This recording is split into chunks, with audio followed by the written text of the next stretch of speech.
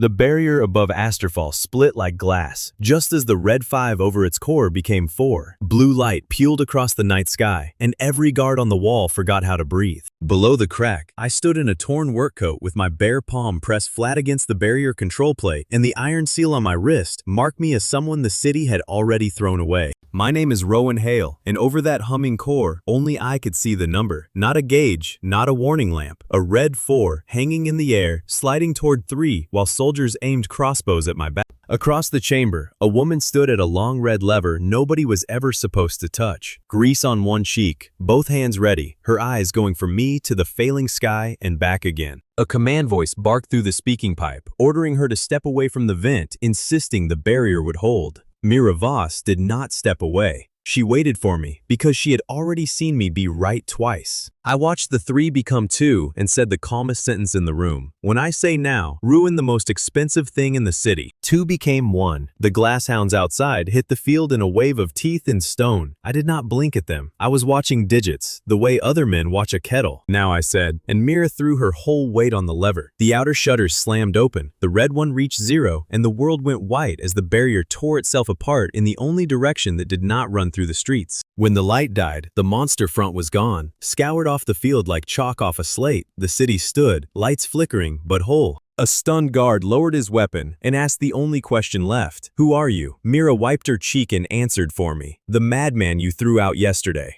Let me rewind one full day, because none of that makes sense yet, and the whole thing started with a joke about the wrong body part. 24 hours earlier, Asterfall was a loud, greasy, magnificent machine of a city, ringed by a dozen pylons that held a blue dome over its head every monster season without fail. I was 22, a third-grade maintenance assistant, which in guild language meant I could carry tools and crawl through service shafts, but could not certify so much as a loose bolt without a licensed engineer nodding first. The licensed engineers thought I was clever and undisciplined. The combat guilds called every maintenance worker a mop hand. I had stopped arguing about it around the age of 19. That morning in the civic workshop, I was elbow deep in a stuck coolant valve when Mira came in, and her work apron shifted, and something clipped to her tunic caught the lamplight and brass. I had never once seen a red number hang over an object, and now one floated there plain as daylight. 12 seconds, counting down, sitting neatly above the little brass charm under her apron. I did not know the rule yet. I only knew the number was falling, so I said what I saw, flat and helpful, as I would report a leaking pipe. Yours ends in 12 seconds. Mira froze. Then she went the color of a hot rivet, because the only thing she thought I could mean was extremely personal, and she demanded to know exactly what I thought I was tracking, and why.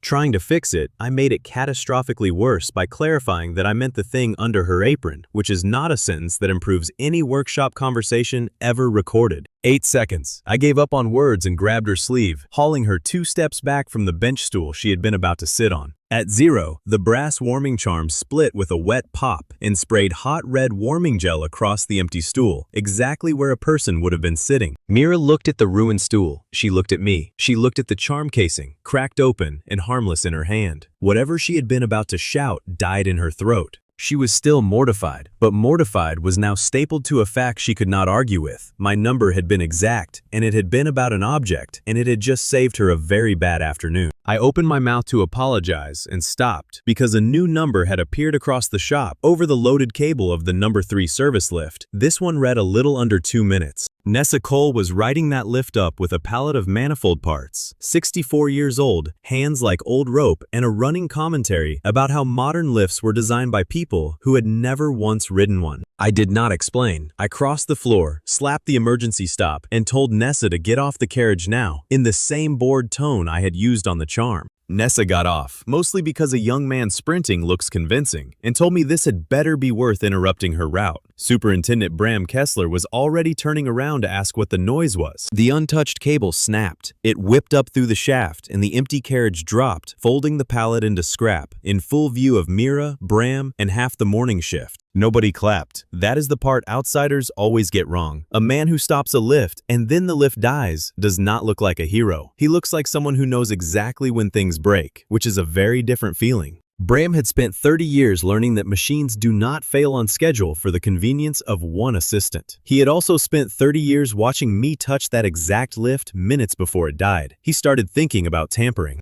I barely heard him. I was chasing a smaller question that would turn out to be the largest one in the city. Why had that lift motor been pulling emergency coolant in the first place? I followed the coolant draw back to the wall manifold, to the live Aegis maintenance repeater that fed the entire workshop off the Great Barrier Ring. I put my palm on it because the connected reading only came through touch. The number that opened over the repeater was not 2 minutes. It was 23 hours, 59 minutes, 41 seconds. The Aegis ring itself, the thing that kept the monsters out of everyone's children, had less than 1 day of function left. Here is the rule I was still learning in real time. The site told me when, never why. It counted damage, load, and cycles already running. It did not name the broken part, the cause, or how to fix a single thing. And the ring was already running a cycle. Founding night, the yearly resonance ramp was physically underway, climbing toward its peak. The evening monster migration would land near that peak, but the ramp did not need the monsters to fail. It would fail on its own. I reported it the only way I knew, plainly, to Bram and to the shift. The barrier will lose containment in less than a day. I might as well have announced the ceiling was made of soup. To my credit, I did not just insist. I proved the mechanism. I nudged the coolant pressure a hair and watched the aggregate number twitch by seconds, then eased it back and watched it return. The countdown answered load. That was testable. Mira wrote the before and after figures down in her tool ledger. She did not do it out of any belief in magic. A number that moved when you pushed a valve was simply something a mechanic could respect. The trouble was that every official instrument disagreed, and they were not stupid. A dozen pylons reported acceptable output. The scheduled pulse test held at 20% load for a full minute and passed clean. And Chief Engineer Aldrich Vinn arrived with 6 months of stable telemetry under his arm, smooth as glass, because he had quietly swapped raw peak readings for rolling averages that smoothed every dangerous spike into nothing. Aldrich was 48 and very good at not being caught. He had approved cheaper Meridian colors, pocketed the difference from the true replacement budget, and planned to swap the parts quietly after the festival. He expected wear, not collapse. He looked at me the way a banker looks at a coin someone insists is haunted. The barrier is sound, he said. The test passed. And this assistant touched the failing lift right before it snapped. Draw your own conclusions. Being who I am, I decided the answer to bad evidence was more evidence. I slipped into a restricted coolant gallery to force a full-load diagnostic that the safe 20% test would never trigger, and opened a bypass by hand. It was the mistake that would have hanged me. From a remote console, Aldrich simply closed the bypass again, timed against my own access, and the barrier gave one ugly public flicker across the sky. The logs recorded me opening a restricted gallery during a monster alert. They did not record Aldrich's remote command because Aldrich wrote the logs. On paper, the mop hand had made the barrier stutter. Aldrich stitched it together for the council in one clean line. I had snapped a lift, then predicted it. I had flickered the barrier, then predicted it. A man who breaks things and calls it foresight is not a prophet. He is a saboteur. Captain Juno Red arrested me under the emergency access charter, and honestly, from where she stood, it was the correct call to make in the moment. There was a real unauthorized outage during a monster alert. The license test said the barrier was sound. Panic at the gates could kill people. Even if I was right, Juno was 30, precise, and allergic to improvised passwords. She confiscated 3 of my stranger tools on principle, suspended my inner city access, and marched me out to the occupied exterior maintenance camp to await a hearing, not into the monster field. Mira did not beg the officials. She caught up at the gate, pushed my confiscated satchel of remaining tools into my hands, and said one thing that mattered more than comfort: then bring me proof I can hold. Nessa backed me too, loudly, telling anyone within range that I had pulled her off the carriage before the cable went, and that a saboteur does not save the operator first. Bram said nothing aloud, though the altered timestamp on his own maintenance log had quietly started to itch at him. So I stood outside the wall I had just been thrown past, with a bag of tools, a suspended badge, in less than a day, and I did the one thing the official inquiry had not bothered to do. I looked at the outer hardware everyone ignored. From the exterior, I could read the 12 great exhaust shutters in direct line of sight, one number over each. I walked the arc and compared them, and 3 of the 12 carried timers that ran out before the core's own deadline. The site did not tell me why. My vibration wire and a heat test did that part. 3 shutters had seized bearings, cooked and swollen, and opening the housings to swap them would take longer than the entire night had left.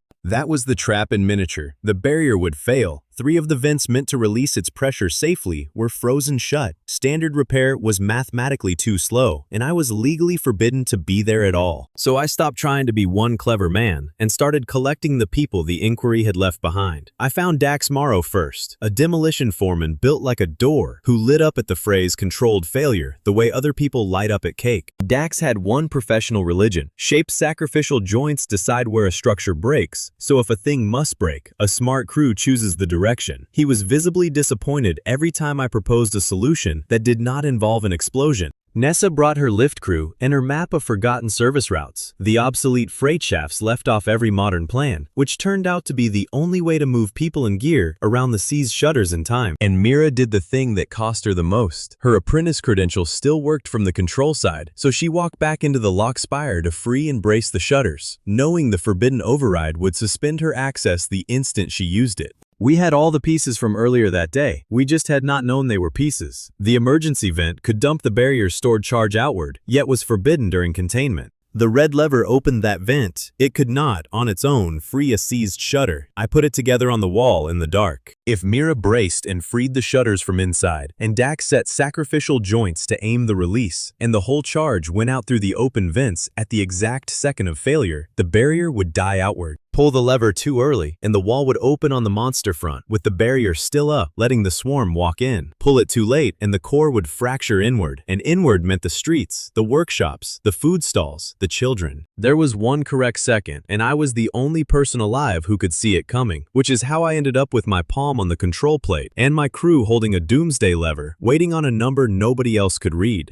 Down in the districts, ordinary people were already improvising against the coming cold and dark before anyone told them to. Mara Reed organized her neighbors along the stall row, and her husband Tomas turned his bread ovens into heating points so the outage would not freeze anyone in the streets. The founding night ramp climbed past 78%. The counterfeit callers gave up under a load the honest ones would have survived, and the sky began to split right on the schedule only I had believed. I watched the aggregate slide through its last minute and called the shutters as Mira freed them. 1, 2, 3, braced and open, Dax's joints set to throw the force away from the wall. The red 5 became 4, the monster front hit the field, the command voice screamed at Mira to stand down, and I, bored as a man reporting a leak, counted her down to the only 0 that saved everyone. Now, the barrier destroyed itself as I had aimed it, out and up, and the stored resonance rolled over the swarm instead of into the homes. The main migration died on the open field, and every district stood, impossibly, still there. It did not come free. During the outage, Tomas kept a civilian heating point alive too long and took a bad conduit burn across one arm, the first person hurt by the very failure I had been screaming about all day.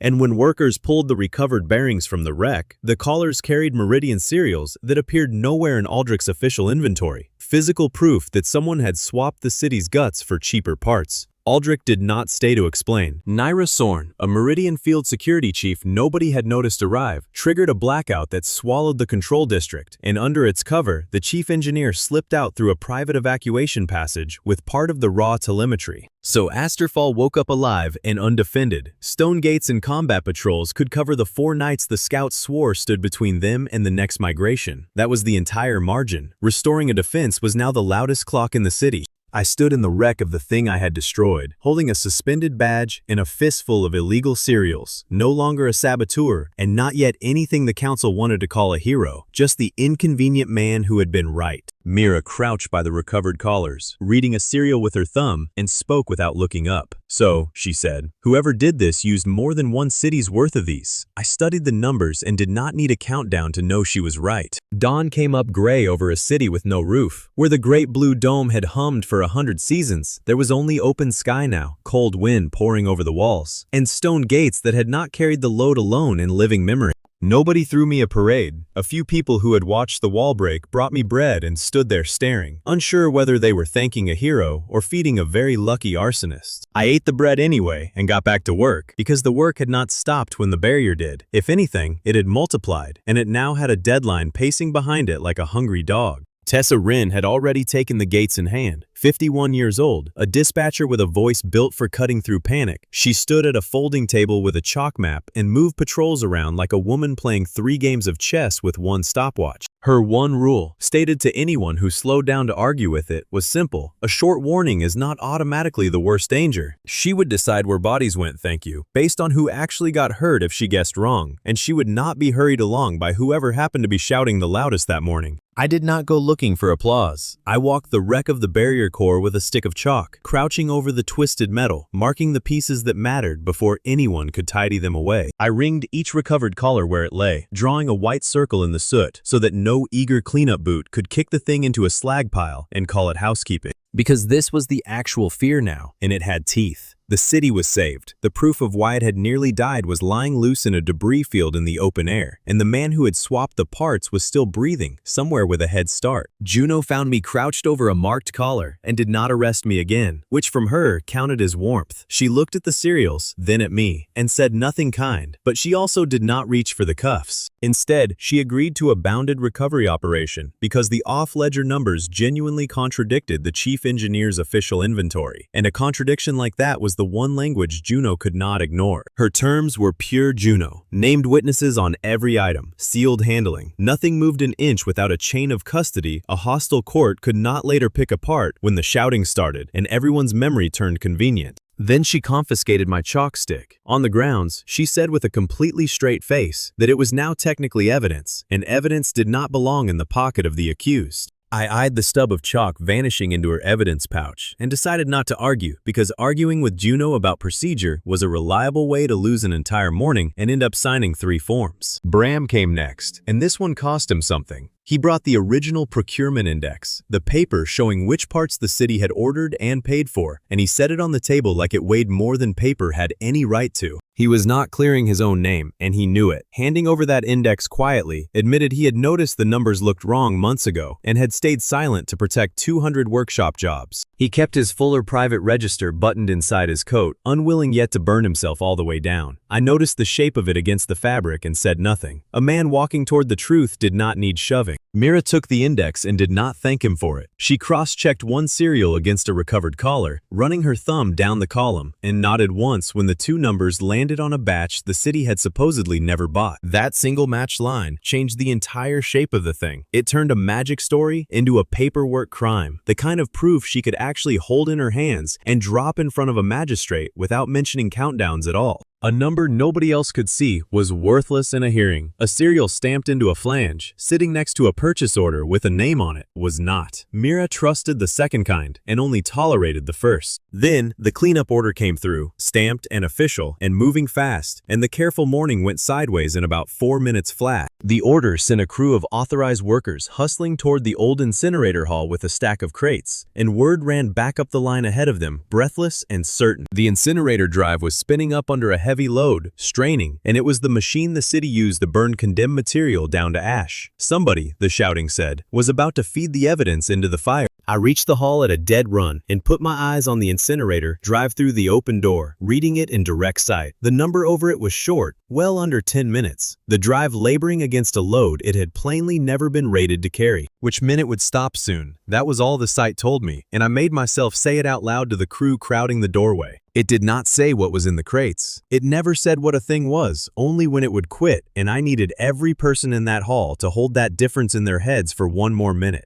The whole room was screaming the opposite at me anyway. Stop the drive. Save the evidence. Hurry. A short red number in a burning room is the single most convincing liar in the world. It feels like the answer. It pulls at your legs before your brain has finished the thought, and I felt it pulling at mine, which was precisely why I stood still. Mira did not trust the feeling for a heartbeat. While the others fought to reverse the straining drive, she jammed a pry bar under the lid of the nearest crate and heaved. Instead of collars, she found weighted scrap iron, dead metal chosen for one purpose, to strain a motor and nothing more. She held up a bent bar so everyone could see it catch the furnace light. There was no evidence in the incinerator. There never had been. The entire urgent, honest-looking emergency was a decoy, a real machine genuinely dying so that everyone with a badge would pack themselves into one wrong room. I stood in the smoke and felt the lesson land in my stomach like a swallowed stone. The shortest countdown in the building had pulled every eye like a magnet, and the shortest countdown had been bait. Somewhere behind us, unwatched and quiet, the actual callers were rolling away down a corridor no map admitted existed. I had been played with my own instinct, and I made myself remember the feeling. Nira had built it clean, and I could see her fingerprints all over it. She had watched me chase the nearest number during the barrier crisis, and she had handed me a nearest number with nothing behind it. An honest machine failing honestly around an empty threat, while the genuine prize slipped out the back. It was almost respectful, in a way, the care she had taken to weaponize my own reflexes against me. Oren Bell was the one who caught the true trail, which delighted him beyond measure, because everyone kept telling him he was too small to matter. 19, quick, a courier who had memorized every shortcut in the city out of pure spite for the license board. He was cutting through a corridor marked dead on every plan when he noticed fresh wheel ruts in the grime. Wet ones, recent ones, running where no cart had any legitimate business running. He came back grinning and reported it like a delivery dispute he had just won on a technicality, arms crossed, waiting to be told he was too young to have found the thing everyone else had missed. Nessa took one look at the ruts and named the route without hesitation. An obsolete freight run, sealed off 2 reorganizations ago, scrubbed from every modern map, but perfectly usable if your knees and your memory were old enough to remember it. She said it with the specific contempt of a woman who had operated these shafts before half the guards on duty were born. Modern planners, she informed the corridor, drew very pretty maps. Then they forgot the entire city had a basement full of the machines that actually move things, she added, already walking toward the sealed corridor as if the argument were over, which for her, it was. So the inspection turned into a pursuit. The callers were on a cart being walked down a route that did not officially exist, toward a place the cleanup order would later swear had always been empty. And the only people alive who knew the way were the ones the city called disposable, which struck me as the whole story of my week compressed into a single grimy corridor. We went down through hand-braked lift cages, the manual kind with no power in them at all, Nessa working the brake wheel and narrating everyone's failures as she descended into the dark. Wrong foot, other rail. If you were going to fall, she told Oren without looking at him, do it quietly, because she was concentrating and he was breathing like a bellows. Below us, Naira's people heard the chase coming down the shafts and made their move. They cut the loaded evidence cart loose on a downgrade and scored its brakes so it would fail. They meant to turn a slow smuggling run into a runaway that would smash itself into unreadable scrap at the bottom of the shaft, destroying the proof rather than let it be caught. Now at last, I had a number I could actually use. With the cart in sight and the damage already physically done, the brake carried a real live countdown, seconds bleeding away as the worn shoe cooked toward letting go. But a number is not a plan, and this was the part I was finally learning in my bones. I called the brake second out loud, and then I shut my mouth and let the people who knew the shafts decide what to do with it. Nessa chose the route. She sent them onto a counterweight line, an old balance shaft where a heavy cage could be dropped to slow a load without any working brake at all, a trick that lived in her head and no procedure manual. Oren chose the speed. He went ahead on foot, flat out, through corridors he had mapped for his own amusement, racing to reach the downstream switch before the brake number reached 0. He had to throw the runaway cart off the smash line and onto Nessa's counterweight track, and he had exactly the seconds I had called, and not one more, and he ran like the license board was watching. He made it with almost nothing to spare, slammed the switch over with both hands, and the cart lurched hard onto the balance shaft. The dropped counterweight caught it and dragged it down to a shuddering, grinding stop. The brake gave out one heartbeat later against a load that was already halted, its seconds spin on empty air. Nessa looked at the stopped cart and sniffed, as if it had merely done what any competent cart should. Mira was on the crate before it stopped rocking. One collar crate, intact. The genuine article. Cheap Meridian guts the city had never ordered on any honest paper anywhere. Juno sealed it on the spot in front of named witnesses, reciting her chain of custody aloud like a prayer she genuinely believed in, and for once, nobody teased her about it. Bram opened his index, found the hidden serial pressed into the collar's flange, and matched it to a procurement line carrying a signature. Aldrich's authority was on the paper that bought the fake parts. He laid the two things side by side on the cart, the collar and the order, and they touched, and neither one could be argued away by anyone standing in that shaft. The number had a name attached to it now.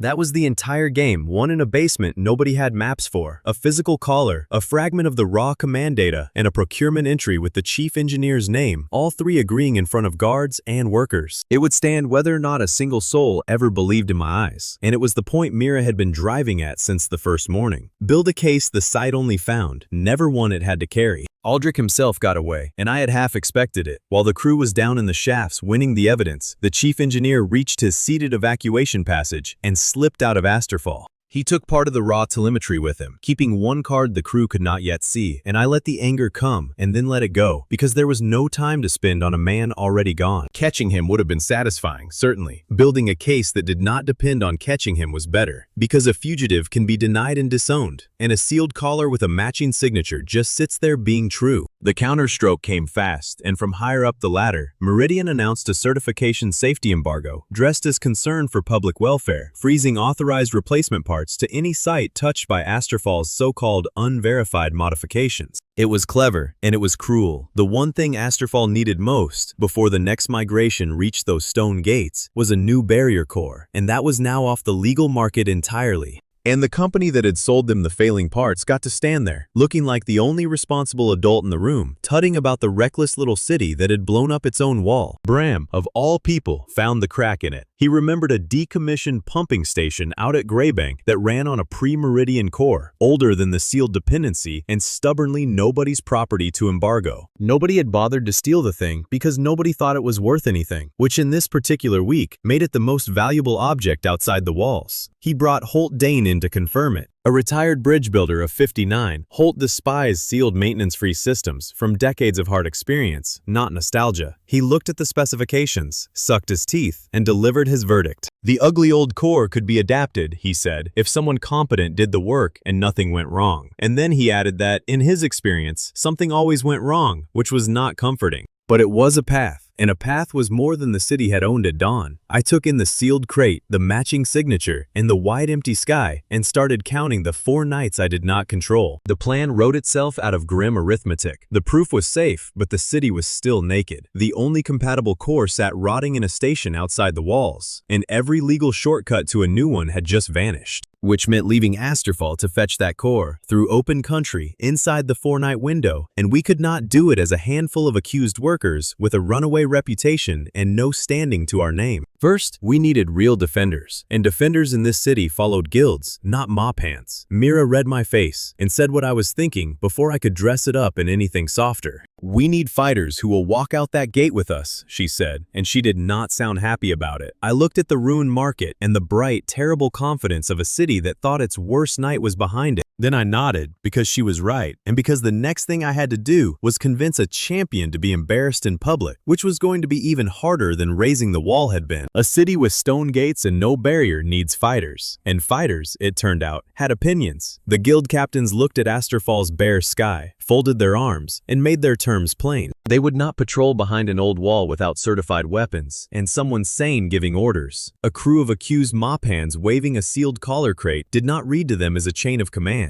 I could not entirely blame them for it, and every hour those captains stayed home was an hour closer to the next migration, crossing the field I had just scoured clean with a dying barrier, on a clock that nobody but me seemed to hear ticking down toward the gates. I tried the honest approach first, and it went nowhere at all. I walked into the guild hall with my sealed collar crate, laid the matching cereals on a table, and asked for defenders in exchange for the plain truth. The captains looked at the crate the way men look at a dog that has bitten someone. Interesting. Possibly dangerous, not something you take home. One of them asked, not unkindly, who exactly would certify the madman's evidence? That was the wall I kept walking into. The proof was real, but I was still officially a saboteur, and no captain would stake his squad on the word of someone the city had exiled a week ago. Tessa had warned me it would go like this. Credibility, she said, is a route like any other, and mine happened to be blocked. I needed someone the guilds already believed to cross that bridge first, and I had no one. Celine Marr solved the problem for me, as a spider solves the problem of a fly. Meridian's regional director was 37 and immaculate, and she moved like the outcome was already decided. She announced a public procurement exhibition to reassure the frightened city that proper equipment was still available to loyal buyers. Ribbons, banners, a crowd. It was a party with a knife inside. The message underneath the ribbons was simple: trust Meridian, distrust the arsonist, and defense returns tomorrow. It made my warning sound like the ravings of a man who blew up a wall and wanted attention for it. She had also chosen her ground with care. From a sealed lot, she selected a flagship blade with the best average factory reading, a weapon whose shortened service life should still comfortably survive one certified demonstration. To her, me claiming this specific sword would break was a bluff with no proof behind it. She had the averages, she had the certificate, she had a champion. What could a mop hand possibly have that beat all three?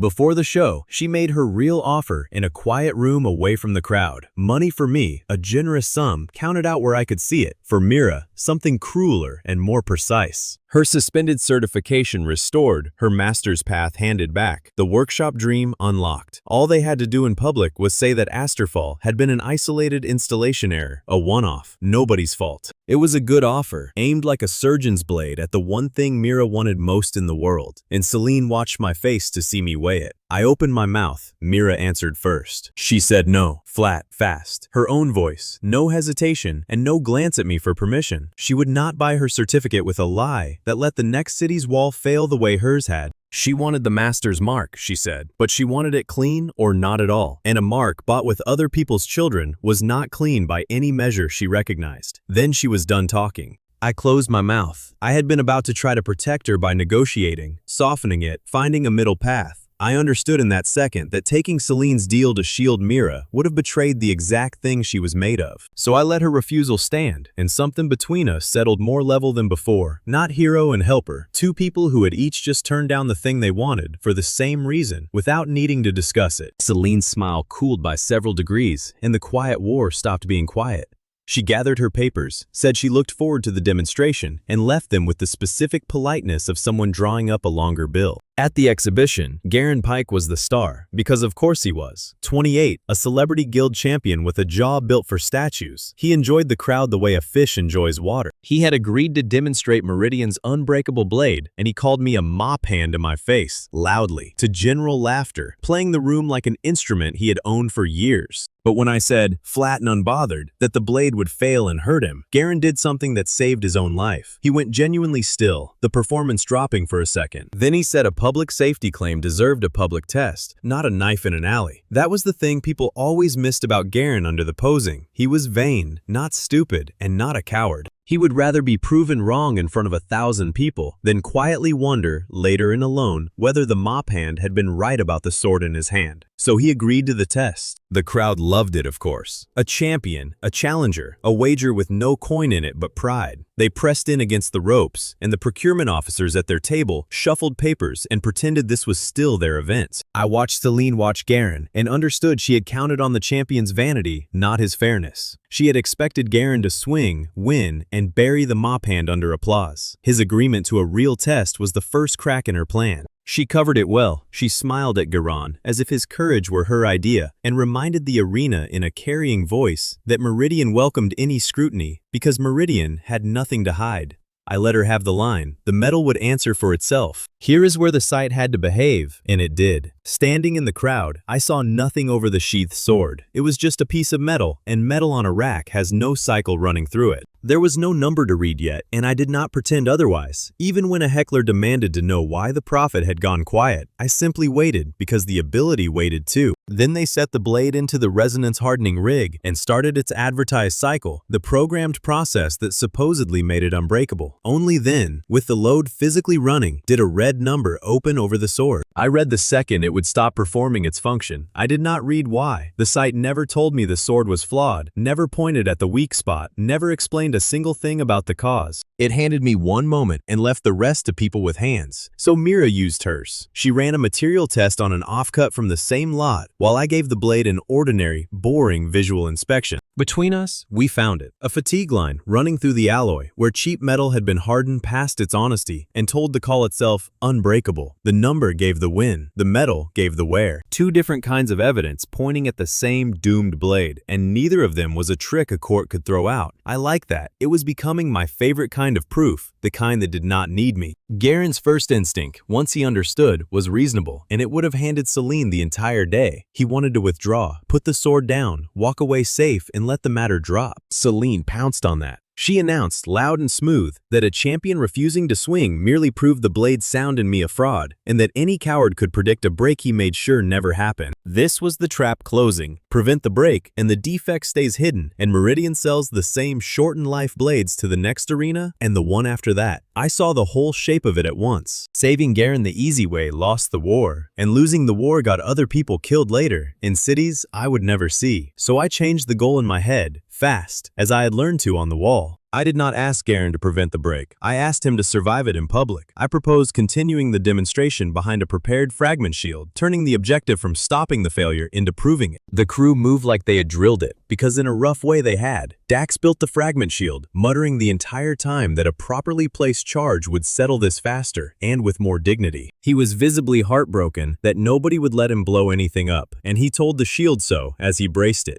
Mira chalked the fatigue line onto a diagram, marking which way the pieces would fly. Juno cleared the fragment path and confiscated 2 spectators' souvenir daggers on principle, because a Juno without something to confiscate is not fully herself, and the daggers went into a pouch already heavy with the day's contraband. Then Garen fought the automaton. Meridian ran a rune-driven armored automaton through a scripted exchange, blade against plate, and Garen gave the crowd everything, all flourish and profile and slow, dangerous smiles. He milked the demonstration for everything it was worth, trading blows with the automaton in long theatrical arcs, and the crowd ate it up while I stood at the shield line and watched a red number I could not share. Mira stayed at my shoulder with her chalk diagram, calling the fatigue line's angle under her breath so I could match it against the swing.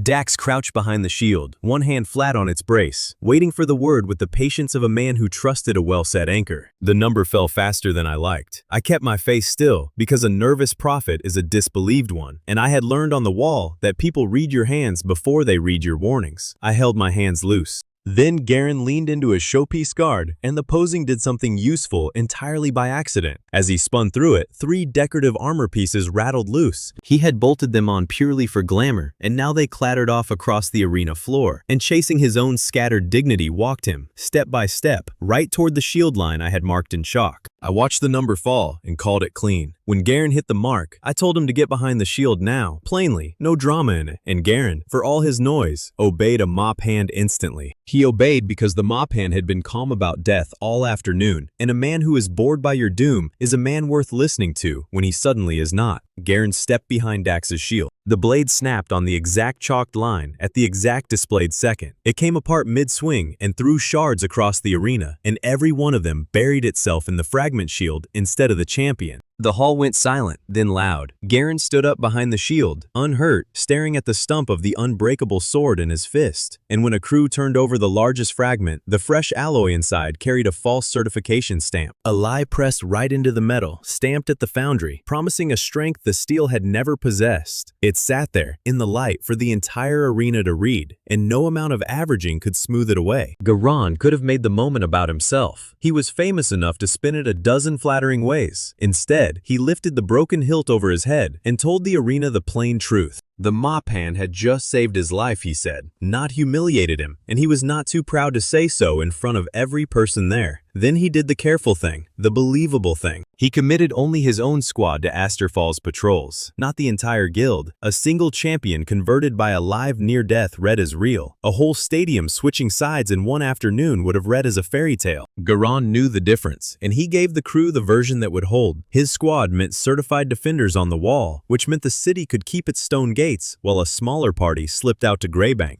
Celine paid the crew back the only way she still could. She converted Mira's suspended certification into permanent revocation, on the record, killing the official path to the Master's Mark for good. The workshop Mira had refused to buy with a lie was now something she could never buy at all, and Celine made sure it was read aloud so the sting would land in public. Mira took it standing. She kept her jaw tight and did not look at Celine while it was read out. She had chosen this with her eyes open in the quiet room, and choosing it twice did not make it hurt any less than the first time. I did not tell her it would be fine. I just stood next to her, close, saying nothing, which was somehow the correct thing, and I was mildly surprised to find I had known that without being told. Garen came over afterward, still holding the broken hilt, and did an awkward thing well. He did not thank me with a flourish. He just said, quietly, that he owed a debt and that his squad would walk out the gate whenever the crew was ready. Then he looked at Mira's face and seemed to understand what the day had cost her, and he offered no comfort either, only a short nod of respect from one person who had chosen the hard thing to another. She returned it. That was enough. The last move of the day came from a stranger. May Corvin found Mira in the emptying arena, a Meridian contract auditor of 42, with tired, careful eyes, and introduced herself quietly, off the record. She had come because Mira's public refusal had proven one thing May needed to know. It had proven Mira could not be bought, and that, apparently, was rare enough to be worth a risk. May had spent months inside Meridian's paperwork, and she had started seeing replacement schedules that made no sense unless someone was planning the failures on purpose, well in advance. Schedules that stretched far past one unlucky city, she said, and then would say no more in the open. She said only that Asterfall was not the first, and would not be the last, and that she would be in touch. I filed that away with a cold little click. The collar chain proved Aldrich had robbed one city. May was hinting that somebody had a calendar for robbing many, on a timetable, like a season of harvests. But that was tomorrow's monster, and tonight's had a 4-night lead and a set of stone gates between it and the city. I looked at Garen's squad forming up, disciplined and real, then at Mira's unbroken spine,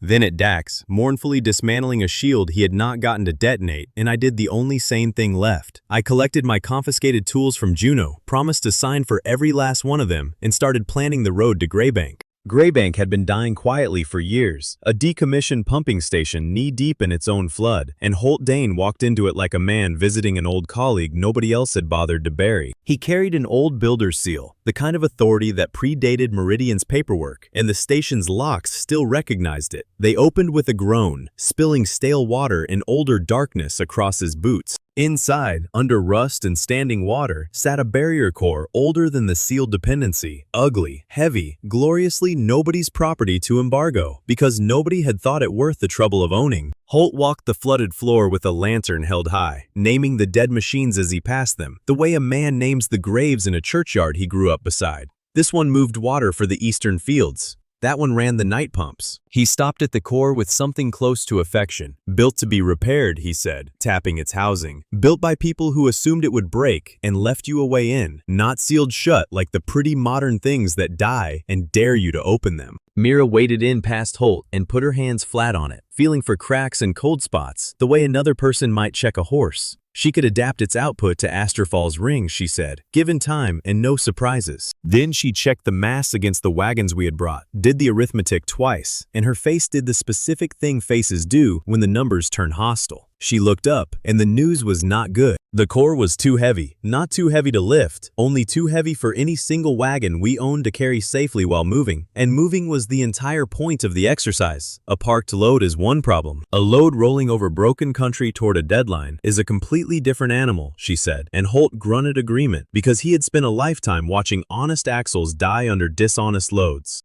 Dax had a solution because Dax always had a solution, and it always involved the shortest, loudest possible option. Take the fast stone road, he argued. Straight and quick. We blast anything that gets in the way. He looked genuinely hopeful about the blasting part, already sketching charges in the air with one thick finger. Oren shot it down with a courier's flat certainty before Dax finished the gesture. The fast road ran through a blind quarry cut, Oren said. Walls on both sides, one way in and one way out. Perfect if you wanted to move fast. Also perfect if you wanted a small, heavy convoy pinned and taken at leisure. Their argument was loud and unusually productive. Dax wanted to treat the road like a demolition site. Oren wanted to treat it like a late delivery he could reroute around traffic. Neither was fully right. Neither was fully wrong either, and the crew filed both ideas away instead of crowning a winner. I was starting to prefer arguments that ended without a champion. They tended to leave the useful parts intact. Garan, for his part, found the whole discussion beneath him and said so. His answer to riders was riders. His answer to a quarry was a straight line through it. He was not wrong exactly, yet his plan required a core that could run, and this one could barely roll.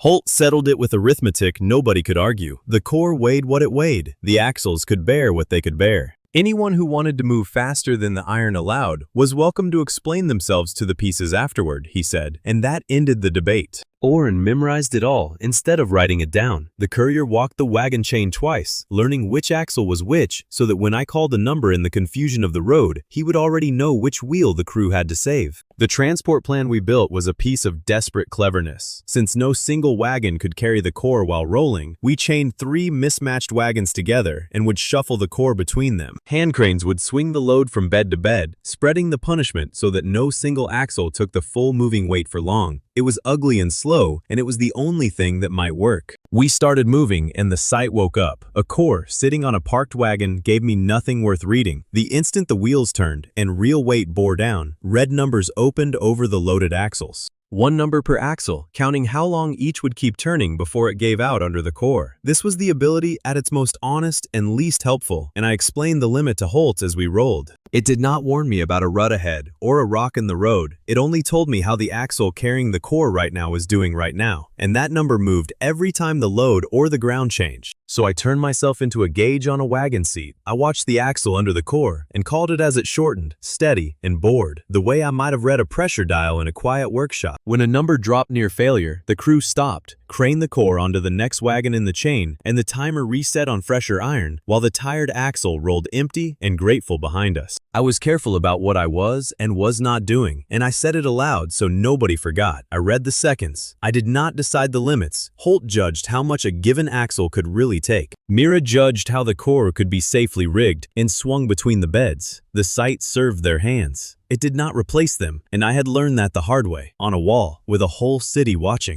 We had a rhythm going, 3 wagons breathing the core between them like a slow game of keep away, when the thing we had all been braced for finally appeared on the horizon in the shape of riders. Naira had played it patient. She had not touched the convoy in advance, had not sabotaged the wagons at the station, because the sight could not warn me about a plan that had not physically begun. She had waited until the crew was committed on the open road, past the point of turning back, and then she sent riders to simply take the intact core off us. Patience, in her hands, was a weapon like any other. Oren saw them first. He was the smallest and the least armed, and therefore, in guild logic, the least important. And he was the only one who spotted the dust at the right distance to matter. He wheeled and ran the warning back on foot, up a goat track no combat mount could climb, arriving out of breath and thoroughly vindicated. Too small for a mount, he pointed out between gasps, was apparently also too small to catch. Garan wanted to ride out and meet the riders head-on, sword and squad, the clean, heroic charge. I stopped him with one plain fact that took the shine off it completely. Every fighter who rode off to meet Naira was a fighter not standing over a heavy core that could not run and could not hide. The core was the mission. The riders were only a way to lose it. Then I did the thing this whole trip had been teaching me. I stopped choosing between my specialists and combined them instead. Dax had been right about blasting. Oren had been right about the quarry. So the convoy would take Oren's dreaded quarry cut, and Dax would rig only the empty passage behind us, not the road we traveled. Oren's slow, defensible route married to Dax's demolition, and neither man got to be the lone hero. It annoyed both of them in a way that suggested it was probably correct.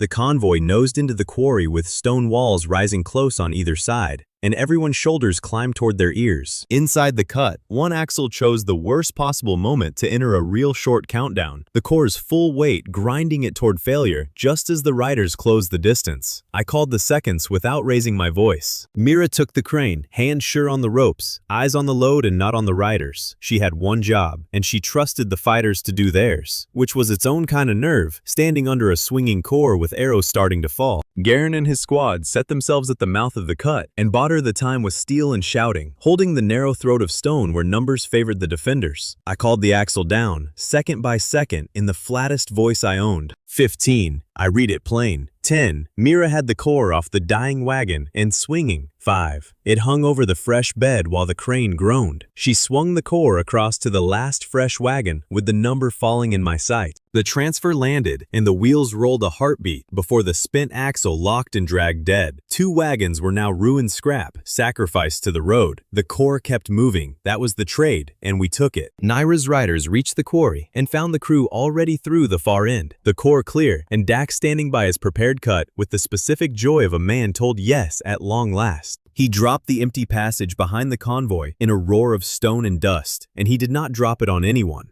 That part mattered, and I had insisted on it before we ever entered the cut. The collapse divided the riders from the core, split Naira's force on the wrong side of a fresh rockfall, and cost her the seizure without turning the rescue into a pile of bodies she could point to later. Naira pulled back rather than dig through a mountain, and she learned something expensive in the process. Direct seizure did not work against a crew that used forgotten routes, load shuffling, and controlled collapse. She had planned against one clever man. She had run into a mixed team of stubborn specialists, and the difference had just cost her a convoy. I suspected she would not make that mistake twice, which was its own kind of warning. Dax wanted to go back and finish the fight, naturally. There was a whole standing quarry wall he had not dropped yet, and it offended him to leave a job half demolished. Oren pointed out that the job was the core, and the core was moving, and the core did not care about Dax's feelings. They bickered the rest of the way home, which I took as a good sign. When Dax and Oren stopped arguing, it usually meant something had gone badly wrong. Their noise was the sound of a crew that still had the strength to be annoyed with each other, and I let it wash over me like weather. The convoy reached Asterfall with 30 hours left on the clock, hauling one intact core, 2 dead wagons, and a builder who would not stop complaining about the state of modern axle steel the entire way home, as if the metal had personally insulted him. Holt considered 30 hours a comfortable margin, which told everyone exactly how tight it actually was. He had also brought something quieter and worse than his complaints, tucked in an oilcloth against his ribs.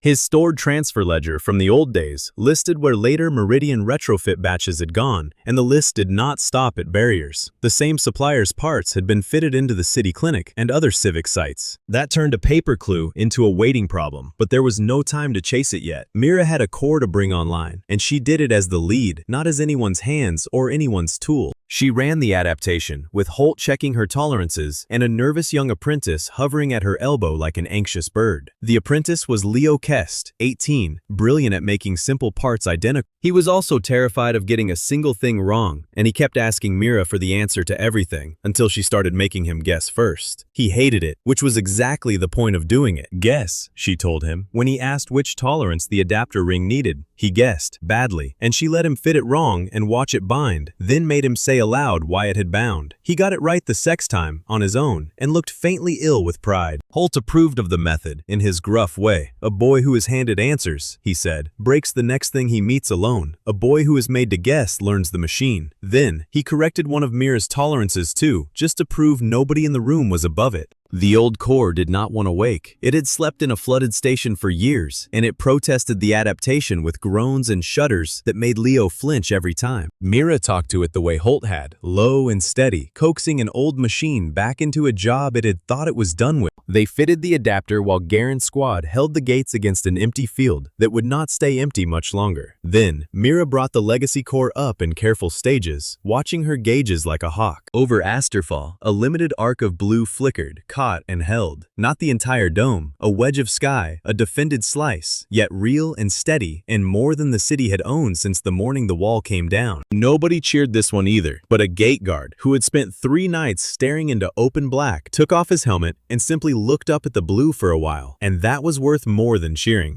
Garen's squad stood down from the wall in shifts, and one of the fighters shook Oren's hand without being asked. The courier who had run the warning up a track no mount could take. Oren looked like he might float away. It was, he said later, better than a license. Holt sat on an empty crate and let his hand shake now that the work was done. An old man who had carried a dead station's last good machine home and would not admit how much it had taken out of him. Mira brought him water and did not comment on the shaking. I walked the fresh arc of blue from inside, reading it. The number over the adapted core was long and steady, a machine doing its job. And for a moment, the relief of a good, honest reading was almost enough to make me forget the ledger burning a hole in Holt's coat. It came at a price, as everything did in this city. The old core's phased restart sent rough voltage through the grid, and the devices already weakened during the outage did not enjoy the treatment. Somewhere across town, machines that kept people alive began to twitch and stutter under the new load, and the price of the wedge of blue came due in a place I could not yet see.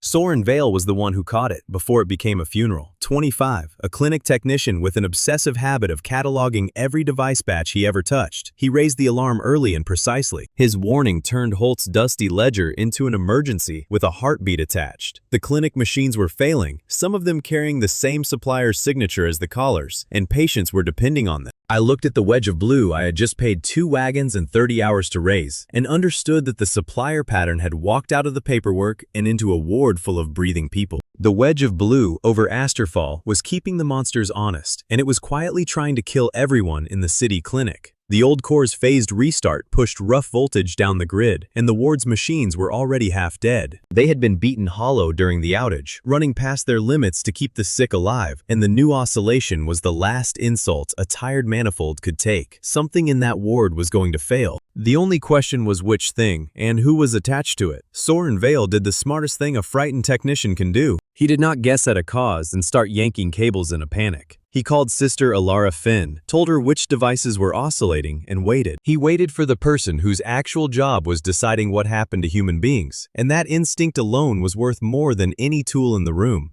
Alara arrived within minutes, already unhappy. Alara Finn was 38, a clinic artificer with the bedside manner of a dropped wrench and the judgment of a surgeon. She walked into a ward full of stuttering machines and took one look at me already scanning them. Then she made a decision that shaped the whole night. Before I had said a single word, she decided that my eyes were a tool she would command, not an oracle she would obey, and she told me so with a look. "Get him water," she said to a passing orderly, jerking her chin at me, and I learned within the hour that this was her way of telling anyone to be quiet and useful. The ward ran on her rhythm. Devices chattered, families murmured, and Alara moved through the crowded ward like a keel through chop, steady where everyone around her was not. She had a system already, drawn in chalk on a slate by the door, and she did not intend to throw it out because a famous man had walked in with famous eyes. I respected that on sight. I had spent my whole life being overruled by people with worse judgment. I knew good command when it ignored me. I touched the live ward manifold first, palm flat, and read the aggregate the way I had read the barrier. Then I walked the ward, reading the individual machines in direct sight, one red number over each humming device. Every single number meant the same narrow thing, and I made myself say it plainly. None of them were over the patients. I went out of my way to be clear on that, to Alara and to myself, twice. The sight never touched a living body. Every countdown floated over a machine, and every machine's number reflected the treatment load it was carrying at that moment, not the person lying beside it in the bed. My instinct, the old reliable one, was to sort the room by shortest timer and sprint at whatever was closest to zero. Alara shut that down before I finished the sentence, and it was the most important thing anyone said all night. She told me, flatly, that the machine nearest to dying was not automatically attached to the person nearest to dying, and she was not going to let a man who could see clocks decide whose child got saved first. Then she built the thing that would matter far more later than anyone in that ward could have guessed. She posted a casualty board, not by timer, by human consequence, in her own hard handwriting. Each case ranked on patient condition, on whether a mechanical fallback existed if the machine died, and on which staff had the skill to run that fallback. The countdown was one input on her board, never the deciding one. Then the night got personal, which is how these things always sharpen into something you cannot look away from. Tomas Reed was carried in with the conduit burn he had taken keeping a heating point alive. He had stood at his oven in the cold and dark the night the barrier fell, and the wound had gone bad since, a debt the city owed him and had not yet paid. His wife came in beside him, white-faced. Mara Reed did the thing that broke Alara's composure for 1 second. She did not demand priority for Tomas. She asked instead, what transfer helped the entire ward, refusing to let her marriage cut in line. She would not put her husband ahead of a stranger's dying grandmother, she said, and she said it while holding Tomas's good hand, which made it harder and truer. Alara looked at her a moment longer than she needed to. Something in the nun's hard face shifted and set. She had spent a career watching people demand exceptions for the ones they loved, and here was a woman refusing one, and it seemed to steady Alara's own resolve rather than soften it. She put Tomas on the board where his condition placed him, no higher. Tomas himself, drifting in and out of the pain, tried to make a joke about his oven and the price of bread, and it came out wrong and thin.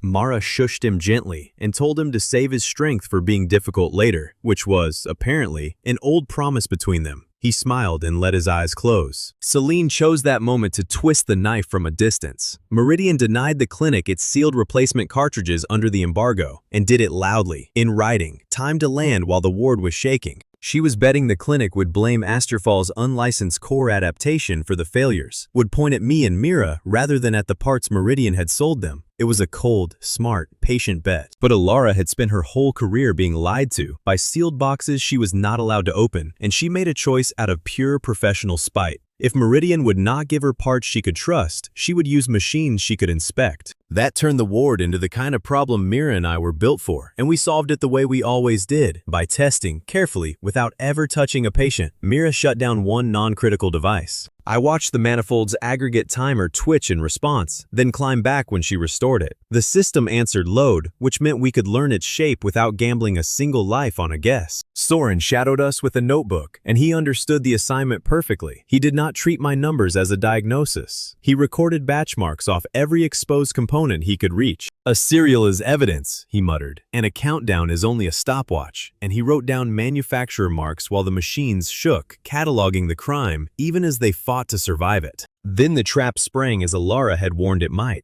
The sterilizer drive dropped to the shortest timer in the room, screaming to be saved, and every nerve in my body wanted to run straight at it. It was closest to zero. It felt like the answer. It was bait, a duller cousin of the incinerator, and this time I caught myself before my legs did because a nun had already told me it would happen. Because across the ward, a resonance pressure device carried a longer timer and a far heavier job. It was holding an operation together, keeping a body stable on the table, and unlike the sterilizer, it had no manual substitute. If it stopped, someone opened on the table died, and no bucket line or clever hand could replace it. The shortest number in the room belonged to the least important machine. The longest belonged to the one holding a life. Alara made the call I was still learning to make. She assigned her strongest team to the longer timer pressure device, and the operation depending on it, and she ordered the sterilizer deliberately abandoned. "Let it finish its current safe cycle and then die empty," she said. "A valuable machine spent on purpose because its consequence was small." I felt the lesson land, and it was not comfortable, and it did not leave.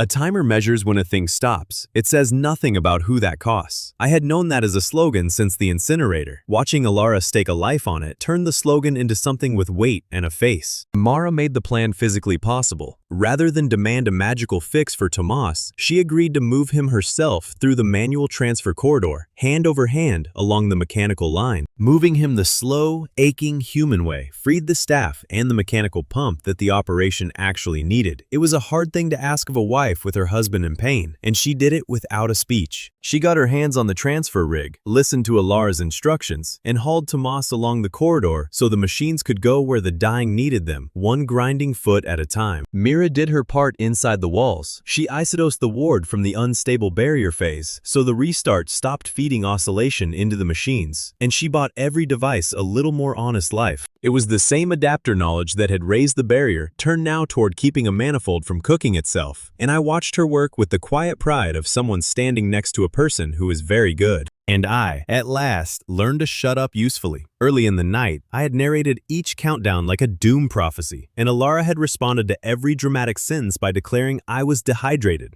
She kept sending me for water until I took the hint and compressed my warnings, and by the end, I was giving her one clean line per machine. This one, 90 seconds, no fallback. That one, 4 minutes, fallback ready. Alara turned each line into one order, and the compressed language moved faster than the drama ever had. The joke had trained me into being useful, which is the only kind of joke this crew ever really told. The operation ran on that shorthand. Me at the door calling numbers, Alara at the table converting them into instructions, Mira in the walls holding the phase steady, Mara on the corridor moving her husband, Soren in the corners writing down serials nobody would read until later. 5 people who had never worked together as a unit found a rhythm inside an hour, each doing exactly one thing well, and the machine of it held. I noticed the shape of it even while it ran, and filed it away. This, I thought, was what a network felt like from the inside. Small, specific, load-bearing. Nobody was in charge of all of it, and that was the point. Alara owned the human calls. Mira owned the machines. I owned only the seconds. When it worked because no single person was trying to hold the entire thing in one head, and I was beginning to suspect that was the entire trick, not a weakness. The pressure device held. The operation finished on the table with the patient still breathing. Tomas reached stable care at the end of Mara's slow corridor, pale and hurting, but alive and safe.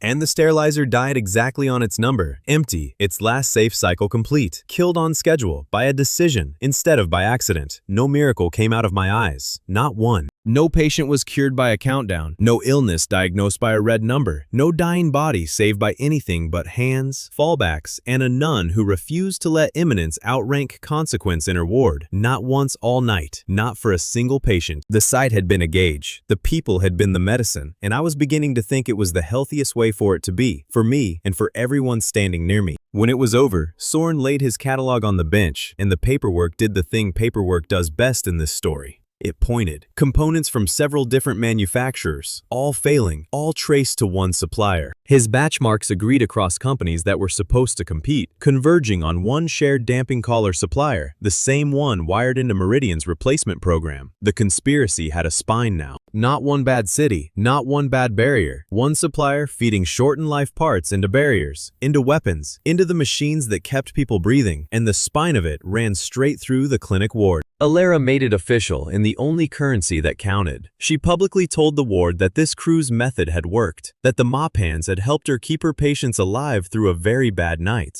Then she made very sure everyone understood that she had commanded the clinic and would keep commanding it, thank you. Validation and a leash, delivered in one breath, exactly as she meant it. Mara did not go home and rest. She had watched a ward survive on manual corridors and mechanical pumps, and she started organizing neighbors into civilian fallback teams on the spot, families trained to run the boring backups. The residents were becoming operators, quietly, without anyone deciding they should, and I watched it happen and thought it was the most important thing in the room, more than the cereals, more than the save. Mira and I found ourselves standing over Soren's catalog late in the night, tired and quietly changed. And for the first time, we talked about it out loud. Not a rescue, an institution. Open machines anyone could inspect, and a workshop where a repair worker could refuse an unsafe order without losing the rent. Neither of us called it romance. Both of us meant it, which was its own quiet thing. It was Mira who put it into words. Tired, leaning on the bench. Every sealed box in this ward almost killed someone tonight, she said, because nobody was allowed to look inside it. She wanted to build the opposite of a sealed box, a whole culture of them, and she wanted it badly. I said I would help, and meant it, and did not add the part where I had no idea how one built a culture, only a machine. Mira seemed to know that already. She said the machine was my part, and the refusing was hers, and we could argue about the middle later. I like the sound of the middle. Alara, passing with an armful of mechanical fallback parts, told us both to stop having feelings in her ward and go be exhausted somewhere with a roof. It was, I understood by now, her warmest possible blessing, and I took it as one. Then, May's proof arrived and rewrote the next several days. She had copied part of the Crown Access Register, the thing that could tie every city together, but the full route page was locked behind a rule. It only opened mid-flight, inside a secure archive, aboard a scheduled Meridian airship, which meant May could not simply hand it over and walk away clean. She had to stay aboard until it physically unlocked in the air. She was choosing to remain the most exposed person in the whole conspiracy, deep inside her own employer's machine, in order to steal the piece that mattered. I read the message twice and felt the cold settle in. May was flying into the heart of Meridian, carrying a stolen key, and Naira had already shown she would take evidence off a moving target the instant it committed.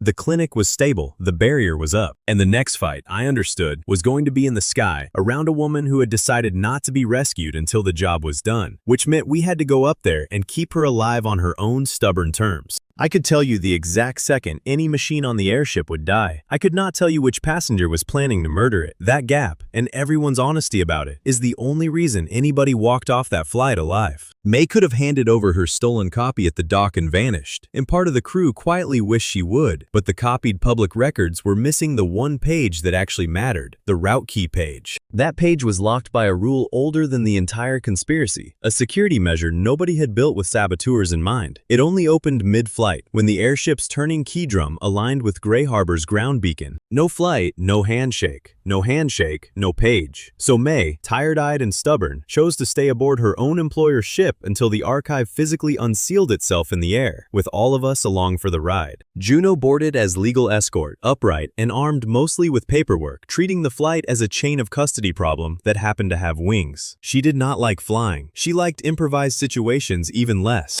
Oren came along carrying duplicate message routes on paper because he had learned to distrust anything that only existed as a spell. If the fancy channels failed, he intended to be the channel, and he had crawled worse places than a mail tube. I said the important thing out loud before we lifted to the entire team, so nobody would build a plan on a lie. My timers could clear a machine. They could not clear a person. I made them repeat it back. Anyone on this ship, I said, could be sound as an anvil right up until the moment they pulled a knife, and I would see nothing. The sight read iron. It did not read intent. If they forgot that, someone would die of it. Juno had already found the ugly detail. One Meridian custom-sealed ballast compartment sat in the belly of the ship, legally shut, and she could not break the seal without grounding the flight. Grounding the flight meant losing the single handshake May needed, which meant the whole trip was for nothing. So she could not open the box, and she hated that with a specific professional intensity. She did the next best thing instead. She checked its papers, could not fault them, and posted a guard on it rather than pretending a sealed box was empty just because she was forbidden to look inside. It was the correct call with the tools she had, and it would still not be enough, and some part of her seemed to know it. She stationed her steadiest man at the compartment and told him not to move for anyone. The pilot was Ilya Marrow, a Gray Harbor flyer who knew her steering vanes the way Nessa knew her lift shafts. She accepted a nervous armed escort on her routine crossing with the weary grace of a professional watching amateurs invade her cockpit. She kept us clear of the controls and kept the ship level, and she made it clear with a look that if any of us touched her vanes without asking, the fall would not be the machine's fault. I believed her completely. I walked the ship, reading everything that ran: steering linkage, lift envelope, the key drum, the archive mechanism, all of it in direct sight, all of it carrying long, boring, healthy numbers, exactly as it should. The machinery was genuinely fine, and I reported that plainly and refused to dress it up as safety. Fine is not safe, I told Juno. Fine only means nothing is broken yet. She wrote it down like evidence. I went back to the sealed compartment twice, drawn to it, and each time the sight gave me nothing, because a sealed box full of waiting people is as quiet as an empty one. The metal of the door read healthy. Whatever breathed behind it did not register at all.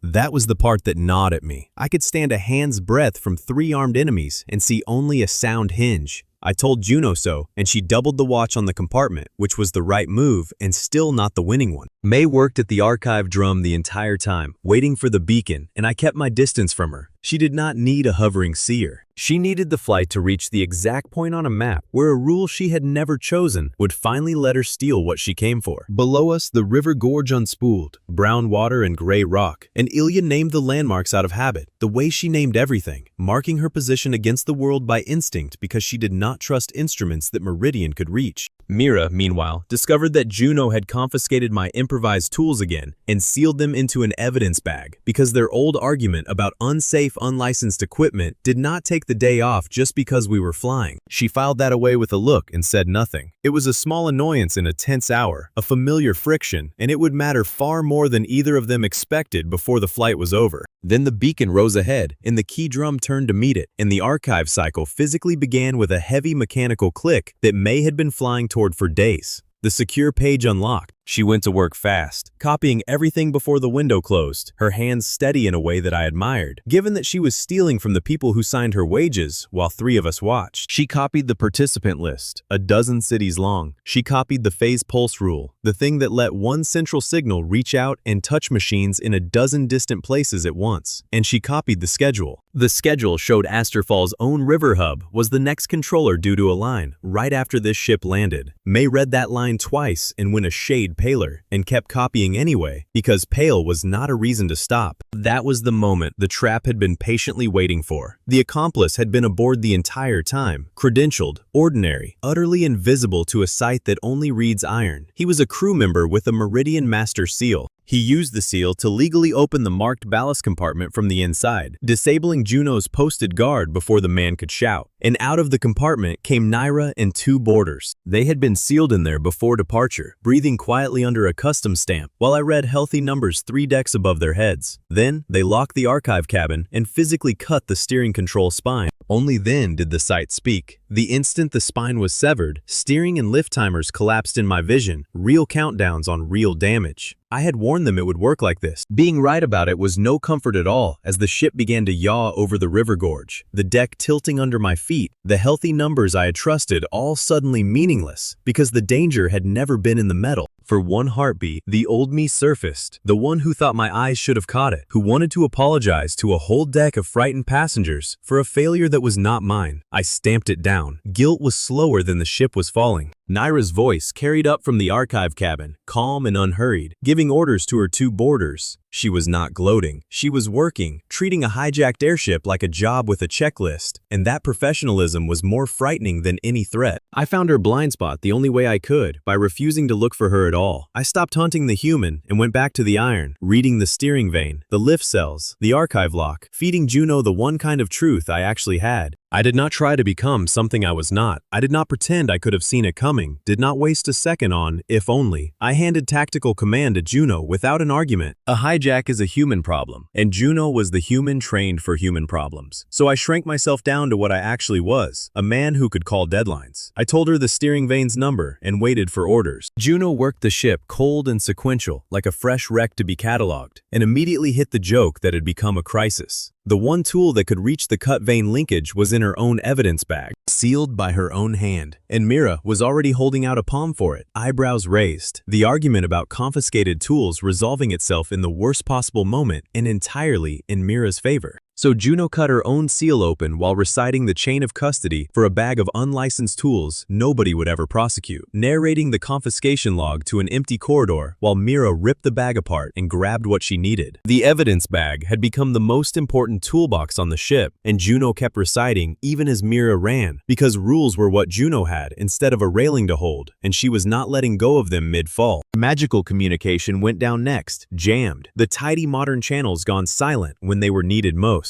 Oren did not panic. He wedged himself into the mail tube, a filthy, narrow shaft meant for parcels. He crawled it end to end to physically restore a message line by hand, delivering coordination like a parcel with a grudge, cursing the designers of narrow tubes the whole way, his voice echoing up through the ship. May had a choice pressed on her, and she chose the hard one. She could be dragged to safety now, or she could finish the last section of the archive copy while the cabin was still unlocked in her favor. She stayed at the drum and finished the copy, ignoring the tilting deck and the shouting, because she had decided days ago that half a proof was worse than none, and she was not flying into Meridian twice. Then she did something the heroes could not have asked of her. She handed Juno two independent duplicates of everything, and she destroyed the original access key with her own hands. Even if Meridian took the ship and took her, she said, the proof would exist in two hands that were not hers and could not be pressed back into the lock. She had made herself expendable to make the evidence permanent. Mira worked the severed vein with me, calling its number down beside her. One steering vein, one live countdown, seconds to reroute it before it stopped answering at all, her hands moving inside the linkage while the wind screamed. She rerouted it just before the timer ran out, leaving the ship with a single asymmetric vein, lopsided but alive, one crooked control where there had been two. Then she yelled for Ilya, who was already reaching for it. Ilya took that crippled, half-dead control and flew it like it was a gift. She used the asymmetric vein to drag the ship into a long, ugly, deliberate turn, trading altitude for angle with a pilot's cold arithmetic. She brought the entire groaning airframe down into the river in a controlled crash instead of a fatal one, a landing that was mostly a barely survived fall, and she did it swearing steadily at everyone who had ruined her routine crossing. Juno caught the accomplice in the chaos of the landing, cuffed and logged. One prisoner who would testify to the custom seal trick that the site could never have flagged. That part of the trap closed cleanly. The architect of it did not. During the water landing, with passengers scrambling for the banks, Naira cut an exterior emergency descent line and rode it down into the crowd. She walked off among frightened evacuees before anyone could sort attacker from victim. She was gone into the reeds by the time the count of bodies came up short one villain. I watched the empty line swaying where she had gone down and felt the specific frustration of a man whose eyes were useless against a walking human. She left with a lesson of her own, and it was the dangerous kind. She now understood that the crew had stopped expecting my eyes to save them from people, that they planned around my human blind spot instead of denying it. An enemy who knows the exact shape of your blindness is a worse enemy than one who does not, and Naira had just spent an airship to learn the precise dimensions of mine. She would spend the knowledge carefully. The ship was a wreck in the river. May was alive and under Juno's guard, a whistleblower now instead of a captive, committed to testify against the people whose wages she had drawn that morning. Ilya climbed out of her drowned cockpit, soaked and furious, and immediately started sketching an air route warning method, so the next crew would never be this blind aboard a scheduled flight again. She left the network its first air protocol before her boots were dry,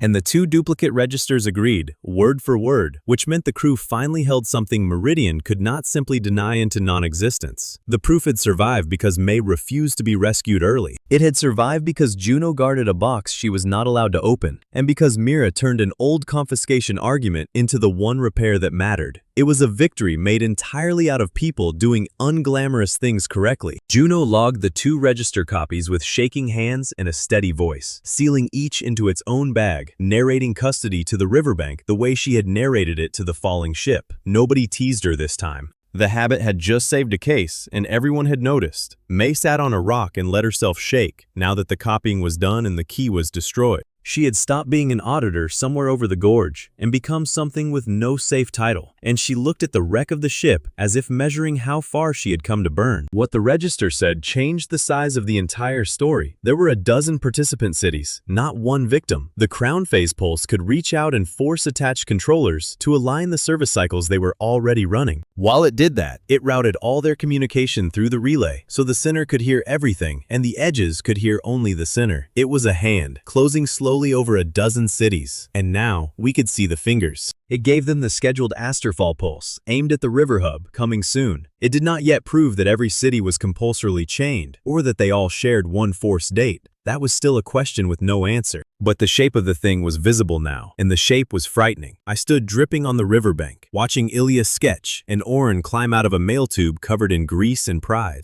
I did the arithmetic I could actually do. A pulse was coming. It would stack the loads already running at Asterfall's dam, its settlement pump, and its relay cooling, all at once, on a schedule May had just stolen out of the sky. I did not have a countdown for that yet. I would only get one when the cycles physically aligned and I could put my hand on a live node. But for the first time, I knew where the next disaster was scheduled to happen. And I intended to be standing at the river hub, palm on the core, when the crown reached out to squeeze. I looked at the wrecked airship and the exhausted, soaked, unbroken people around it and started walking toward the next fight. 18 days after the barrier fell over one city, Asterfall had something it had never owned before, and it was about to be tested at a river. 28 trained responders, ordinary workers with named leads and caches of real tools, drilled through weeks of small calls and now facing their first genuinely large one. May's stolen schedule had bought us a head start. They reached the river control hub before the advertised pulse, and Tessa immediately did the sensible thing and sent a request up the chain, asking the crown to delay the signal by 1 hour while a live crew stood on the equipment. The answer came back from Lucanthorn himself, and it was not cruel, which was somehow worse. He simply refused, politely and on schedule, as if the requests were routine. One city's unauthorized disconnect, he said, could not be allowed to knock the whole regional network out of step, and the contractually authorized pulse would run on time, as it always had.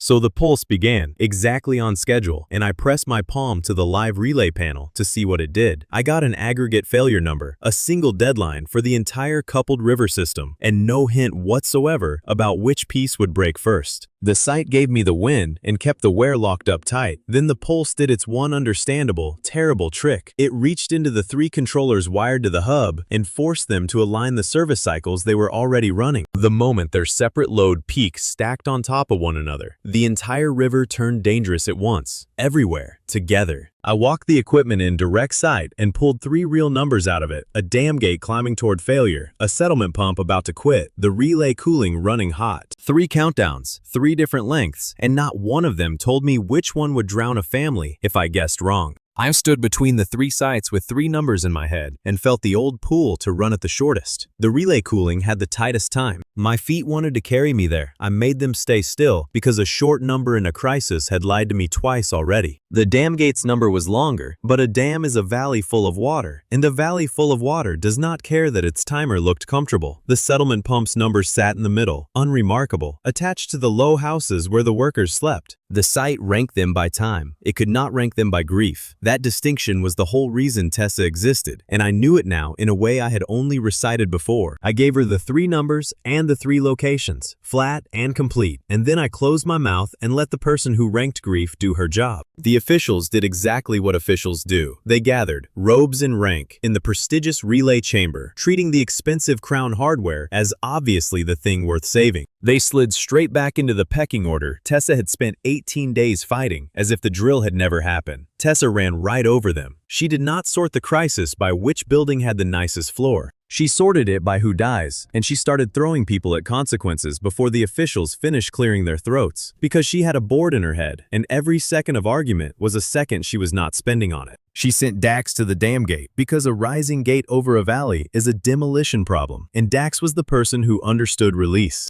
She sent Alara and Mara to the low settlement because that was where drowning happened, and Alara ranked human bodies for a living, coldly and correctly. She sent Mira and Leo to the relay itself, and she kept me loose, moving me only to wherever a live system needed a hand pressed against it for a reading. I was a gauge on legs, and Tessa deployed me like one, not like a general, and I let her, and neither of us made a speech about it. Juno, Dax, and Alara all tried to give Tessa their own obvious orders on the way out. Three experts, each certain the river should be saved their particular way. Tessa's method for that was already legendary. She converted each argument into an assignment, and anyone who kept arguing simply earned a second task on top of the first. Then, the crown made communication a weapon. While the alignment ran, it routed all magical signaling through its own relay and quietly rejected local traffic as duplicate commands. The crews at three sites lost the ability to talk to each other at the exact moment they needed it most, cut off inside the same emergency. Oren had been waiting his whole short career for this. He fired up the physical courier chain the team had tested for 18 days, runners and relays and paper, carrying orders on foot through a city whose fancy channels had just gone dark. The network's nervous system turned out to be legs, and the legs worked. At the relay, Mira found the ugly truth of the situation. She could save the expensive crown coupling, or she could stop the pulse. She could not do both, because the coupling was the exact thing letting the crown squeeze the river in the first place. Saving the prestige relay hardware meant keeping the noose around the city's neck, and Mira had no intention of doing that. So she chose to burn it. She set up to deliberately destroy Asterfall's own local crown coupling, cutting the city loose from the pulse, and she trusted Dax and Alara to keep the dam and the settlement alive on their own. Without the central signal, and without her standing over them to check the work, Dax, at the dam, did the thing that would have made Holt proud and made his younger self furious. He did not blast the dam. He used Holt's sacrificial joint principle to release a single empty spill channel, opening a controlled path for the rising water to go where no one lived, choosing the direction of the flood instead of fighting it. He grumbled about it the entire time, of course. A good honest blast would have been faster, he said, to nobody as he set the release.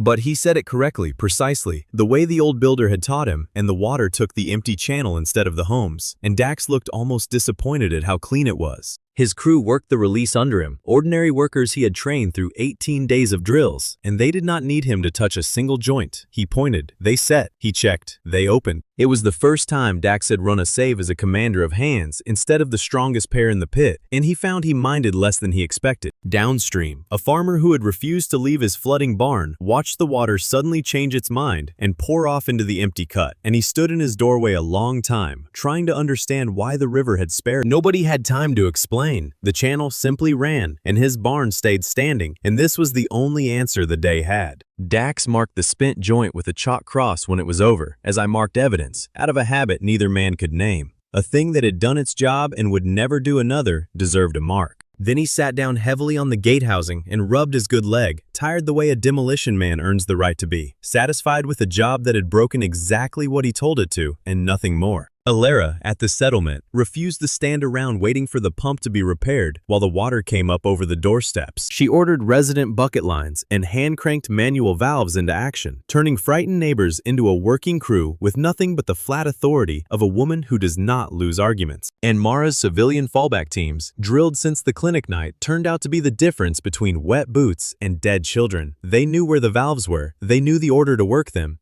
They had practiced this exact boring thing, and the practice was now the only reason the settlement had a floor to stand on. Leo made Mira's work legible to people who could not see a single one of my numbers. His color-coded gauges let the relay workers follow the disconnect sequence by watching a needle move from green to red, executing a shutdown they did not understand on the authority of a color they could read at a glance. Then each group lost contact entirely, cut off by the jam channels, and had to finish alone. And here's the entire point of the 18 days, the thing the drills had been for. They finished alone. The spill channel opened, the settlement drained. The local coupling burned out under Mira's steady hand. 3 teams, 3 choices, no central voice tying them together, and every one of them landed. I stayed at the live core just long enough to do the one thing only I could. I watched the aggregate deadline, and as the coupling died and the loads unstacked, I saw the number climb back upward, away from failure. Then I took my hand off the panel and left. That was the quiet miracle of the day, and nobody outside the crew even noticed it. I had a countdown that could have justified me seizing every decision at the river, and I set it down and walked away, trusting people I could not see to finish jobs I could not read. The flood never reached the settlement. The water took Dax's empty channel and roared off into nothing, harming no one, obeying the direction a demolition man had chosen for it. The worker district stayed dry, doorsteps and ovens and children's beds all above the line, held there by buckets and practice. And when the crown signal died over the burned coupling, Leo's gauges held steady green, proving the river was stable entirely on its own, off the leash. 28 responders had held a river with buckets, paper runners, a controlled spill, and a color code, and not one of them had a magic eye. When it was over, Tessa made sure their names were the ones spoken aloud. The dam crew, the bucket line, the courier runners. She refused to let the whole thing collapse into a story about one man with strange eyes, and she said each name like it was a receipt, because to her, it was. She had them stand, one district at a time, in front of the officials who had run for the prestigious relay chamber, and she named what each group had done. The bucket line that kept a settlement dry, the runner who carried an order past a jam channel, the gauge reader who followed a color and saved a coupling sequence. The officials had no answer for it. They had gathered at the shining hardware out of instinct and rank, and the hardware had needed sacrificing, and the workers they had always looked past had held the actual river. It was not said unkindly. It did not need to be. The dry settlement said it for her. Mara stood with her fallback teams and did not look at the officials at all. She looked at the neighbors who had worked the valves, ordinary people who had practiced a boring thing until it became a reflex, and she told them quietly that they had done it, not the crew, not the seer, them, and they believed her, which was the entire point.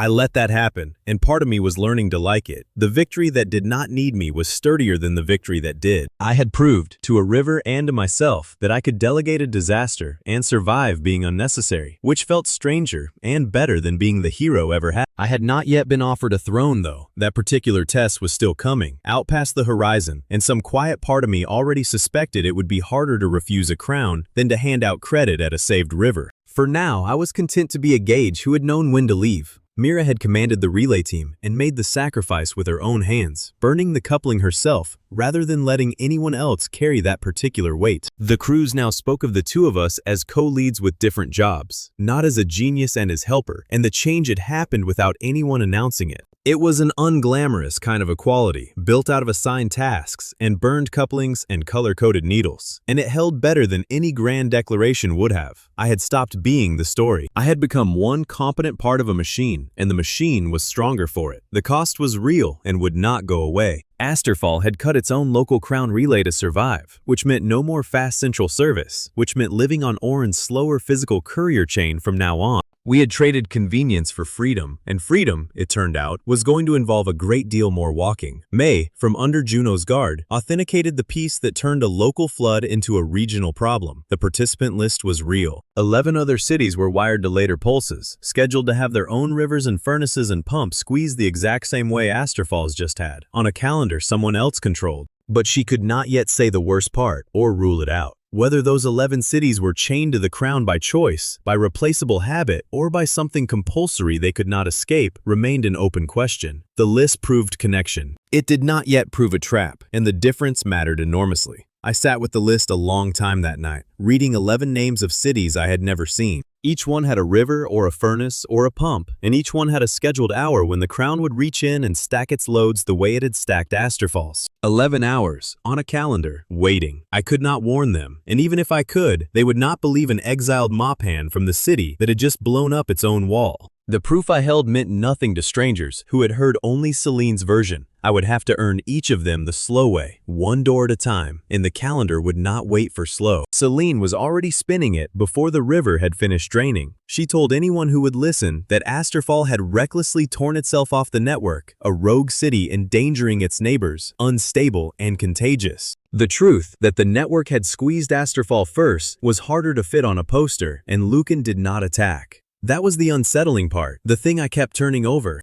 A man who had just been defied at a river responded by noting, with apparent genuine interest, how effectively a crew of maintenance workers had handled a crisis without him, and he filed that observation away for a use nobody on the riverbank could imagine. I studied the dry settlement, the burned coupling, and the list of 11 cities that did not trust me, and had every reason to believe Celine. I understood the shape of the next fight, and it was not a machine. It was a door, in a city that thought Asterfall was the disease, and I was going to have to knock on it and ask to come in. Cauldron ran on glass and grudges, and it did not want me anywhere near either. The nearest crown node on May's list was also the city most convinced that Asterfall was a disease that had come to spread. Its gate guards looked at the crew as you look at people who might be carrying something catching. They had heard Celine's version. A reckless city had torn itself off the network, and now its ringleader had come to talk them into doing the same. The crew only got through the gate at all because Oren carried May's authenticated participant entry, hard proof that Cauldron was on the very same list. That, and Tessa saying plainly that Cauldron's own people would run any decision made here. No Asterfall boots on the glass floor, she promised. Just help, if help was wanted, and if it was not wanted, we would turn around and leave. It was not the offer the guards expected from a rogue city, and it bought us 1 hour inside. Inside the glassworks, the fight was already underway, and it was not about me at all. Annexaire had stopped the casting line herself, on her own authority, and the officials were furious with her for it.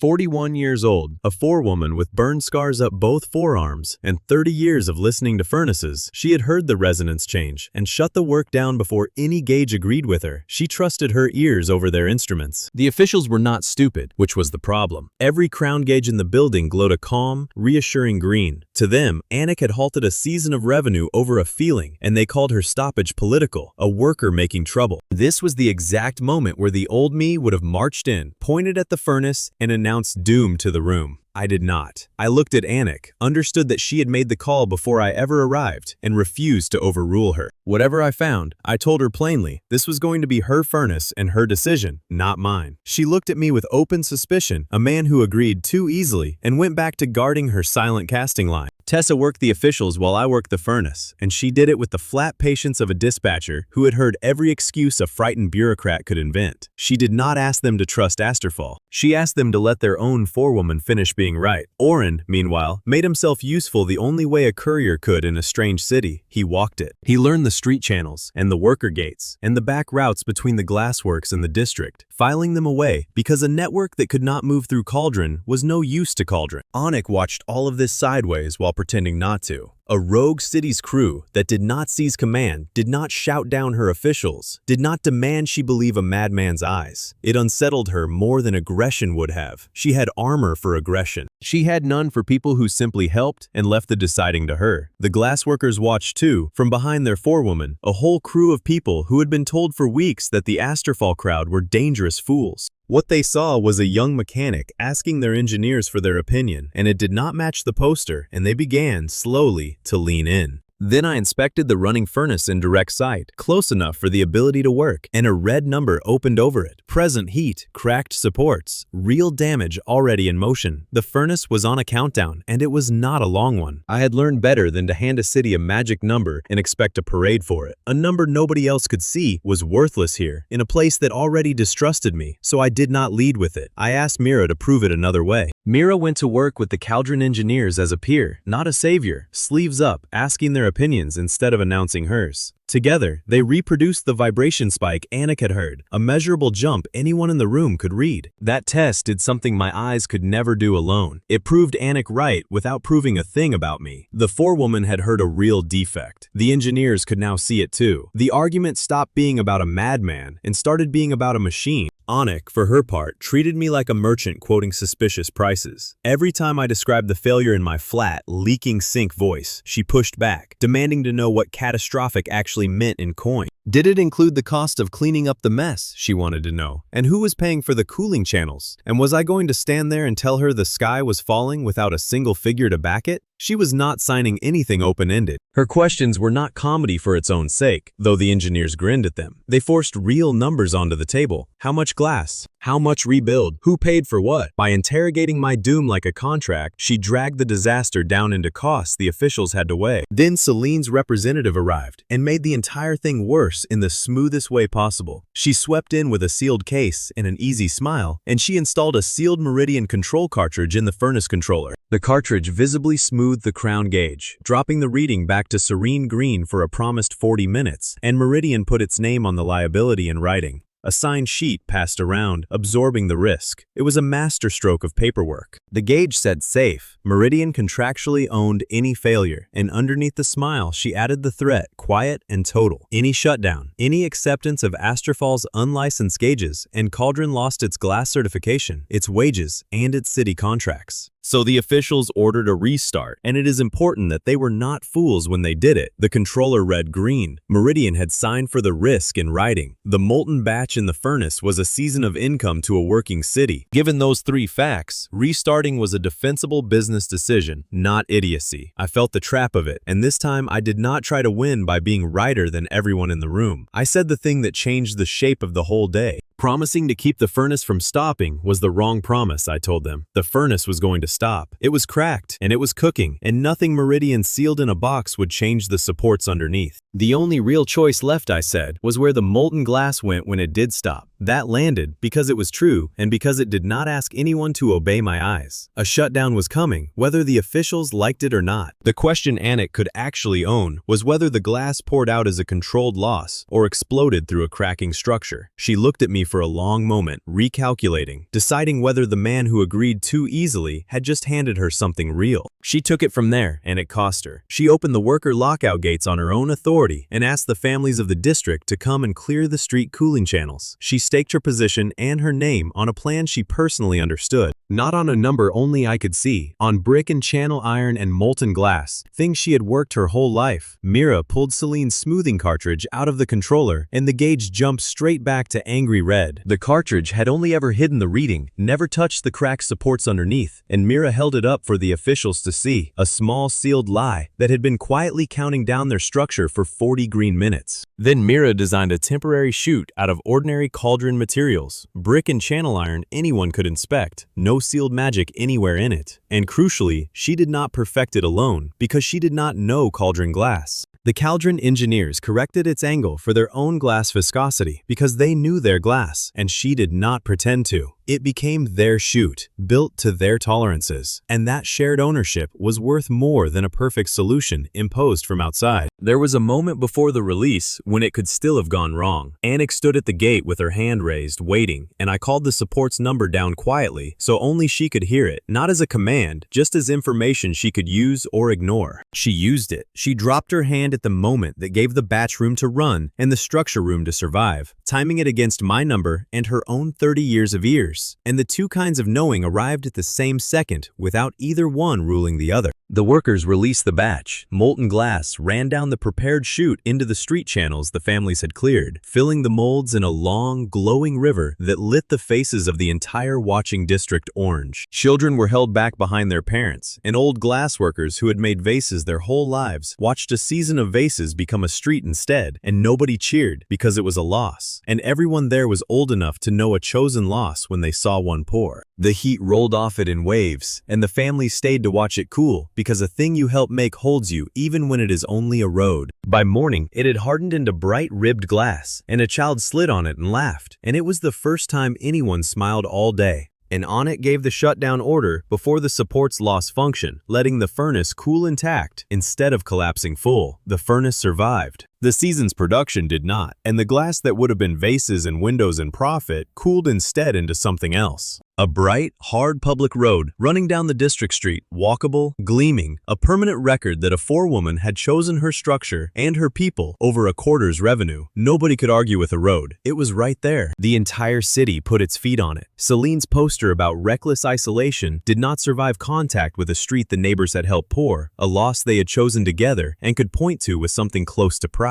Cauldron made its choices in public after that. It rejected Celine's sealed cartridge, the pretty box that had hidden a real crack. It adopted Leo's readable color gauges, the ones a glassworker could trust without a license. And it appointed Anik to local halt authority, the formal right to stop unsafe work, the exact thing she had just risked everything to exercise. That last one was the genuine prize, and it belonged to Anik, not to me. The vote was not unanimous, and it was not comfortable. Some officials still counted the lost season and hated the road for what it had cost them, but they could not unsee the cracked supports Mira had exposed, and they could not explain to the families why the forewoman who saved the structure should be punished for it. Cauldron did not join Asterfall by believing in a countdown. It joined by keeping a power for itself, the power to say stop, backed by a method its own workers owned and could reproduce without help. The first outside city came in through its own front door. Mira made Anik a promise that mattered more than certification ever could. She would send designs, not herself. Open drawings anyone could build, not a dependence on one clever mechanic who might not always be there when trouble came. Her workshop dream was quietly becoming something bigger and less personal than a single shop with her name on the door. It was becoming a thing that lived in other people's hands, in other cities, and she found she did not mind the trade. I watched a forewoman I had refused to overrule become a lead in her own right, and understood I had won by staying small. The trust Cauldron gave was trust in a method, in a road, in a color gauge, in a woman's scarred forearms. Very little of it was trust in me, and that was why it would last. Trust in a man could be poisoned by one poster. Trust in a road you had helped pour was harder to talk anyone out of, because they had the road and their children walked on it. But victory in this story never came clean, and the crack in this one was demand. Cauldron wanted gauges. 3 other city delegations had come to watch the glass pour, and now they wanted gauges too, all at once, more than the crew could supply. And Asterfall could not make gauges fast enough for one city, let alone 5 hungry ones. The distributed workshop was still young, still thin, still learning to make parts at all, and the demand was already running ahead of the capacity. Celine saw the shortage before the crew did, and she turned it into a weapon in a single afternoon. If independent tools were scarce, she would make certified ones the only ones available, and she announced a public auction of certified spare parts. A chance, she called it, generously, for cities to bid their way back into the sealed dependency they had just started to escape. It was elegant, and it was vicious. The heroes had proven open tools worked. Celine answered by making sure there were not enough of them. Then she offered her own as the reasonable alternative, at a price. Freedom that cannot be manufactured is just a slogan, and she intended to keep the factories, and she smiled while she said the auction would be very fair, very open, very soon. Anik heard about the auction and swore, colorfully, in the specific way of a forewoman who has just watched a trap she cannot reach close on her allies. She had won her furnace. She could not win a marketplace 3 cities away, and she knew it, and it galled her. She gave me one piece of advice as the crew left. Forewoman to strategist. Do not try to be the cheapest, she said. You cannot outbid Meridian, and you will bankrupt yourselves trying. Make her expensive parts useless instead, and let the cities keep their own coin. Then she went back to her road. I turned the advice over the whole way out of Cauldron. Make the expensive thing useless. It was the furnace lesson again, wearing different clothes. You did not win by owning the best part. You won by making the part not matter. And only Mira and a bench full of open standards could do that. I eyed the glowing road, Anik's new authority, and the delegations lining up for gauges I could not supply, and did the arithmetic of the next fight. It would not be fought at a furnace. It would be fought at an auction. Over the boring, decisive question of who was allowed to make the parts that kept cities alive. I had won a furnace by refusing to be its master. Now I had to win a marketplace, and marketplaces did not care who had poured the prettiest road, only who could still afford to make the next honest component when the old one failed. Celine did not need the auction to sell a single part. She needed it to make 5 cities claw at each other's throats over a shrinking pile of certified spares, and for about an hour that morning, it worked beautifully. Everyone had a different, desperate need, which was the entire trap. Grey Harbor's Ilya needed lift vanes. Stonewake's Corin Day needed bridge winch teeth. Lumenford's Au Chapelle needed needed clinic cartridges, Caldron needed furnace gauges, Asterfall needed barrier spares. 5 hungers, 1 horde, and a seller who set the price on all of it. By pitting the cities against one another, Celine could raise the bidding on each lot while looking generous, magnanimous even, the reasonable supplier keeping the lights on. She sweetened the poison with credit terms nobody read closely. Bram read them though, closely, the way he read everything, and he went pale. Buried in the clauses, any machine that accepted a sealed spare quietly handed Meridian control of that machine through debt. He tried to raise the alarm about it, waiving the contract, but this was not going to be won in a hearing, and the crew knew it. A courtroom moves slower than an auction, and Celine had built the auction to be over before any judge finished reading the first clause. The answer had to be physical, public, and faster than her gavel. So Mira and Leo set up a bench in the middle of the bazaar and did the one thing Celine's whole model absolutely forbade. They invited the cities to make their own parts. Each city's mechanic could measure its own machine's interface right there in the open and fabricate a simple adapter that let an ordinary honest part fit where a sealed one used to go. No secrets, no license, just calipers and a shared bench. At first, the 5 city mechanics circled each other like rival guilds, which was what Celine had counted on. Ilya guarded her vein measurements. Corin would not let anyone near his winch specs. Old habits, taught by a monopoly that had made secrecy feel like safety. Mira broke it the only way that worked, by giving her own numbers away first. She chalked Asterfall's barrier interface on a public board where anyone could copy it, and then she asked the others, one by one, what they were so afraid of. Meridian, mostly, they admitted, and Meridian was already their enemy. So Ilya put up her vein socket. Corinne, grudgingly, added his winch tooth. Asha and Cauldron's engineers followed, and within an hour, the board was covered in 5 cities worth of measurements that had never been in the same room before, and the sky did not fall. Leo stood at the board, copying every line into his standard notebook, the boy who standardized things, and he began to see the shape none of the tired mechanics had noticed. The same 3 fittings kept recurring across all 5 cities, dressed up differently. Under the sealed skins, the machines were cousins. My role was deliberately tiny, and I kept it that way on purpose. I did not scan the auction lots. I did not read Celine's inventory through the air, though 100 watching people plainly expected the madman to do exactly that. I checked only the active demonstration machines the local specialists asked me to check, and I refused, flatly, to certify any installation before it physically ran. My eyes could confirm a machine dying now. They could not bless a future fitting, and pretending otherwise would have made me the oracle Mira kept warning about. So I stayed a gauge and let the mechanics be mechanics, and a few of the delegations were visibly disappointed that the famous eyes were not putting on a show. I had made peace with disappointing crowds. It was safer for everyone. Then Mira failed, in public, in front of the entire square, and it was the best thing that could have happened all day. Her first rushed adapter overheated under live load, the metal singing wrong, a thin bright note of a part about to let go. She stopped the bench herself before it broke, holding up one hand, and said out loud, to everyone, that her tolerance was off. She had rushed it. It was her error, and she named it as hers, in front of buyers and rivals and a smirking Meridian representative. She did not hide it. She did not let me smooth it over or distract the crowd. An open standard that pretended to be perfect was just another sealed box with better manners. And the entire point was that anyone could see the mistakes and help fix them. Celine pounced on the stumble like a cat that had been waiting all morning for one. She pulled Pella Crow aside and offered her a private guaranteed lot, a clean supply for Asterfall's cooperative alone if Pella would abandon the other 4 cities to the auction. Take the safe deal. Save your own. Let the rest fend for themselves. It was a good offer, and a poisoned one, and it was aimed at the one person whose job was to keep the cities supplied no matter what. Pella Crow was 36, the cooperative's quartermaster. She did not want heroes, or bargains, or dramatic rescues. She wanted parts that arrived when they were supposed to, at prices she could predict, forever. And she looked at Celine's private lot and saw exactly what it was. A leash with a nicer collar and a bow on top. She rejected the whole premise, out loud, so the other cities could hear her do it. The cooperative did not need to win the auction, she said, and it did not need to buy a finished answer from anyone, least of all from the people who had built the shortage.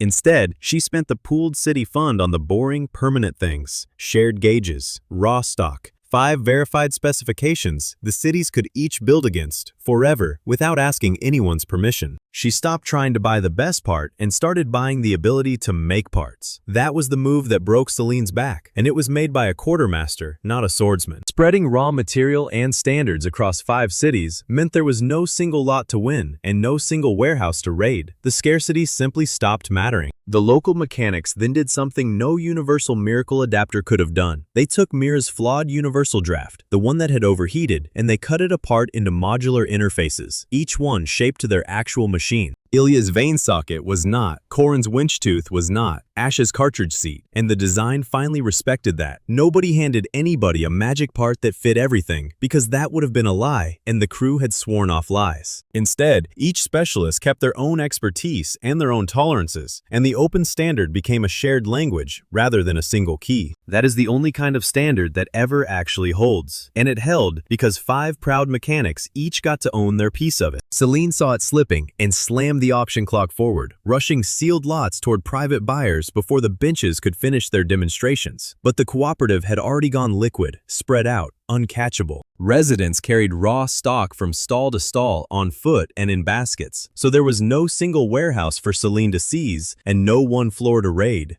She could buy a building. She could not buy a crowd that had already turned the metal into 100 small things. Bram, meanwhile, was fighting his own doomed private war against the sheer pace of the thing. He kept trying to attach official safety labels to lots that were moving faster than he could stick them, chasing platforms around the square with a paste pot and a grievance. His futile labeling turned out to be the day's sharpest weapon, entirely by accident. The labels he managed to slap on left a physical trail, and following that trail revealed which lots Celine had quietly repriced overnight, her hidden markups exposed by an old man with glue on his sleeves. He was mortified when Mira pointed it out, certain he had made a mess of a serious operation with his fussing. She had to explain twice that the mess was the point, that his stubborn insistence on labeling everything had drawn a map of Celine's lies across the entire bazaar. He accepted this with deep suspicion and did not stop labeling. It was, I thought, the most Bram victory possible. A man who could not stop following the rules had just caught a rule breaker by applying the rules to her faster than she could hide from them. Nobody had planned it. The paste pot had simply done what paste pots do, and the truth had stuck. Then the demonstrations landed, one after another, in front of the delegations who had come to doubt. Asterfall's pump ran on an open adapter, Caldron's kiln ran, Ilya's Grey Harbor lift vane turned smooth as water, Ash's Lumenford sterilizer cycled clean. Corin's Stoneweight gate winch took its full load without a groan. 5 different machines, 5 separately tested interfaces, all working in the open where anyone could inspect them and no one could deny them.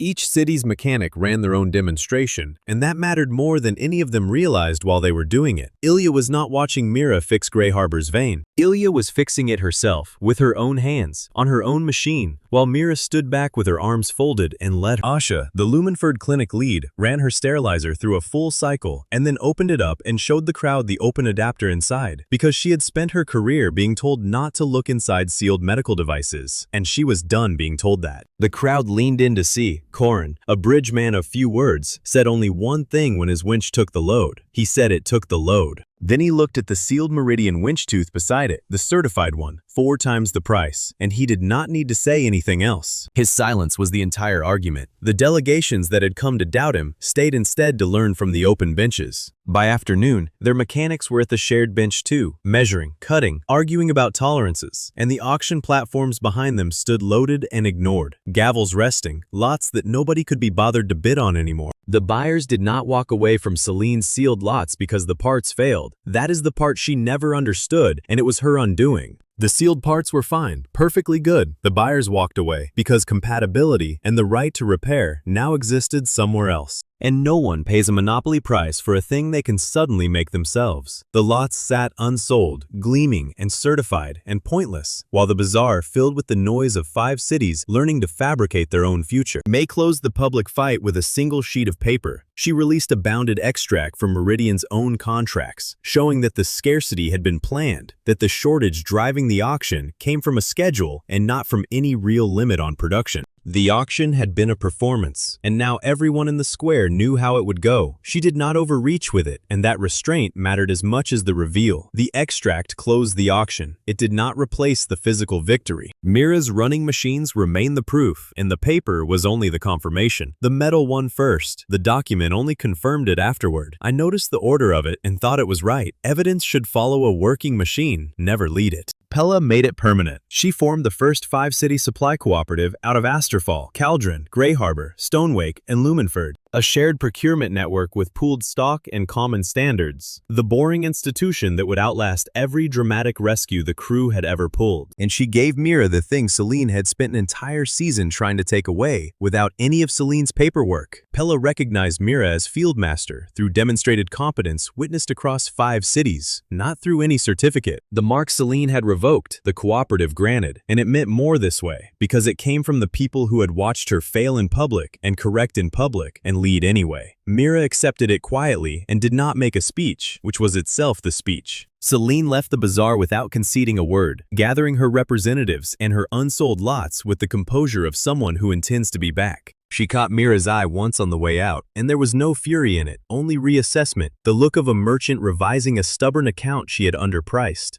Pella laid down the cooperative's first rule before the ink was dry, and it was pure quartermaster. Every part made under the shared standard had to be reproducible by at least 2 cities, so that no single workshop could ever become the new monopoly, not even a friendly one, not even Mira's. Mira agreed to it instantly, which told me something about her I was still learning. She had wanted a workshop of her own her whole life, and she had just voted to make sure no workshop, including any she might build, could ever hold the others hostage. She wanted the thing more than she wanted to own it. I stood at the edge of it and felt a specific, unfamiliar contentment settle over me. I had barely used my eyes all day. The victory belonged to a quartermaster's stubbornness, a mechanic's honest failure, 5 specialists' pride, and an old man's glue trail. I had protected the honest test and let Mira lead, and the network was stronger for how little of it had been me. I was starting to understand that this was the shape of every good thing I could build. Me, small, at the edge, holding one number nobody else could read, while the people did the rest. It was not a clean triumph, because none of them ever were. The pooled reserves were nearly spent. One prototype had burned out on the bench, a small charred reminder that open did not mean easy.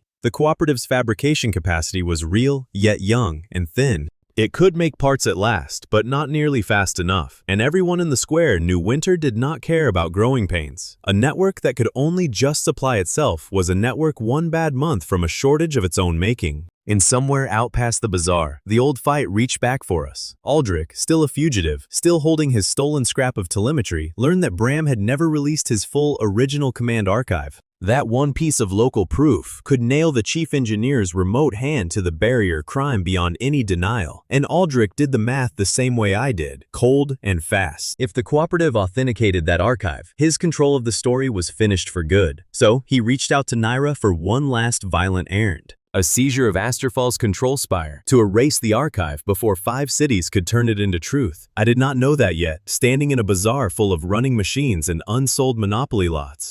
I only knew the cooperative was born, thin and stubborn and free, and that Bram was walking around a newly hostile world, carrying the last piece of paper Aldrich could not afford to let live. The next fight, I sensed, was going to come home, to the control spire itself, to the man who had once thrown me out of it. 6 weeks after the barrier fell, the man who had thrown me out of the city walked back into it to burn the one thing that could hang him. Aldrich had been patient, and patience, in his hands, was just another kind of weapon. The occasion was supposed to be a reckoning, not an ambush. 96 trained responders from all 5 cooperative cities had gathered at Asterfall's control spire, carrying the independent seals needed to lawfully rotate the raw archive drum for the first time.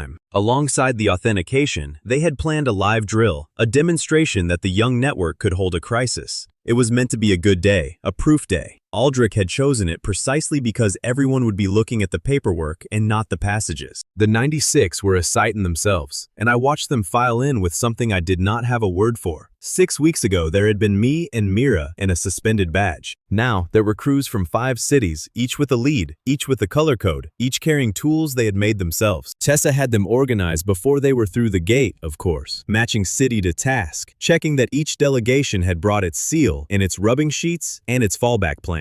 She treated 96 trained people the way she treated 3, which was to say she assigned them all a job and dared anyone to be idle. The delegations moved like people who had done this before, because they had. Every one of the 5 cities had survived its own crisis to reach this room, and none of them needed telling twice. Anik had come down from Caldron to stand as a witness, and she found me in the crowd and told me gruffly that her city's seal was real and her signature meant it. She did not trust spires or ceremonies. She trusted that she had personally verified the plate rotation would be honest, and she wanted me to know she had checked my work. That drum was the problem and the prize. Its fireproof housing had protected the original command plates for months, which also meant Bram had never been able to copy them. The omitted remote command that framed me sat locked inside metal. Only 5 city seals together could turn. Bram stood up in front of all of them and did the hardest thing he had done in 30 years. He admitted out loud that he had noticed the altered timestamps before I ever raised the alarm and that he had stayed silent. He had stayed silent to protect the workshop's license and 200 jobs, and he said so plainly, without softening it. It was not a heroic confession, and it did not make him a hero. It cost him, and he let it cost him. The workers he had protected now knew he had also protected the fraud by accident, and Bram accepted that weight instead of dressing it up. That acceptance was the only thing that made the disclosure mean anything at all. The 5 seals engaged, and the protected drum began to rotate, and at last the raw plates rolled into the open air where they could finally be read, which was, of course, the exact moment Aldrich had been waiting 6 weeks for. He came up through the old chief engineer evacuation passage, the one he had seated before he ever fled, and he still carried a mechanically valid chief seal. The city could not invalidate that seal until the plates proved his crime, and the plates were only now exposed. So for a few minutes, the fraudster still legally outranked everyone in the room, and he used those minutes hard. He started a purge, spinning the archive drum toward its own destruction to grind the plates to nothing. Nairo worked the edges for him, sealing the public exits, and reaching into the live barrier controls to throw a real, ugly flicker across the sky. The flicker was clever because it split the crew's attention as the opening night had. It tempted me to drop everything and run to save the barrier myself, the old reflex, the one that had made me a saboteur in the first place. The contracted Spire Wardens made it worse, obeying Aldrich's still valid chief seal. They obeyed because they had not yet seen the hidden command plate that would strip his authority, and a mechanically valid seal is a mechanically valid seal. They were not traitors. They were following the rules with the information they had. This time, I did not try to be everywhere at once. I handed the barrier flicker to Mira's tested local crew without hesitation, trusting the 5-city network to hold the infrastructure while I went for the evidence. I laid my hand on the live archive control and read one number, how long before the purge destroyed the plates. That was my whole job now, one deadline, and I clung to the smallness of it like a discipline, because the smallness was the discipline. May and Bram worked the paper layer in parallel, each holding a piece that was useless alone. May duplicated the crown pages that were already authenticated. Bram carried the procurement register with the signatures. Neither document by itself proved the whole scheme, and Aldrich was counting on the plates dying to keep it that way. If the raw plates burned, his remote hand vanished from the record, and it became one man's word against a chief engineer's. Nessa broke his plan the way she broke everyone's assumptions, by treating a life-or-death chase as an annoying maintenance call. She felt the passage vibration through the floor, listened, and complained loudly that the counterweight was making the wrong noise. That was her way of announcing she knew where Aldrich had come from. She had operated these shafts for 40 years, and the man had personally scrubbed them from the official maps, which meant she was the only one who could still read them. She directed Juno through an obsolete counterweight shaft, grumbling the entire time about how nobody greased anything anymore, and how a properly maintained lift did not sound like a dying goat. The complaints were a map. Juno had learned to listen past them. The grand public authentication had become a vertical chase through a spire, but the crew refused to let the drama erase the evidence logic. The 5 city witnesses moved right alongside the rotating drum with rubbing sheets. They took physical impressions of the plates as they turned, so that even a chase preserved a readable record, even if the drum itself was lost. It was Mira's discipline, made into a procedure. Never build a case the action could destroy. Below, Mira's 5-city crews killed the barrier flicker through their open interfaces, coordinated, competent, and entirely without me. It was a small thing in the middle of a large night, and it was the entire point of the season proven in real time. The network did not need me to hold a barrier steady. I was upstairs with my hand on a burning archive, and 3 floors down, people I had trained were fixing the exact kind of crisis that had once required me to blow up a wall. Leo ran the flicker response, calling the disconnect sequence by color, while the barrier stuttered overhead, and he did not once look up the shaft toward where I was working. He did not need to. He had the gauge readings and the sequence and his own two hands, and for once, he did not wish I were there to check. Naira realized her flicker was being handled without the seer and adjusted, trying to reach a second control surface, but Juno was already in the shafts and the exits were already contested. Her clever division of attention had assumed I was the only competent responder in the building. The assumption was 6 weeks out of date. Nessa, leading Juno up the counterweight shaft, kept up a running commentary on Aldrich's route the entire way. He had greased the wrong cams, she said with contempt. A man who erased a shaft from the maps but did not know how it actually moved. That ignorance was a trail, and she followed it by ear straight to his passage. At the drum, I made a surgeon's trade. I could not stop the purge and save everything, so I sacrificed the prestigious automatic index, the fast, elegant machine-readable system, letting it grind itself to ruin. I let it die in order to preserve the raw physical plates underneath for slow, stubborn manual reading. It was the barrier lesson in miniature, and I made it without flinching. The convenient thing died, so the true thing survived. The plates stopped their fall, scarred but legible, and the automatic index that had made the archive fast and impressive was gone for good, traded for evidence a human hand could still read by candlelight if it had to. Aldrich reached the evacuation passage and played his last card, ordering the wardens to arrest me as the saboteur, invoking the chief seal one final time. For a heartbeat, the wardens hesitated, because on paper, he was still their superior. Then Juno arrived through Nessa's shaft and laid the original remote bypass command in front of them, the plate that showed Aldrich's own hand closing the barrier that opening night.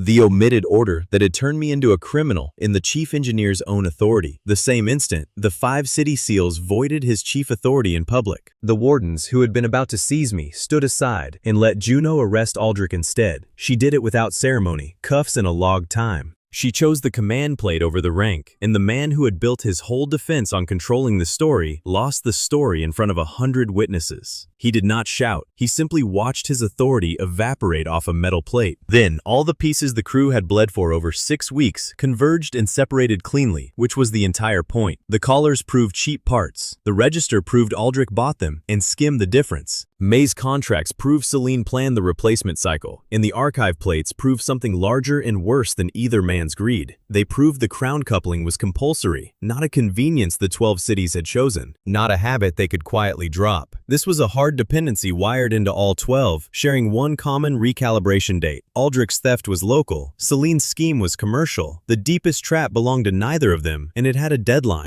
The responsibilities did not blur together, and the crew was careful to keep them apart. Aldrich had not caused the crown dependency, and the crown dependency had not caused Aldrich's theft. 3 different crimes by 3 different hands. 3 separate things, proven as 3 separate things, which was the only honest way to tell it. It would have been easier and more satisfying to the crowd to bundle it all into one villain and one hate. The crew refused, because a lie that flattered them was still a lie. I made myself say it aloud to the responders, so the habit would set. Aldrich stole. Celine starves. The crown compels. 3 hands, I said, and if we ever forget which crime belongs to which, we will punish the wrong person and let the true one walk. They wrote it down. It became a rule of the network. Mira received formal 5-city fieldmaster authority in the same hour, recognized across the cooperative for the work everyone had just watched her crews do. Asterfall acknowledged the independent response network, out loud, in the record, by name, and Aldrich, arrested and stripped, no longer got to decide what any of it meant. It should have been the cleanest victory of the season. It nearly was, right up until a voice made it complicated. Lucan Thorne arrived, or his presence did, and he did not come as an enemy. He came as an admirer, which was far more dangerous than any threat he could have made. He publicly praised me for exposing the local corruption, generous and sincere, distinguishing his own network design from Aldrich's theft and Celine's shortened parts. He agreed the fraud was real, and the fraudsters deserved their fall. He simply framed himself as the grown-up who could prevent the next disaster, the one adult in a region of squabbling children. Then he made the offer that would haunt the back half of everything, and he made it sound like a kindness. He had timed his arrival with a courtier's instinct, appearing only after the ugly chase, when the fraudster was cuffed, and the victory was warm, and the crowd was ready to love someone. He congratulated the responders by their cities' names, which meant he had done his homework, which meant he had been watching Asterfall closely for weeks. Tessa distrusted him on sight, and said so quietly to me, out of the side of her mouth. "A man who learns your people's names before he needs them," she said, "is a man building a ledger."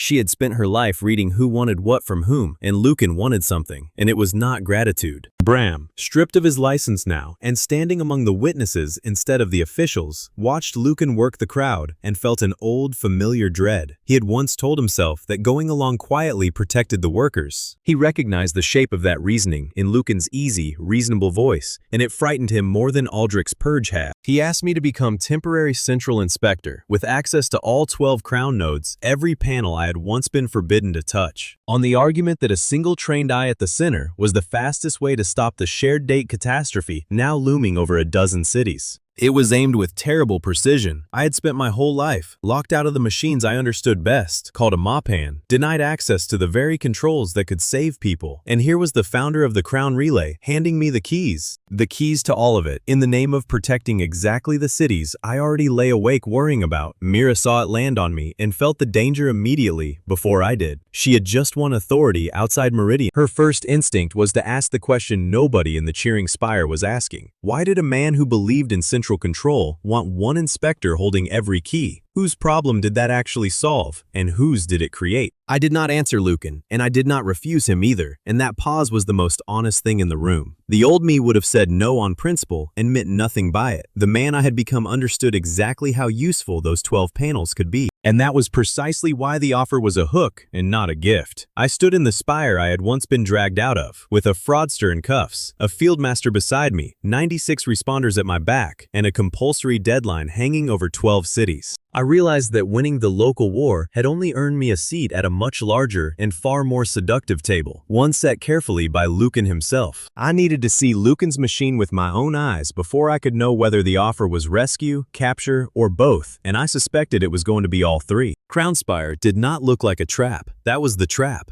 Lucan Thorne received me in the great rotating relay chamber with no chains, no sneering guards, no humiliation, just 12 live city panels glowing along the walls. And a man who genuinely believed he was the good idea. He was careful, and he was fair, which unsettled me more than cruelty would have. Lucan separated himself cleanly from the crimes just proven, refusing credit for Aldrich's theft. He refused credit for Celine's shortened parts too, and he showed me the 12 charters that gave him final pulse authority only through the shared recalibration date, nothing more. He was scrupulous about the limits of his own power, which made the power he did hold feel almost reasonable. His argument was not a villain's monologue. It was a resume, delivered by a man who had plainly given it many times before and never once been caught in a lie. He had ended the old infrastructure wars, he said, precisely by refusing to let 12 proud cities each solve the same disaster a dozen slow ways while people died in the gap between their arguments. His dispatcher made the case better than he could. Sinave was 44, calm, exact, a woman who had watched cities kill their own citizens through pride. She pulled records of 2 past catastrophes stopped only because one central dispatcher moved resources across borders before any local official agreed to it. She was not a fool, and she was not a fanatic. She supported Lucan for reasons I could not simply wave away, and this was the most dangerous thing about her. A stupid believer I could dismiss. A brilliant one I had to actually answer. She walked me through the first disaster like a woman revisiting a grave she tended. 2 cities upstream of a failing dam, she said, each waiting for the other to spend its reserves first, each certain the neighbor should sacrifice. Pride, plain pride, and the water did not wait for their meeting to conclude. One dispatcher had broken the deadlock by simply ordering both cities to act at once over their objections, and the water had gone where she sent it and the towns had lived. Cinna had been that dispatcher. She did not tell the story to boast. She told it because she still heard the alternative, the flood that did not happen, in her sleep. I understood then that I was not arguing with a system. I was arguing with a scar. Cinna had seen local pride kill people, and she had spent her life building the machine that made pride impossible. And she was not wrong about the pride. She was only wrong, I suspected, about the cure, and she showed me something that would matter far more than she knew. While a pulse ran live, a dispatcher and an outside casualty witness held a 2-key inspection right, and Lucan could not cancel it without stopping the entire cycle. I filed that away carefully because a rule an autocrat cannot switch off is a rare and valuable thing. I did not know yet what I would use it for. I only knew, by instinct, that it was the one door in the whole gleaming spire the owner could not lock. Then Lucan invited me to touch the live crown core during a scheduled rehearsal, to see the machine work with my own impossible eyes. And I, who had been forbidden every important panel my whole life, put my palm on it. I got one aggregate system timer, a single deadline for the entire coupled network, and it still would not tell me which city or which component was in trouble. The site scaled up without becoming omniscient. It gave me the win of it all and left everywhere to the people at the panels. Then the rehearsal turned real, the way these things do. Local operators called in physical readings from a dozen cities. The phase pulse stacked their running cycles, and I watched Senna weave all of it together faster than Oren's runners could have carried a single message. That speed was the seduction, and it was honest. A cooling cycle fault went active in one relay arm, while at the same moment, a second city lost a pump under the rehearsal load. Two real emergencies, 200 miles apart, both live, both counting down, both needing hands that were not in the same place. Under the old rank chains, each city would have argued for an hour about whose crew went where, and one of the two systems would have been dead before anyone agreed. I had watched that kind of delay kill a barrier. The central system answered them together. I supplied the aggregate deadline. Senna assigned crews across city lines in seconds. Mira verified the local disconnect instructions so nobody blew the wrong coupling. Senna did it without raising her voice, moving a crew from a city that had margin to a city that did not, borrowing time from the strong to spend on the weak, all in the space of a held breath. It was, I admitted, beautiful. It was the thing I had wanted the rank chains to be my whole career, and they never were. And both systems came back green, 2 cities saved, with no spectacle, no humiliated worker, no wall torn down, just competence, fast. I felt the pull of it in my chest, and I was honest enough to name it, at least to myself. This was everything I had ever wanted. The access, the reach, the ability to see a disaster in one city and move help from another before the rank chains even woke up. For one clean minute, Lucan's whole argument felt less like a leash than like a cure. Mira felt the pull too, and did not trust it for a second, so she went and tested the thing nobody else was testing. After the rehearsal, she took a local breaker, the switch a city was supposed to use to refuse a crown command, and she tried to make it reject an authenticated pulse. It could not. Once the coupling sequence began, the local switch was just a decoration, a handle that turned and did nothing. She tried it 3 times, on 3 different arms, and 3 times the healthy central core reached straight past her and did as it pleased. That was the actual danger, and it was not that Lucan's machine might fail. It was that his machine worked so well that everyone would stop maintaining the ability to say no. A city that never needed its own breaker would forget how to throw it. And a habit of dependence is much harder to break than a wall, because a wall you can see and a habit you cannot.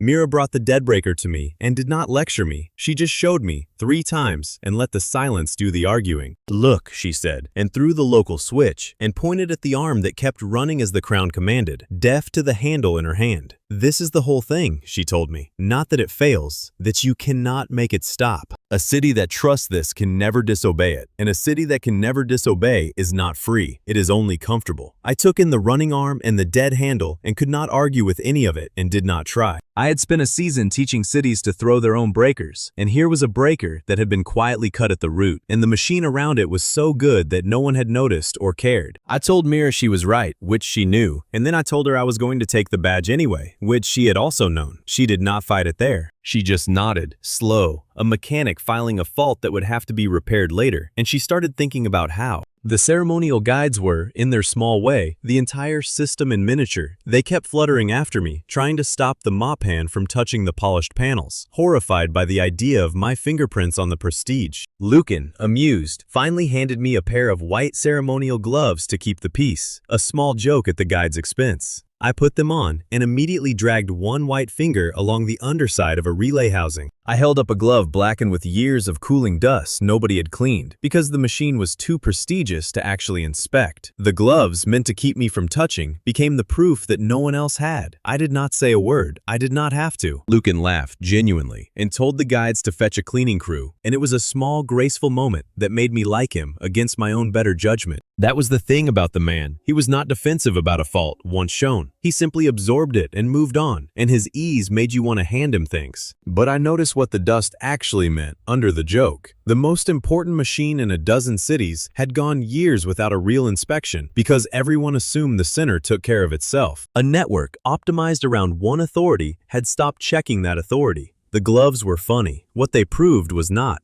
Lucan made his real offer with the 2 saved cities still fresh in everyone's mind. Temporary command, only until the shared recalibration date, with full access to all 12 nodes, public observers watching everything, and the power to order any inspection he wanted. One condition, stated plainly and without apology: no local veto once a pulse begins. Tessa, who had built her entire doctrine on the idea that a short timer is not the same as a high consequence, asked for the one thing that would have made it safe: local consequence boards and real veto rights. Before I accepted anything, she wanted the cities able to refuse. Lucan agreed to the boards and refused the veto, and he did it with a reasonable man's regret, which was his most effective register. Advisory boards, yes, gladly, but 12 vetoes, he argued, simply rebuilt the exact deadlock the crown had been created to end, and he had watched that deadlock bury people. He would not hand the network back its old paralysis just to feel democratic. It was a good argument, and it was the trouble with all of it. Every single thing Lucan said was defensible. The vetoes really would slow things down. The deadlock really had killed people. Cinna's saves really had worked. I kept waiting for the lie, and there was no lie. Only a true thing pointed in a direction that ended somewhere terrible. Tessa saw it too, and she pushed back one more time, quietly, on the exact seam of it. A slow network that can refuse, she said, is safer than a fast one that cannot, because the fast one only has to be captured once.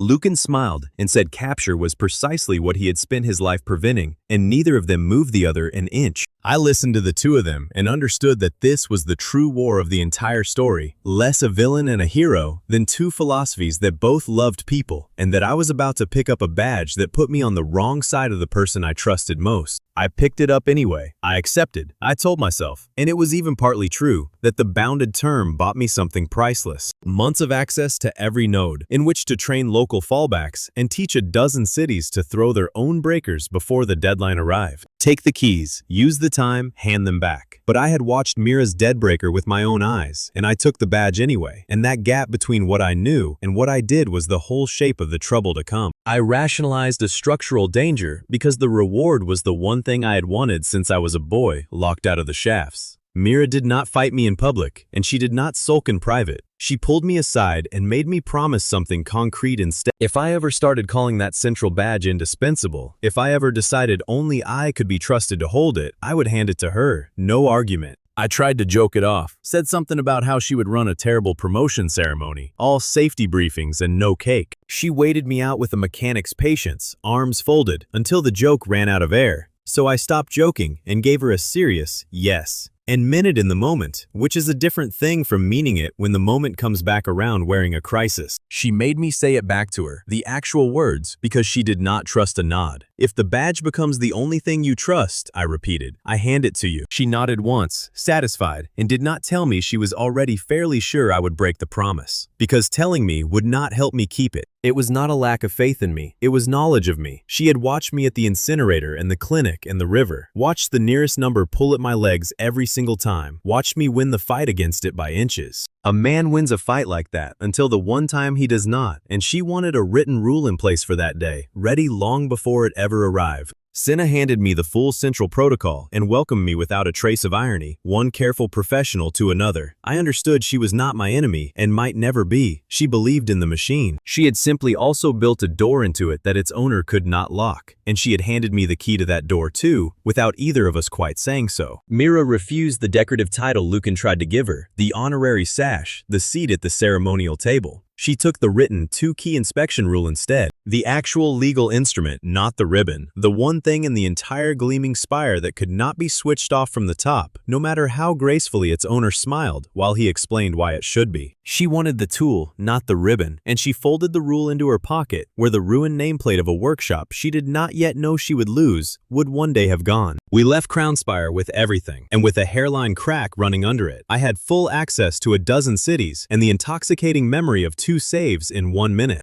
Mira had a deadbreaker in her memory and a folded rule in her pocket. We disagreed completely, and neither of us was stupid or disloyal, which is what made it real and not melodrama, and what made it impossible to simply argue away over a night's sleep. The cost was quiet, and it was already accruing. The local veto did not exist, and my name was now tied to the central relay in the eyes of a dozen cities. I had gained the perfect job, the one I had earned and been denied my whole life, and in taking it, I had started, gently, to rebuild the exact tower floor I had spent the season tearing down. Somewhere out past the operator galleries, Naira was already adjusting. She had learned on the airship that my eyes could not read human intent, and now the entire network was going to run on trusted human commands, flowing through one central badge. She did not need to break a single machine anymore. She only needed to make people follow the wrong order, and I had just made myself the order everyone would follow. I walked out of Crownspire feeling like a man who had won, and Mira walked out beside me feeling like a woman watching a good man pick up a beautiful, heavy thing that would be hard to set down. Orison cast the finest bells in the world and trusted them with its life, which is why Nira decided to turn those bells into lyres. She had learned on the airship that my eyes could not read a plan, only a machine, and Orison ran on sound. It began with a real emergency, honest and physical, the kind I could actually help with.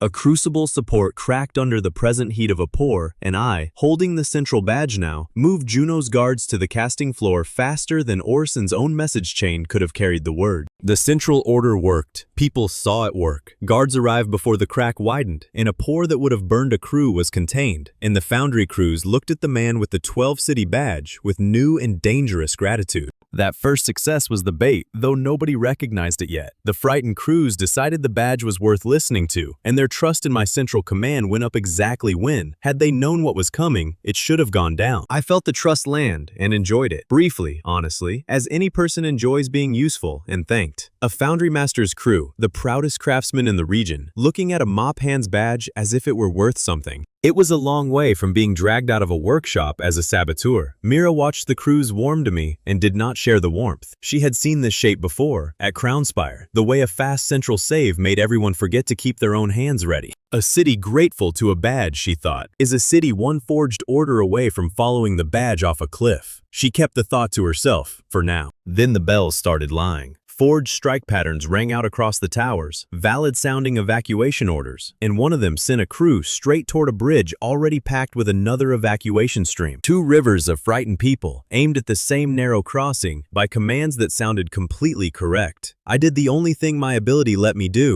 I checked the active striker machines in direct sight, and every one of them read healthy, no imminent failure, because they were performing exactly as they had been physically told. The machines were not broken. They were obeying. The sight had nothing to warn me about, because there was no defect, only a lie. And a lie is a human thing, and my eyes were blind to human things. I stood in the tower, ringing with false orders, and felt the specific helplessness of a gift going dark in my hands. Useless for the first time on the one night it mattered most. Senna, watching from the crown side, assumed a relay software error, a glitch in the coupling somewhere. Mira went and checked the local coupling herself and found it clean. No fault anywhere in the machinery. That mattered because it narrowed the threat without making anyone stupid. The engineers were competent, the machines were fine, the coupling was clean. By ruling out every mechanical cause, they were left with the only one that remained, which was a person. Kelmora found the person, or at least the person's fingerprints, using the one instrument nobody could forge. 57. The Foundry Master, a man who had spent his whole life insisting that acoustic craft was real knowledge and not just ceremony. He listened to the bells and went cold. One command, he said, used a ceremonial interval, a flourish, a pattern no trained emergency ringer would ever choose in a real evacuation, because it wasted a beat that could cost a life. Whoever wrote that order clearly knew how a bell was supposed to sound and understood nothing at all of how a real crew used one under fire. It was a forgery, and his ear had caught the accent the way a native catches a foreigner mispronouncing a word he has said 10,000 times. The machine said nothing, the metal was healthy, but the music was wrong, and Kelm heard the wrongness, and that was the first real thread. Kelm did not gloat about the catch. He looked almost mournful, a craftsman who had just proved that his own life's art could be turned into a weapon by someone who had never once loved it. Naira was already a step ahead of the inspection, which was her whole method now. Her agents physically swapped a second strike plate and jammed the command booth after the team had already checked both. The moment I certified a tower clean, it stopped being clean behind me. The site could not see an action that had not happened yet. It never had. She had built her entire campaign in the one blind spot that no amount of my competence could cover. And she worked it patiently, always one physical act behind the inspection. The contradictory bells started foundry lifts moving in the wrong order, and only then, once the loads were physically in motion, did real countdowns bloom over the machinery in my vision. I was chasing failures that the forged orders created, a half step before I could read them, always one lie behind. It was a nightmare version of everything the site was good at. Normally, I saw the failure coming and had time to place people.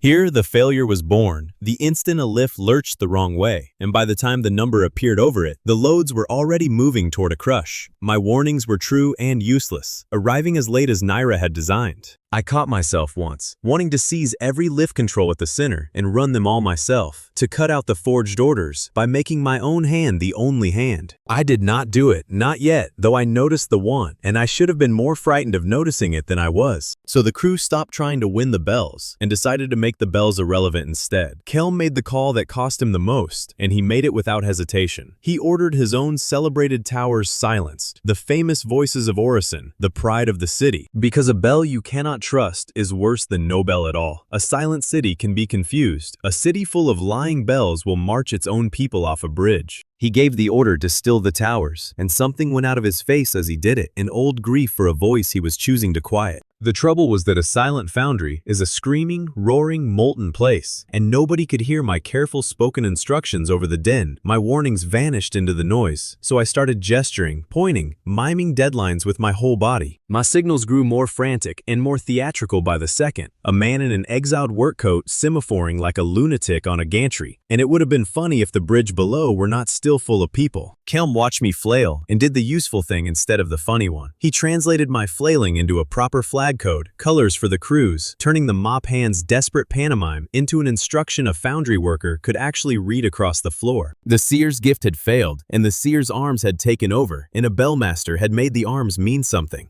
After that, it moved like a machine that finally had the right operators. Orin ran color flags between the gantries, carrying deadlines by hand and eye. Juno cleared the Pax bridge before the two evacuation streams could crush together on it. Mira went down the striker towers, disconnecting clutches so the forged bells could not move another lift, cutting the liars off from the machinery one clutch at a time. And I called the numbers for whatever the lies had already set in motion, one live machine at a time. I had stopped trying to get ahead of the forgery. I read the failures Naira's orders created and handed each one to the person who could reach it, and the flag code carried faster than the bells had lied, because a flag cannot be faked by someone who does not know the crew. Kelm climbed the master gantry himself and struck a rough iron handbell, an ugly little thing next to his masterpieces, and rang out an improvised verification code that only the local crews knew. It was not beautiful, it was unforgeable, because it lived in the heads of people Naira had never met, and the workers answered it instantly, a rough two-note phrase that meant, "This order is really ours." It was the ugliest sound in the whole beautiful foundry, and it was the only one anyone could trust. The crews moved to it like it was scripture.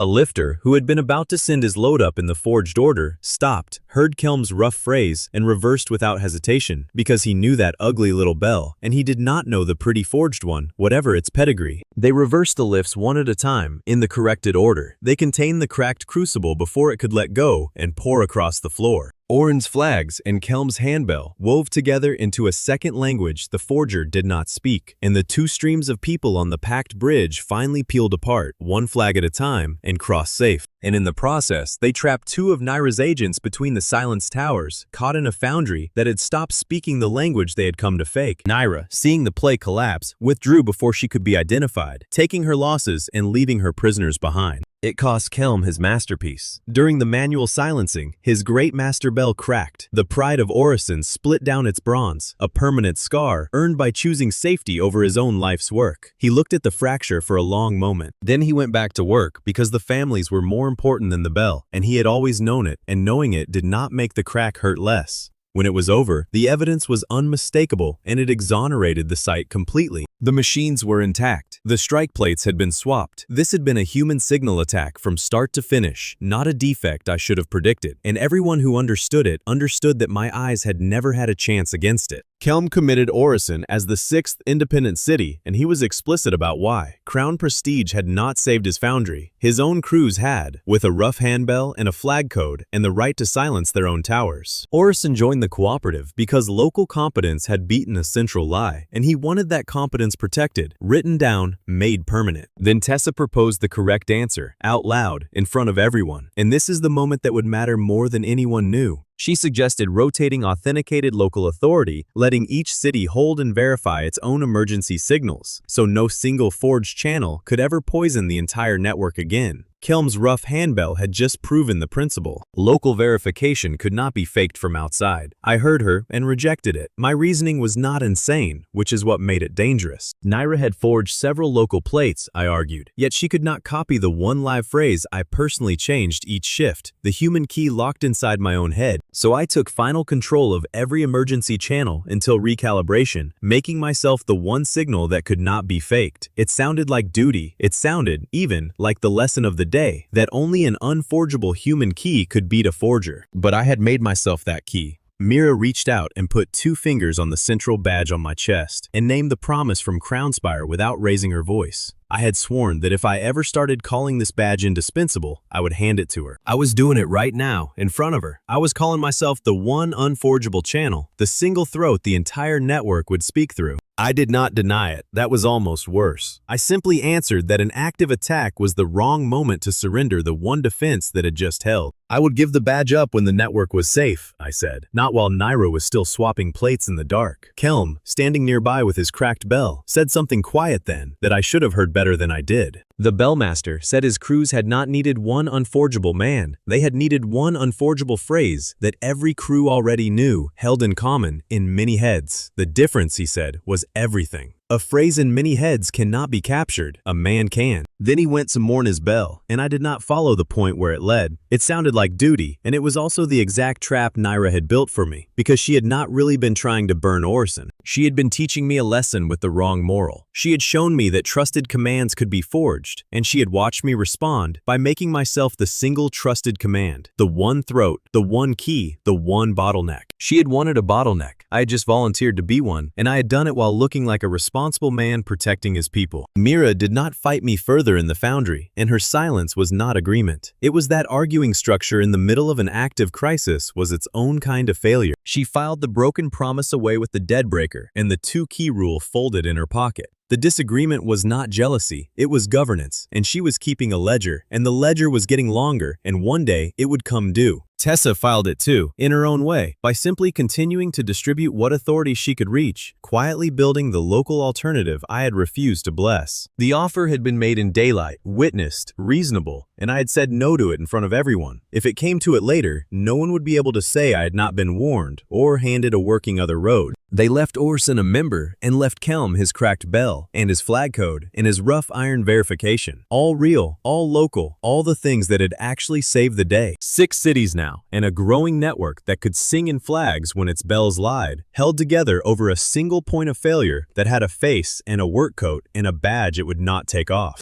Orn, coiling his flags, said the thing plainly that everyone else had been too careful to. If someone takes you, he told me, they take the whole network because you kept all the keys on one ring. He did not mean it cruelly. He was a courier. He thought about single points of failure as other people thought about weather. I told him the attack made it necessary. Orn shrugged and did not believe me. I stood on the silent gantry with the 6th city won and the promise broken. I told myself the arithmetic still worked, that the bottleneck was temporary and the danger justified it. I was wrong, and Naira already knew I was wrong, and she was going back to her maps to find 2 real failures she could light at the same moment, far enough apart that the one man holding every channel would finally have to choose. Naira had spent 2 cities teaching me that I would hold every channel myself, and now she built me a problem that only one channel could not solve. She picked a river control complex where prestige and poverty sat close enough to touch, and she made both of them fail at once. The place was a single vertical complex, split by a deep spill shaft. On one bank, the 6 city warning relay, all prestige and central importance. On the other, across the shaft, the floodgate that held back the water over a worker district full of sleeping families. Between them stood a central loading tower, within 30 meters of both, and that tower was where Tessa and I were standing when the trap closed around us. From it, I could touch the relay's live service repeater and see the floodgate gearing across the gap. I could reach neither with my hands. Her agents let the routine inspection pass, then went to work behind it, patient as always. They scored the relay coolant line. They jammed the floodgate gearing. They dropped the powered service bridge into the shaft, and they frayed the return cable of the one overhead cradle. That cradle was the only heavy tool crossing left, and now it could make a single one-way run and no more. When the dust settled, the geometry was a cage with the crew already inside it. Dax and Rena Sol were stranded on the floodgate bank. The trained relay crew was stranded on the relay bank, and the complex's single configurable heavy brace frame, the one tool that could save either failure, sat in the central tower beside me with one cradle run to spend and no way to take it back once spent. It was, I realized, far too slowly, a problem designed specifically for me. Naira had not built a puzzle with a clever solution hidden in it. She had built a fork with two real prongs and made sure only one crossing remained so that whoever held the frame had to choose and could not unchoose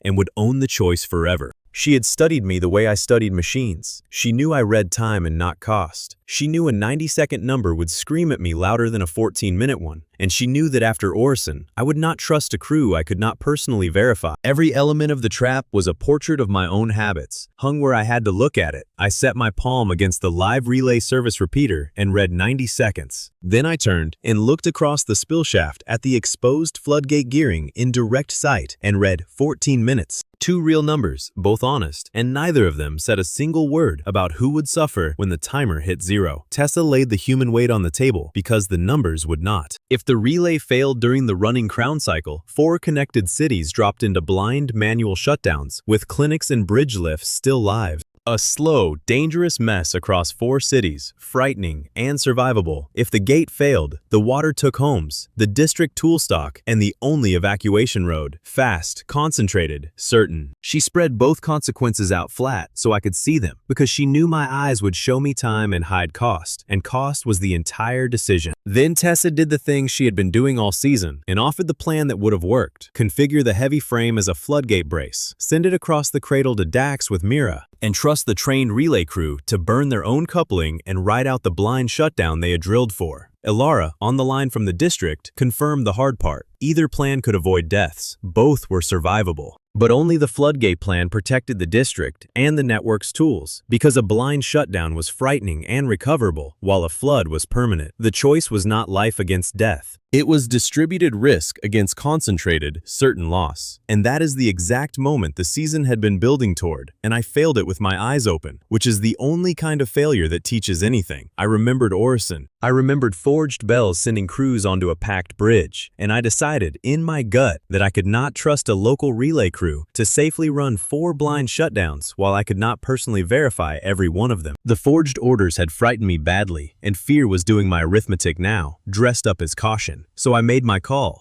I had the single frame locked into its coolant clamp configuration, the shape that saved the relay, not the shape that braced the gate. I sent Mira and Juno with it across the cradle to the relay bank, and I kept the changing command phrase in my own head, the one unforgeable channel. Exactly as Naira had trained me to, though I could not see her hand in it, because her hand had left no fresh damage to read. Mira fought me with everything short of mutiny, and she fought me with the truth, which was worse to hear. She named the clinic lesson, Alara's lesson, that the shortest timer is not the highest consequence. She named the badge promise, the one from Crownspire, the one I had already bent once at Orison. She said the relay risk was spread across 4 trained cities, while the gate consequence was landing on 1 district for certain. I answered that only my channel could verify all 4 shutdowns before 90 seconds ran out, and that 90 seconds did not leave room to trust a crew I could not see. It sounded like responsibility. It was the oldest flaw I had, the one that treated the nearest number as the most important one, wearing a strategist's coat. Tessa tried once more, flat and fast, running out of time. The relay crew has drilled the blind shutdown, she said. They can do it. The district has no brace and no crossing. Send the frame where there is no other answer. It was the correct call, stated plainly, by the person whose whole job was consequence, and I heard it and set it aside. Mira looked at me then in a way she never had before. Not angry, something colder and sadder. "You are about to do the thing at the clinic," she said. "You are about to save the sterilizer and lose the war. And there is no Ilara here to overrule you, because you made yourself the only voice that counts." I did not answer that. I gave the order. That was the answer. The usual noise of the crew, the bickering, and the jokes that had carried them through a dozen crises simply stopped.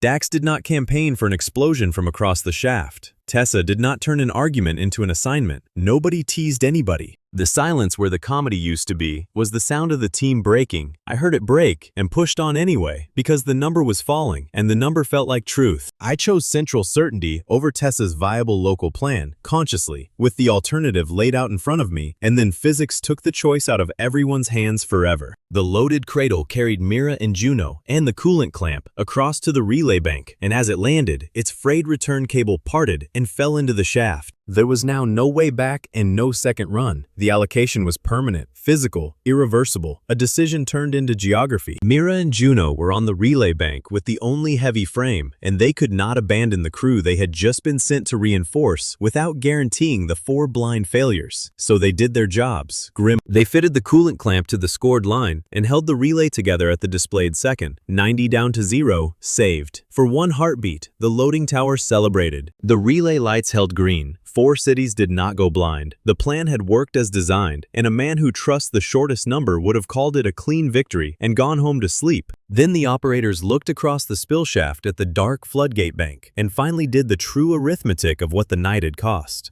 The floodgate still had more than 12 minutes on its number, plenty of time, except that the bridge was in the shaft. The lower passage was underwater, and the cradle was a cut cable swinging against the tower. The heavy team in the brace kit were on the wrong bank, and there was no route left to cross. 12 minutes and no way to spin them. The saved relay had cost them the only crossing, and the frame that could have braced the gate was clamped onto a coolant line on the far side of a shaft nobody could cross. I had won the 90 seconds and marooned the 14 minutes, and the water did not care which number had felt more urgent. Rena Soul did not wait for me to fix it, because she had stopped expecting the central phrase to save her district some time ago. 29. The floodgate keeper. She wanted her worker homes valued as highly as the shining relay, and she took matters into her own hands, using a tool I had rejected in front of everyone. She rang Kelm's verification code, the rough local signal from Orison. The one I had refused to share command through, and she used it to run Tessa's evacuation plan without waiting for anyone's permission. She moved families out through the West Road on local authority, proving the local doctrine already existed and worked. In the exact hour I had insisted it could not be trusted, a floodgate keeper trusted it and it held. Dax bought her the time with his body. There was no heavy brace on the floodgate bank, so he took a light manual brace never meant for the full gate load. He jammed it into the failing gearing and held the crossing open by main strength, arms shaking, while the last families cleared the West Road behind Rena. He held it until they were clear.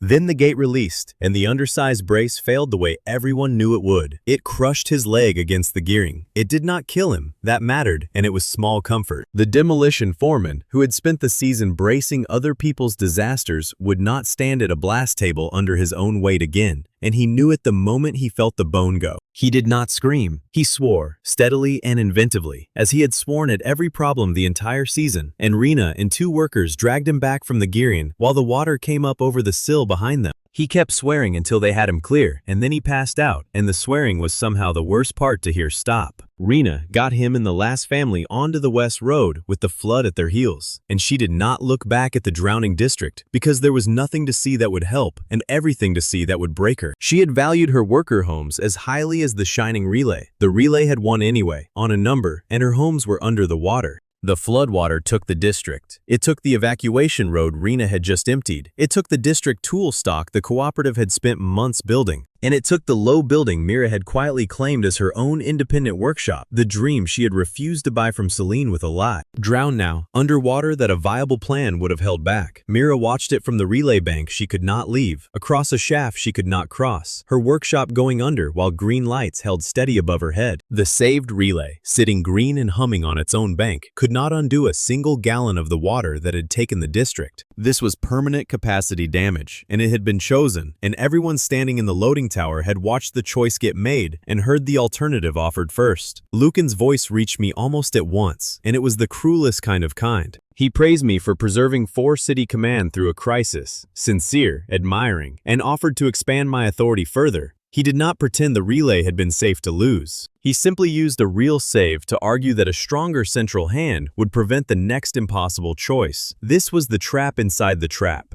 I could not even comfort myself that Lucan was lying. The 4 cities really had been at risk. The relay really had needed saving. It was just that saving it had not been worth a drowned district, and Lucan was offering me more of the exact power that had made the wrong call feel like duty. Mira found me in the tower afterward, and she did not scream, and she did not weep, which was worse than either. She told me, level and final, that she would not serve under my command again until local leads held real veto power, not as punishment, as the only condition under which she would ever hand me a tool again, and I had nothing to say back because there was no defense, and I was too honest to invent one. I could not blame bad information. Tessa had given me the numbers and the consequences, complete. I could not blame a surprise route. The geometry had been visible from the tower. I could not claim the relay had been obviously harmless. It had not been. Tessa had handed me a viable plan, and I had chosen the cradle, and the cradle had cut its cable, and the district had drowned. Tessa suspended me from local command on the spot, quietly, the way you pull a tool that has hurt someone. I kept the crown title Lucan had given me and lost the trust that had actually made me useful, and the difference between those two things was the whole lesson I had spent the season refusing to learn. The network did not fall apart, and that was the last quiet mercy and the last quiet indictment. Mira led the independent crews out of the wreck. Rena held her district's first independent water command. Born in the hour I abandoned it, the couriers kept running. The entire distributed machine I had refused to trust kept working, without me at its center, in the exact hour it needed to most. That was the cruelest proof of all, and I made myself look at it. The very thing I had not trusted, the local doctrine, the shared command, the verification code I had refused to spread, had just held a district together after my central command drowned it. The alternative had not only existed, it had worked, in front of me, using the tool I threw away. Tessa gathered the crews at the West Road and did not give a speech about me. She simply started assigning tasks, shelter and count and search, the way she always did, and the omission of my name from every order was louder than any speech.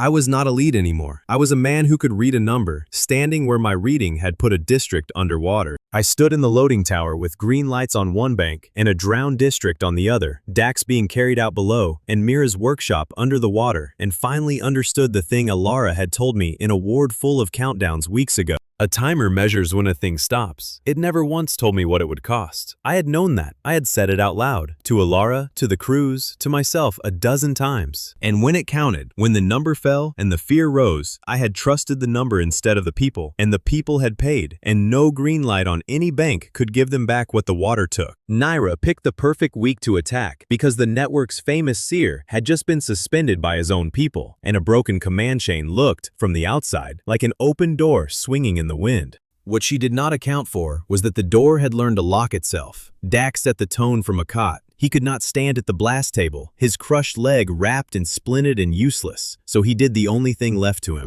He taught release geometry through Leo's diagrams, pointing and cursing, while a boy with colored chalk drew what the foreman could no longer build with his hands. It should have been a humiliation, and Dax made sure it was not by being twice as loud from the cot as he had ever been at the table. If he could not brace a wall, he would command the bracing, and he would complain about everyone's technique while he did it, and that was a kind of recovery too. Mira had the surviving designs loaded onto moving carts, refusing to keep the cooperative's whole future in one seizable building ever again. The flood had taught her that lesson in the most expensive possible way, and she was not going to need it taught twice. Tessa handed each district lead a real local veto and pointedly kept me out of the main dispatch chair. I was a specialist now, not a commander, a gauge that had proven it could not be trusted to allocate. I took the chair at the edge of the room without being told, and nobody invited me closer. Into this limping, reorganizing camp walked Bast Rin of Maraway, a canal man come to learn the floodgate fall back before his own water city met the same crown load. He wanted the protocol, not a savior, and he watched the crew's damaged rhythm with a boatman's careful, unimpressed eye. He had heard about the drowned district, everyone had, and he had come partly to see whether a network that broke its own trust like that was worth joining at all. He did not say so. He just watched and measured as a man measures a current before he commits a barge to it. Leo was leading now, his first real command, and he did it as he understood the world. He sorted the urgent mechanisms by physical consequence instead of by timer length, coloring the carts and caches so a worker could see what mattered without reading a single number. It was, deliberately, the exact opposite of the mistake that had drowned the district, and Leo had built it that way on purpose, because he had been at the clinic and he had learned Alara's lesson even if I had unlearned it. Consequence first, time second, always.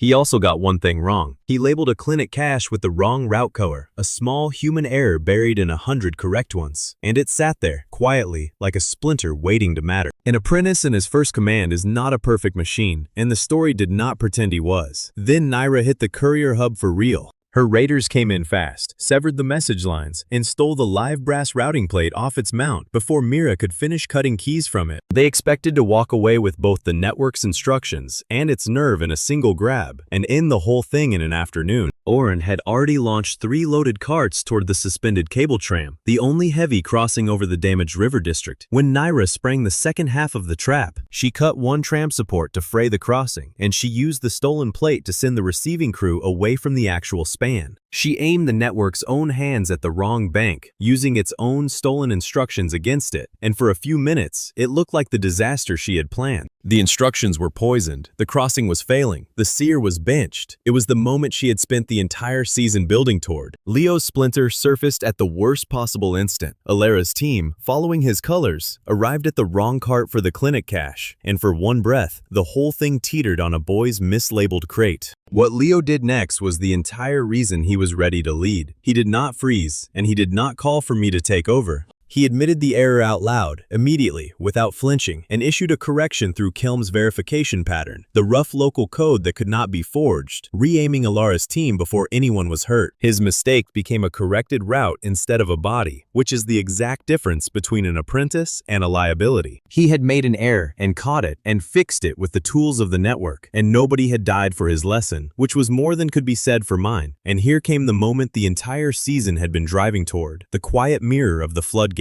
I was standing nearest a loaded gantry that carried a live, active timer, close enough to read it, exactly the kind of urgent number that had ruined me a week ago. My whole nature pulled me to seize it and command, to be the voice, to fix it with my eyes. The pull was physical. It was the same pull that had drowned a district, and this time, there was a 19-year-old standing between me and the giving of orders. Leo told me no. The apprentice ordered me to read only that one object, and then wait for the local decision, to be a gauge and nothing more, and to hold my tongue until a lead who could see the entire board decided what to do with the number. It was an 18-year-old giving orders to the best-known eyes in the region, and everyone in the hub heard him do it. I obeyed. That is the entire turn of the part, and it is deliberately undramatic, because change that matters usually is. I read the gantry, reported that its timer was live, and then I shut up and waited, offering only how the tram number changed under each real cartload, feeding data up to a decision I did not make. I did not argue. I did not reach for the chair. I waited, and it cost me something, and I paid it. I even accepted the part that would have broken me before. Bass proposed floating his canal service barge beneath the failing tram span to catch the cargo, and doing it meant ignoring another visible timer that was shorter, because the shorter one carried less consequence. I looked at the shorter number, the kind I used to chase off a cliff, and let it go on Bass' judgment. I did not say a word about it. I simply let the boatman's plan stand, and the shorter number ran down towards 0 on a machine nobody was going to save, and that was correct, and I let it be correct. Dax ran the transfer from his cot, calculating a staggered order so the tram never took more than one cart's weight at once, his mind still the sharpest in the room on load release, even with his leg in splints. He had become a commander of hands instead of a pair of them, and the change held under pressure. Bast held his barge against the flood current, with a boatman's stubbornness, taking each cart as Oren sent it, one at a time, down onto the deck below the fraying span. Juno guarded the occupied hub against the raiders, and nobody once asked me to predict where they would come from. The crew had stopped expecting my eyes to do a soldier's job, and the soldiers did their own job, which was as it should have been all along. While the crossing ran, Mira and Leo quietly won the larger war, the one the raiders did not know they were losing.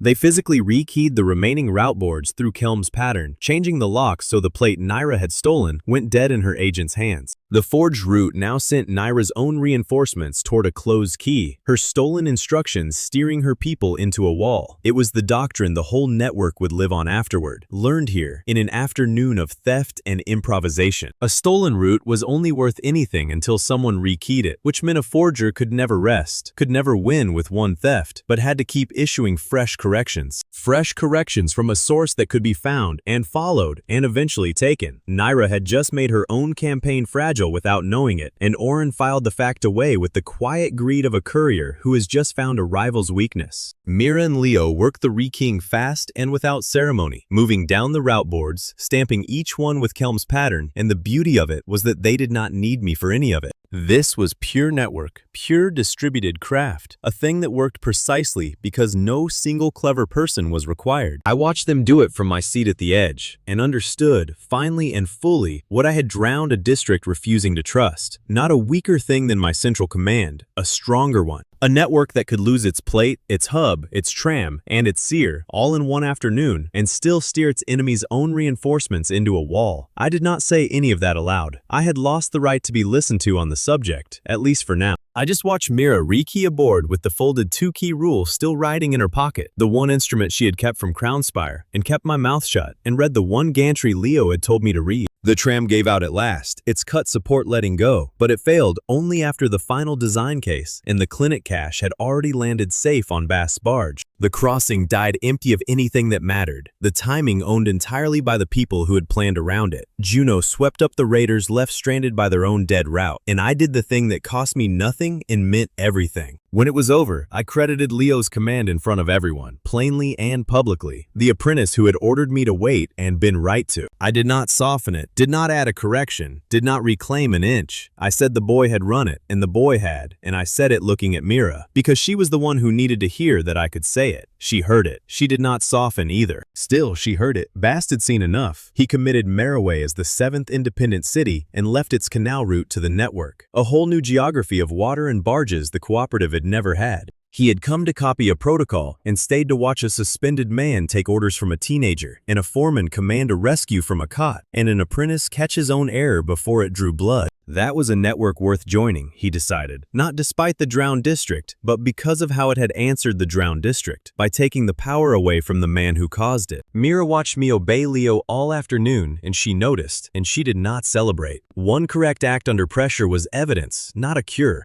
She had a workshop under floodwater and a folded rule in her pocket, and she was not going to trade a real grievance for a single good day. She would judge me by the next 100 choices, not this one. Yet the professional silence between us thawed a degree, because we could talk again through bounded tasks. Read this gantry, hold that barge, credit that lead. It was not forgiveness, and it was not warmth exactly. It was plain communication, the working kind. And after the frozen dread of the floodgate, it felt almost like weather changing. The comedy came back too, which was its own quiet proof, because its absence had marked the break. Leo's color system had reduced Dax's beloved demolition geometry to what the foreman loudly called children's block. Red squares and blue circles for load and release, and Dax complained about the indignity non-stop, right up until the children's blocks saved the route, at which point he complained that they had obviously been his idea all along. I let myself laugh at that, tired and battered. It was the first time anything had been funny since the floodgate, and the laugh felt like something loosening in my chest. I had lost the command I wanted, and found something I needed, which was permission to be one competent part of a machine larger and wiser than my own eyes. Dax caught the laugh, and being Dax, immediately weaponized it, declaring that if the seer was well enough to laugh, he was well enough to fetch a man on a cot some water, and I, once the most feared pair of eyes in a dozen cities, got up and fetched the water. Nobody remarked on it, and that was precisely the point. I was crew now, not an oracle, and crew fetched the water when a broken foreman asked. Leo watched the exchange and understood something about leadership he had not had words for that morning.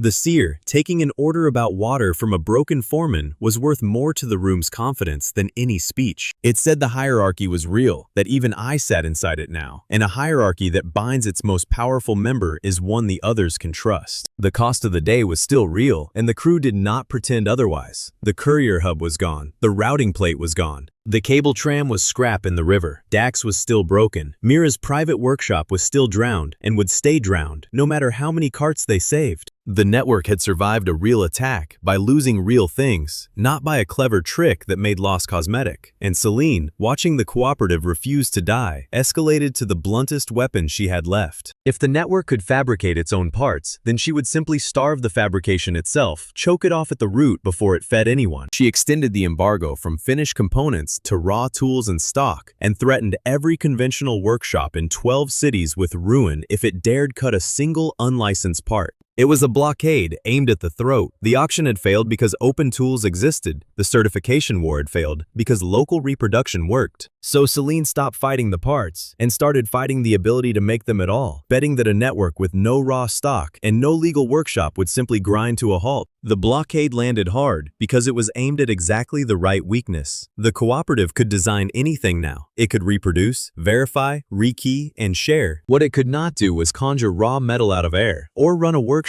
the guards were empowered to shut on sight. Celine had found the one input the network could not make itself. Mira read the blockade notice twice and did not despair, which surprised me because I had braced for it. She just set the notice down and said quietly that Celine had made one mistake. She had assumed a workshop was a building. Mira intended to prove that a workshop could be a whole city and that you cannot blockade a city's hands. I looked at the drowned workshop, the 7th City 1, and the new blockade closing over the cooperative's hands. I understood the next problem with a clarity my suspension had sharpened rather than dulled. We needed a way to make parts that no single seizure could stop, no one building to raid, no one licensed to revoke. We needed a workshop that was everywhere and nowhere, and the only person who could design that was the woman whose own workshop was under the water and who was not taking my orders anymore. Celine came to Asterfall to seize a workshop, and by nightfall, she was standing in the middle of a market that owned itself, holding a paper claim to a building that no longer contained the crime. She had announced it with the confidence of a woman who had never lost a supply war. Every unlicensed tool would be confiscated. Every workshop carrying cooperative debt would be shut. She truly believed there was one door she could kick down. The blockade had teeth this time. She had stopped fighting the finished parts because open tools had beaten her at the auction and started starving the ability to make them at all. No raw metal, no stock, no legal cover for any shop that dared cut an unlicensed piece. It was aimed at the one thing the network could not conjure out of air, the ore and the roof, and it landed on the right weakness. My first instinct was the wrong one, and to my credit, I said it out loud so the room could kill it. Hide the new workshop, I suggested. Build it somewhere quiet, defend the doors, keep the entire thing behind one strong wall. It was the old thinking dressed as caution, one precious place to protect, and Mira turned it down before I had finished the sentence. She would not build another fat target for Celine to burn a second time. Her grief was not looking for a replica. The flood had taught her, in the most expensive way a lesson comes, that a workshop with her name over one door was the shape a river or a monopoly could drown. She wanted an answer that could not die the same way twice, and she said so flatly, and I heard the door of the old dream close in her voice and did not try to prop it open. Pella already had the shape of it sketched on the back of a delivery slip. She divided the work instead of the workshop. Heat at one stall, cut at a second, measure at a third, finish at a fourth, test at a fifth, every step in different hands.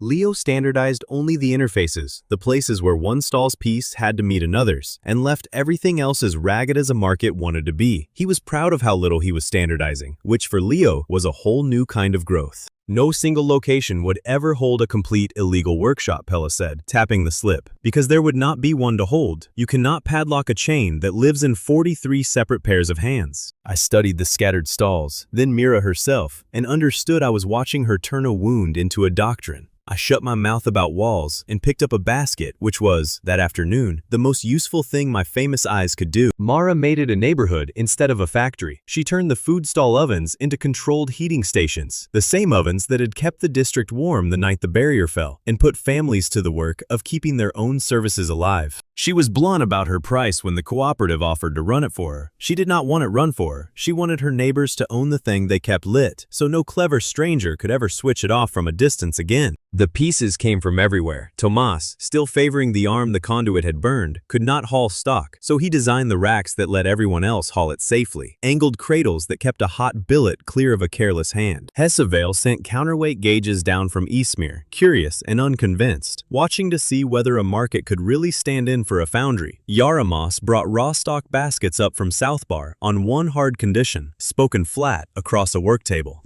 Residents own the finished parts, Yara said. Not a master, not a compact, not a repairman with good eyes. The families who make the piece keep the piece, or my baskets go home full tonight. Mira agreed without a flicker, and that agreement cost her more than anyone but me understood. The old dream had a workshop with her name over the door. This one would have 43 names over 43 stalls, and none of them hers. She chose it on purpose. A thing owned by everyone could not be seized from any one person, and she had done that arithmetic in grief rather than pride, which is the only place that particular sum ever gets solved. They practiced, and they failed first, in public, the way this crew always did its worst work where everyone could watch. 2 stalls used different measurement references, and the chain spat out an adapter wrong by a hair. It was a small hair. It was also the kind of hair that seizes a lift under a full load. So Mira stopped the live fitting test in front of the entire square rather than let the bad part ship. She held the failed piece up and said plainly that it was hers to answer for, not the stall's. Nobody had been careless. 2 honest rulers had simply disagreed, and a chain built by many hands would always find the gap between them. Then she did the opposite of blame. She built a shared gauge calibration on the spot, one common reference every stall could check against, and turned a public failure into a public standard before Celine's guards ever arrived. The mistake became the calibration bench, which was better than no mistake at all, because now the flaw was found and fixed in daylight, instead of hiding inside a ship part waiting to break somewhere expensive. The market cooks nearly derailed her with the most Asterfall argument imaginable. They squinted at her precision gauges, declared them badly designed measuring spoons, and demanded one proper shared spoon everybody could agree on. Mira started to explain tolerance in thousands, and a bread woman cut her off. "One spoon," the woman said. "You give me one spoon, I give you one soup every time. 2 spoons, pretending to be 1 spoon, is how a soup goes wrong." And the woman was right, as only kitchen people are ever right about tolerances. 2 references pretending to be 1 was precisely the mismatch that had ruined the adapter. Mira gave them their single spoon and recalibrated the chain to it. The stalls began producing true parts, and a cook took quiet credit for solving engineering with a soup ladle, and Leo wrote the calibration down under the heading the cooks had insisted on, which was spoon. Celine's guards arrived and did the thing she had planned to the letter. They seized the central demonstration tables, hauled them off through the crowd, and displayed them to the watching delegations as proof that the illegal workshop had been shut down. Celine stood over the captured benches like a hunter over a kill, certain she had won the war on the only battlefield that mattered. She had found the building. She had emptied the building. In her ledger, that closed the case. Then Mara opened the market shutters, and the trap sprang the other way. 43 rehearsed stalls threw up their fronts at once, and each revealed one perfectly legal domestic tool and one small bounded step of the process. An oven here, a pedal lathe there, a gauge, a finishing file, a test rig, each in a different family's hands, none of them holding a single thing a magistrate could call a prohibited workshop. Celine's guards found themselves standing in the middle of a working factory made entirely of legal parts, and not one of them knew which stall to arrest first, because the answer was all of them, and therefore none of them. Bram trailed the lead officer with the air of a man enjoying himself. He kept helpfully asking which statute the pedal lathe violated, or the soup ladle, or the bread, and the officer kept not answering because there was no answer to give. The crowd could follow the whole chain by eye. Hot stock moved from an oven to a lathe, to a gauge, to a finish table, to a test rig. A full production line spread across a public square owned by dozens of separate households. There was nothing to seize, because the crime was the connection between legal things, and you cannot arrest a walk across a market. Celine's paper claimed a building, and the building was now just a square with lunch cooking in it. I kept myself small, and it was becoming my best trick in the entire story. I checked only the active test rigs the local makers actually asked me to check, confirming a finished part ran, never once blessing a design before it was made. I read a bearing under load at Leo's request, called the number, and stepped back. The distributed workshop succeeded on shared gauges and honest tests and stubborn witnesses, and almost none of it ran through my sight. This was the entire quiet argument of the day, made with my hands instead of my eyes. A month ago, I would have wanted to inspect every part personally. Now, I inspected only what I was asked to, and let 43 stalls be right without me. Garen drew a line that mattered. When a Meridian officer ordered him to disperse the residents, he refused. He walked his squad between the private guards and the families, and set his shields out with the weapons pointedly down. He did not start a battle, and he made sure everyone saw that he did not. He simply made it plain that clubbing bakers in front of 9 cities' delegates was not going to happen quietly, and the private guards, outnumbered by witnesses, chose not to test him. The proof landed where it could not be argued with, in other cities' machines. Hessa fitted an open lift part into Eastmere's counterweight rig, watched it take the load, and went very still. Her sealed spares had always been credited for that weight. Yara set a southbar tide crane bearing made that morning in the square, spun it once by hand, and watched it turn clean and true. She had come to sneer at a market pretending to be a foundry, and she stood there turning a bearing that said otherwise. The Eastmere and Southbar delegates had come to judge a rumor and found themselves holding proof in their own hands. Nobody had to convince them of anything now. Their own machinery had run on parts a monopoly swore could not exist, and the argument was over. Celine tried to salvage it the only way she had left, moving to repossess the raw stock she held a paper claim to, and she discovered the last cruelty of a distributed system. There was no warehouse to empty. The buyers had already exchanged her raw stock into finished, resident-owned components, scattered across 43 stalls and dozens of recorded owners. The ore had become the neighborhood's parts, and you cannot repossess a neighborhood. Mara watched Celine hunt for a warehouse that was not there and did not gloat about it. She just went back to her oven and put another billet into heat, because the market had a production quota now, and the quota did not stop for a beaten monopoly. 7 member cities canceled their Meridian emergency contracts in a single afternoon, and 2 more stepped up beside them. Hesse committed Izmir, and Yara committed Southbar, the 8th and 9th independent cities. They were earned by a lift that held and a crane that turned, not by any speech. May's authenticated schedules closed the public case afterward, paper confirming what the metal had already proven, that the scarcity had been planned and never real. But the metal had won it first, and everyone in the square knew which order that had happened in. Celine lost her commercial standing across 9 cities in the time it took a market to raise its shutters. She kept her guards and her seized tables and her paper claims, and every scrap of it was suddenly worthless, because the thing she sold was dependence, and the market had just made dependence optional. She left without the victory she had walked in certain of, and she did not look at the lift running on open parts or the crane turning true. She looked at her own empty claim and understood she had been fighting a building while the enemy was a habit. I did one small, careful thing at the end, and it was the most important thing I did all day. I had recovered the scorched nameplate from Mira's flooded workshop, her name blackened by silt and water, and I gave it back without deciding where it should hang. No speech about rebuilding, no apology for the flood, which would only have made her carry my guilt on top of her loss. I simply put the ruined plate in her hands and let it be hers to place. That was the one gift the man who had caused the loss was still allowed to give, and I had finally learned to give it without attaching myself to it. I set it down and stepped back and let her decide. Mira turned it over once and mounted it herself, over the shared calibration bench, the one everyone in the square now used, not over a private door, because there was no private door anymore. Over the common tool. She accepted leadership of the distributed workshop without pretending for a second that the loss had been a blessing or the drowned dream returned. The plate hung scorched over a public bench, telling the truth about both the wound and the answer. That honesty was the shape of the whole thing, and I finally understood how to help. I did not try to give her back the workshop my mistake had cost her. I supported the tougher, sturdier thing she had built in its place. By accepting her institution instead of restoring my idea of it, the two of us started working as equals again, on strategy rather than command. Nobody kissed anyone. Her folded 2 key rules stayed in her pocket, but we could plan a war together again. We tested it that same hour, heads bent over Nira's likely moves, arguing routes the way we used to argue valves. I proposed, she cut it down. I sharpened it, she approved.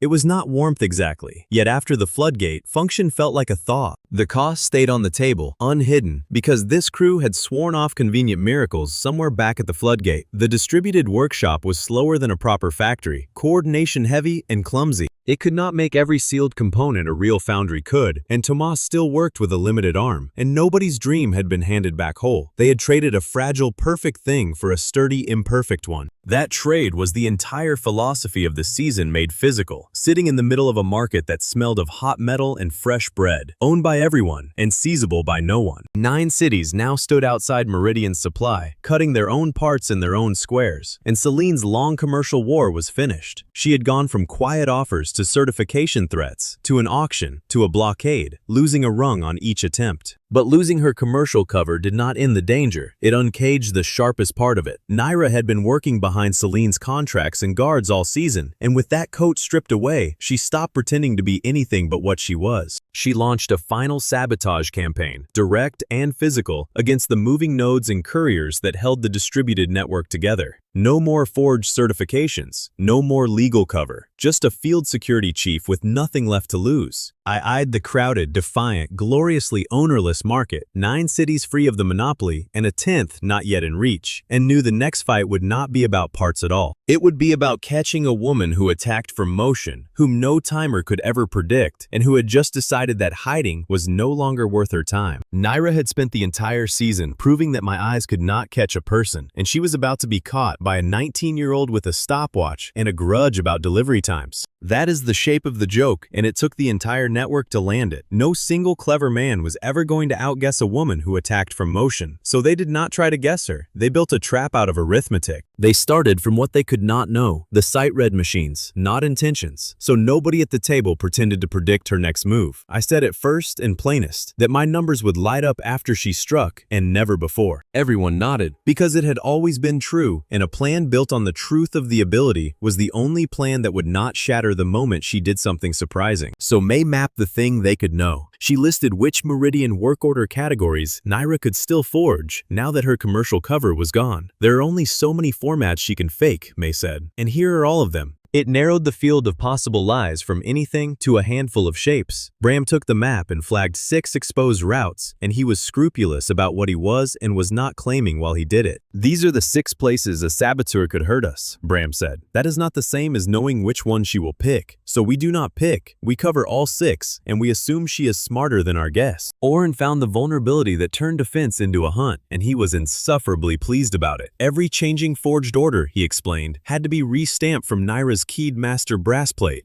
A copied plate could repeat one frozen command forever. Only the master could update a route sequence on the move, which meant, Oren said, tapping the map hard, that the master had to be physically near the action to keep the lies fresh. And near enough was a place a courier could find. That was her whole method turned inside out. Her strength was staying close enough to re-stamp her people on the fly, and that same strength was a leash tying her to the roads. Tessa looked at the leash and built the plan around it. She assigned each of the 6 real routes a consequence lead, 1 competent local owner per emergency, and handed me a single tightly bounded job. Tal Ivan of Rookhaven took his own city's live fuel isolation line because a heatworks fire was his consequence to own and no one else's. Dax took release geometry from a brace chair, his crushed leg propped and useless, his voice still the sharpest in the room. Leo colored the 6 sites by physical consequence, so a running crew could see what mattered without reading a single number. Red for the things that killed people, blue for the things that only cost money, and no one had to ask me which was which. Dax objected on principle that his life's craft had been reduced to a child's color box. Then, a crew found a red cache in 3 seconds because of that color box, and Dax announced the system had obviously been his idea all along. I myself received permission to read only the failures reported to me through verified channels. A gauge on a leash, forbidden from wandering off after whatever number looks scariest on its own.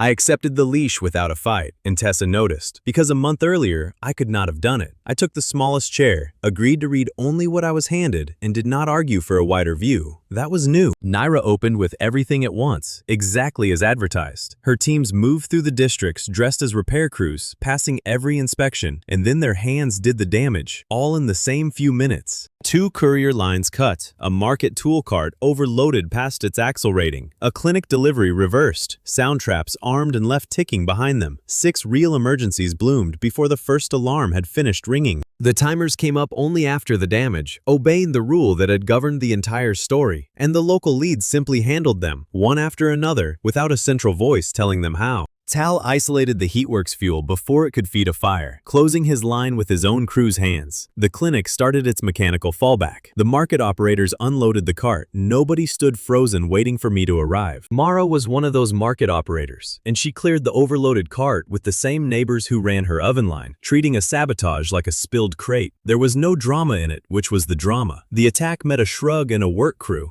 That was the proof the whole season had been building, paid out quietly in 6 places at once. The old rank chains would have scattered into panic and lost 40 minutes arguing. These crews lost minutes, and they lost them locally, and they lost them well. Then Oren went hunting with his stopwatch. He changed the verified delivery interval at the first switch point, a small deliberate shift in rhythm, nothing a stranger would notice, and he watched the eastern line like a hawk over a field. Within moments, Naira's agents received a corrected order to match the new interval. It was the tell. The correction proved her master plate was moving close enough to the eastern line to restamp and resend in near real time, which meant she was on the roads, close and findable. Oren grinned at the map like a boy who had just heard a lock click. "Found you," he said, to nobody, and reached for the next switch. The market cart chose that exact moment to develop the shortest visible timer of all 6 sites, screaming for attention in the middle of a crowded square. It was the nearest number bait that had ruined me at the floodgate, offered again, smaller and just as tempting. It pulled at me. I felt it pull, a physical tug toward the loud short countdown, toward the easy justification of running to the thing that would break first. A loaded cart, a crowd, a number falling. Everything in me wanted to go. I reported the cart number and stayed exactly where I was. I obeyed Tessa's assignment to protect the clinic and Tal's heatworks, the slower routes that carried the greater human consequence, and left the cart and the pursuit to Oren. It was the floodgate choice handed to me again, in miniature, and this time I made the other one. I did not seize the short number. I did not command the pursuit. I read what I was told to read and trusted the people who could see the rest. At the clinic, I called one bearing timer for Alara's fallback pump and then went quiet, and the crew worked around me like I was a gauge bolted to the wall, which, for that hour, was what I had agreed to be. Nobody made a speech about it. Mira noticed because she noticed everything now, and she did not congratulate me. She just let me keep my bounded role and turn back to her own work. That quiet absence of a fight was the most trust she had shown me since the flood. I had earned a leash I no longer strained against, and she had stopped bracing for me to lunge. Neither of us said so. We did not need to.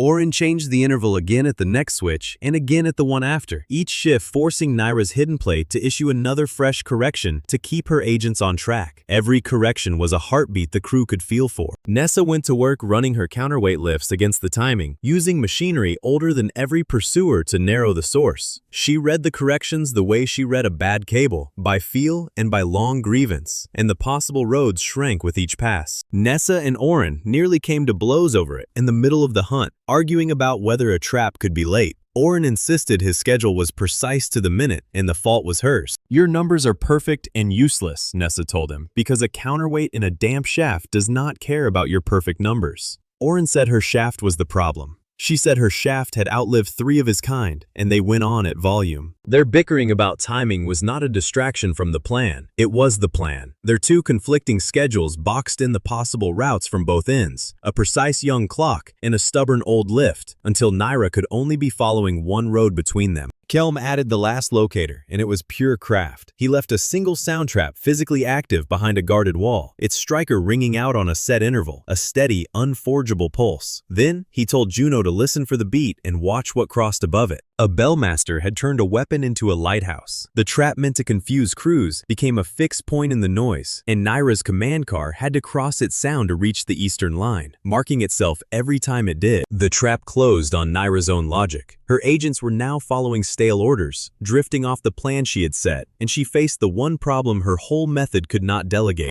She could not hand the incriminating master plate to a subordinate who did not know how to key it. Only she could restamp the sequence, and the sequence was collapsing under Oren's shifting intervals. So she did the only thing left to her. She boarded the moving switch car herself to restamp the orders and hold her campaign together, carrying the master plate up into the one place the crew had spent all afternoon hurting her toward. The woman who attacked from motion had been forced, by a courier's stopwatch and an old woman's lift, to plant herself somewhere findable and stay there. It was the one thing she had sworn never to do, and the arithmetic had left her no other move. Oren opened a real freight crossing to draw the car forward, dangling the route she needed. Nessa waited, hand on her counterweight, until Naira had fully committed to the span with nowhere left to reverse. Then Nessa dropped the counterweight and stalled the command car in mid-crossing, dead in the air over the public market. Juno and Garen boarded it and took her, while across the network, the local teams held every one of the 6 essential routes intact. Naira did not struggle. She looked at the stalled car, the counterweight, the courier's shifted schedule, and understood how she had been walked in. A professional recognized a professional job. She had been out-timed, not out-fought. Juno took the master plate off her with the ceremony of a woman who had waited a long time for this exact piece of evidence, bagging and sealing it while reciting chain of custody aloud. For once, nobody teased her about the ritual. The ritual was the entire case.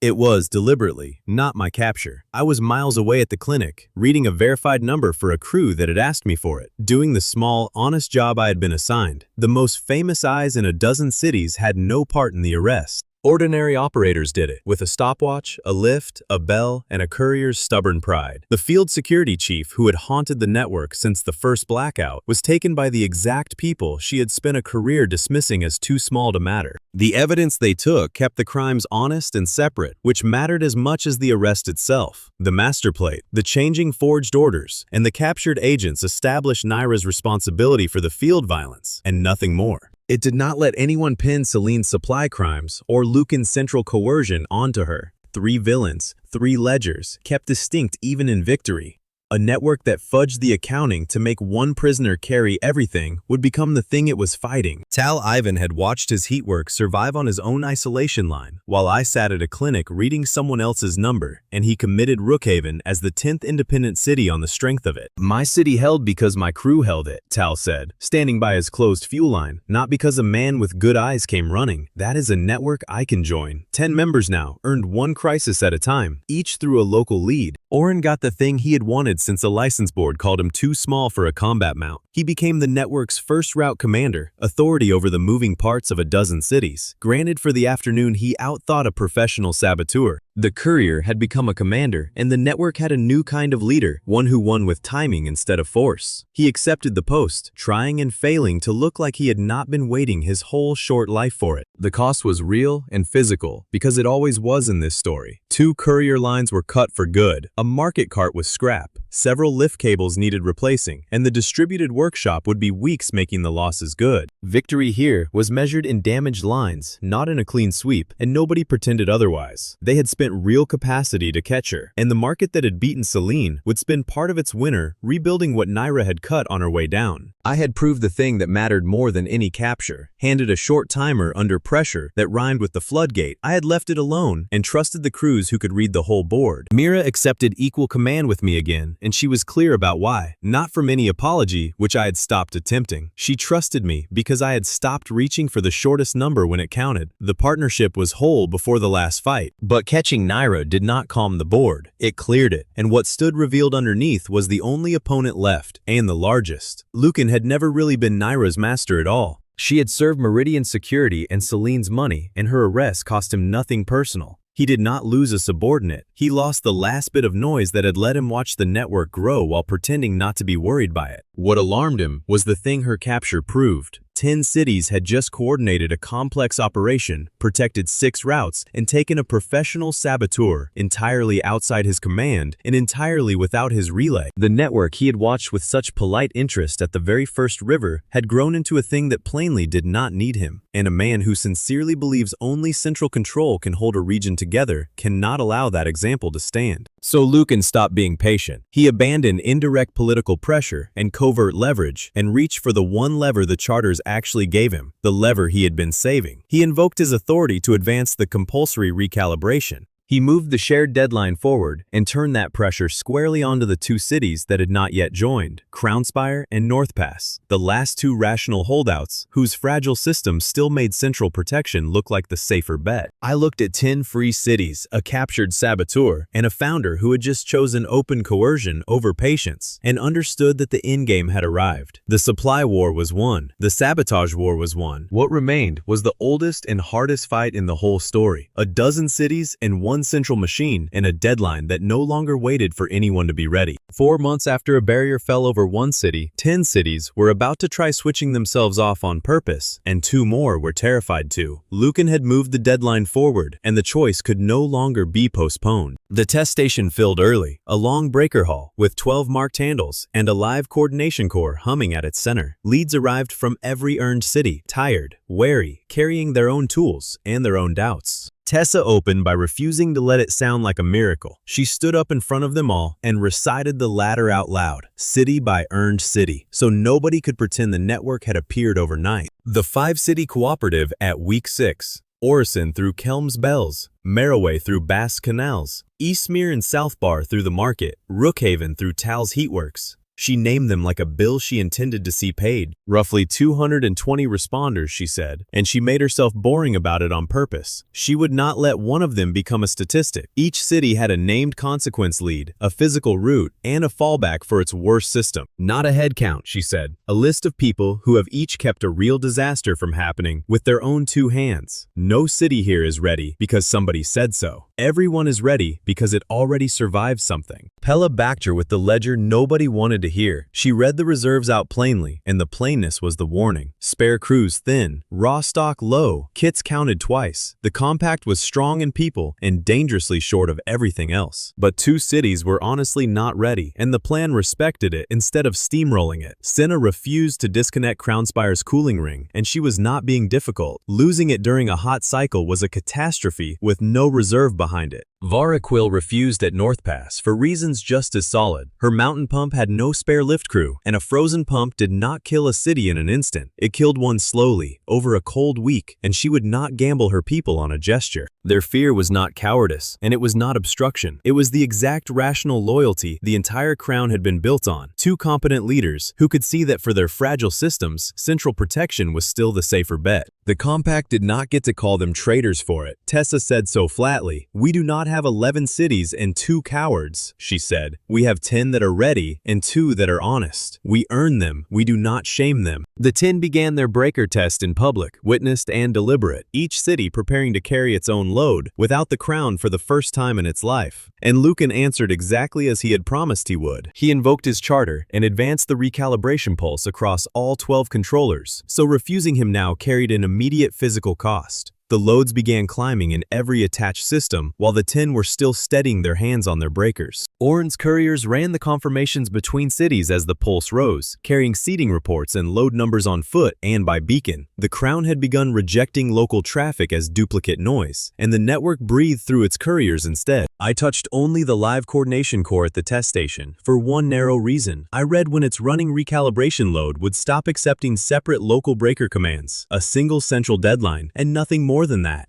Then, I did the thing the entire season had taught me at terrible cost. I refused to turn that number into orders about which city mattered most. I had a countdown over the machine that governed everything, and I treated it as information, not authority. I fed the central deadline to the leads and kept my hands off their individual systems. The man who had drowned a district by trusting a number over people now sat at the core of 12 of them and let the people decide. It was the hardest sitting still I had ever done, and nobody in the hall watching me would ever know how loud the pull to command had been in my chest while I did it. The test held for the 10, and then it strained because the plan was honest about its weak points. Asha Pell's Lumenford Clinic fallback proved weaker in the genuine event than it had ever been on the bench. Wobbling under a live load the rig had not fully mimicked. Lights dipped in her ward and a pressure gauge sagged, and Asha did not panic. She called for the mechanical fallback and put her own people on the hand pumps, buying minutes she would have to keep buying for hours. And because Crown Spire and North Pass were still coupled, their cooling ring and mountain pump absorbed the pulse's aligned peak. Crown Spire also carried the leftover central traffic the disconnected cities had shed. 3 anchor systems, all fragile, all live at once. Lucan chose that moment to be reasonable, which was always his sharpest weapon. He offered instant relief to any of the 10 who reconnected, and he promised Vara and Cinna permanent protected priority if they kept the crown override in place. To officials watching their own system shake, exhausted and frightened, it was a genuinely tempting and genuinely credible offer. He was not lying. He could make the pain stop, right now, for anyone willing to hand him back the switch. The 12 leads nearly lost the whole thing to the oldest problem in the network, which was every one of them shouting that their emergency was the obvious priority. A dozen cities, 12 certainties, all correct, all incompatible. It was the floodgate argument multiplied by 12, and for one ugly minute it could have frozen them all. "Mine is a clinic," one shouted. "Mine is a mountain," shouted another. Everyone was right. Everyone was drowning at once.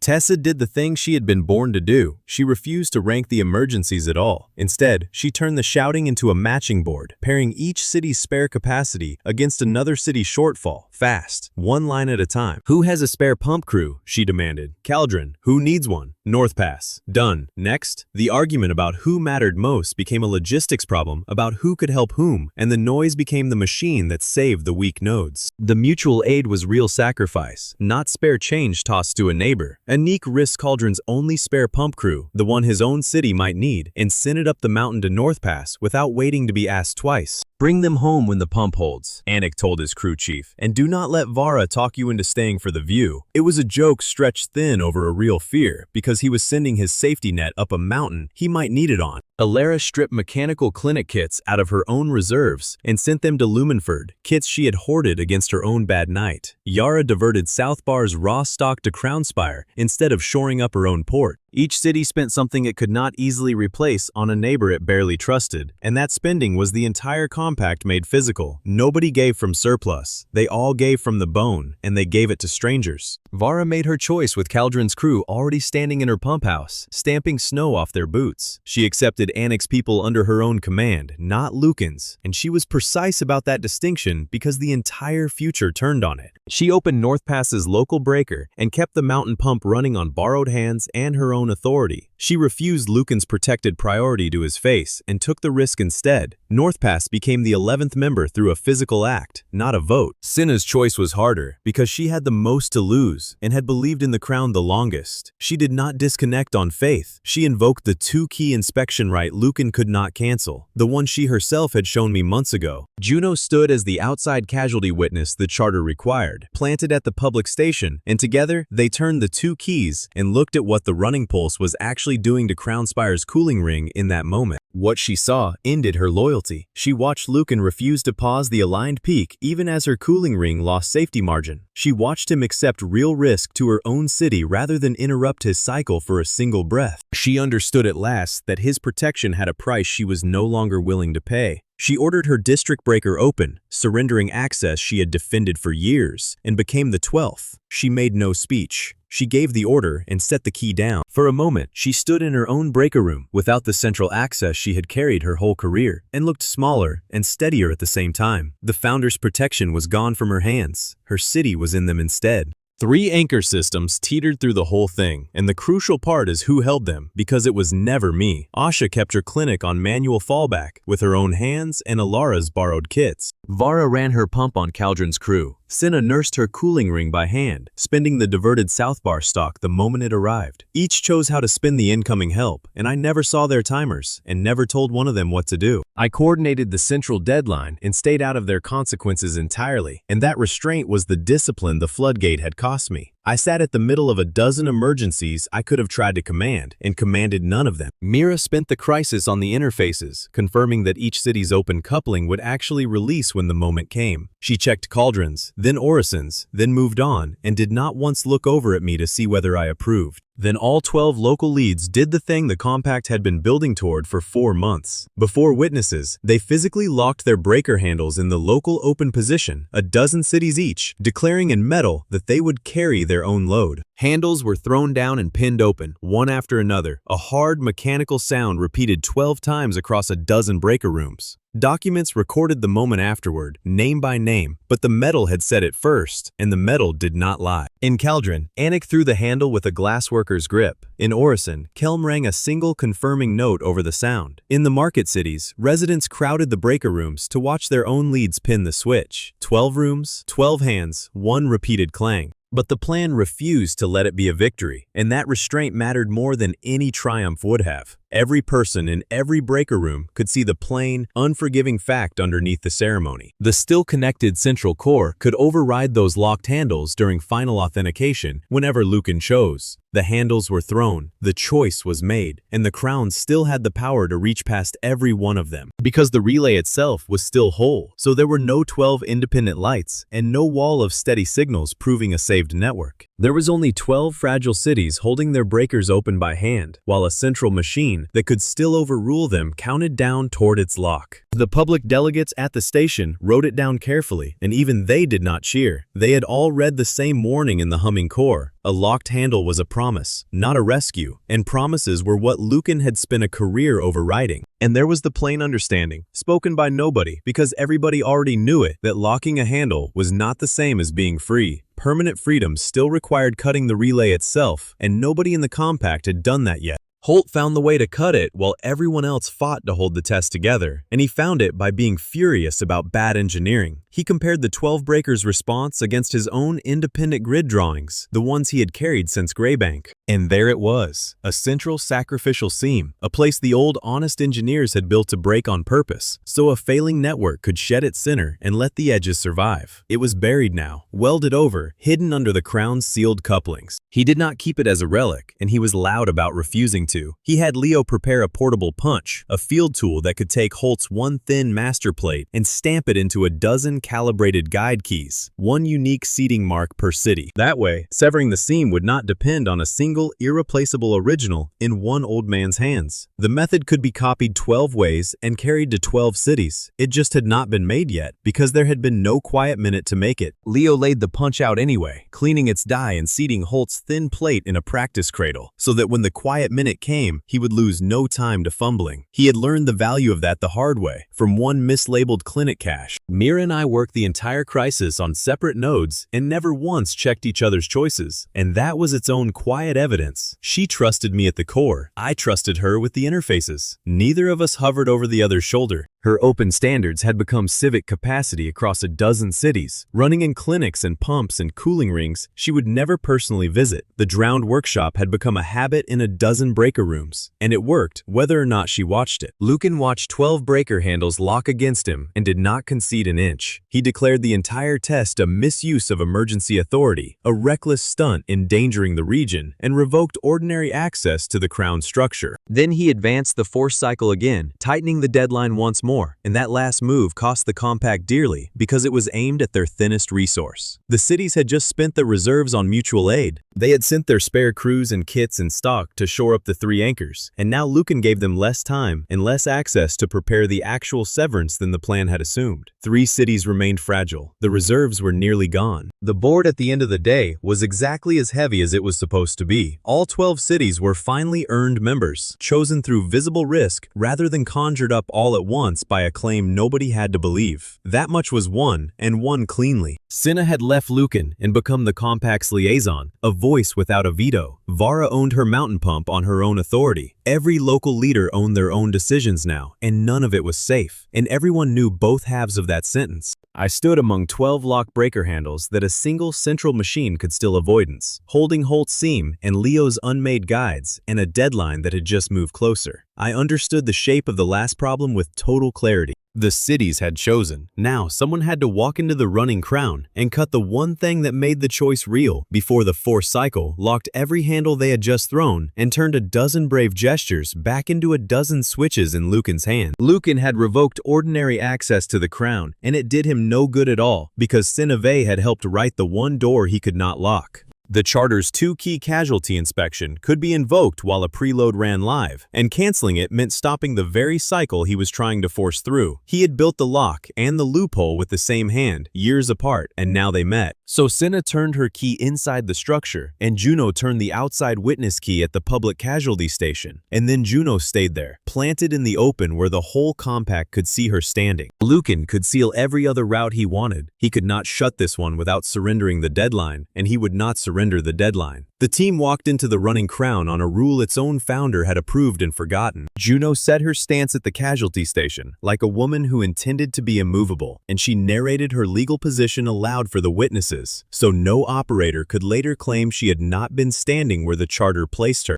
Inside, the ring turned slow and enormous around us, warm with running load, a machine the size of a district breathing through its couplings. I had spent my life on lifts and valves. This was the first mechanism that felt like a country. I put my palm on the live core during the preload and read a single aggregate deadline, the time until the entire coupling would settle into compulsory lock. It told me the when and nothing else. Not the seam, not the cause, not a safe method. I had reached the machine that ruled a dozen cities, and it was as tight-lipped as a cracked warming charm had been on my first morning. The scale had changed. The rule had not. Holt found the seam, as Holt found everything, by being furious about bad engineering. He rejected every grand phrase the younger crew reached for. He refused to call anything the heart of the network. "Do not tell me about a heart," he snapped. "Tell me which fool built a bridge this size with nowhere designed to break. A good engineer always leaves a place to fail on purpose. Find me the place, and find me the idiot who buried it." The younger crew had wanted a metaphor and got a work order instead, and that was the difference between them and Holt. He did not believe in the heart of a network. He believed in the spot where a smart builder plans the failure and the fool who paves over it. His complaint was the search. Where a sensible builder would have put a sacrificial joint, there was the seam, and Holt walked the ring cursing until his cursing arrived at the exact welded-over spot his drawings had promised. He located the original sacrificial point from his own plans, and Mira knelt beside him and confirmed the ugly truth.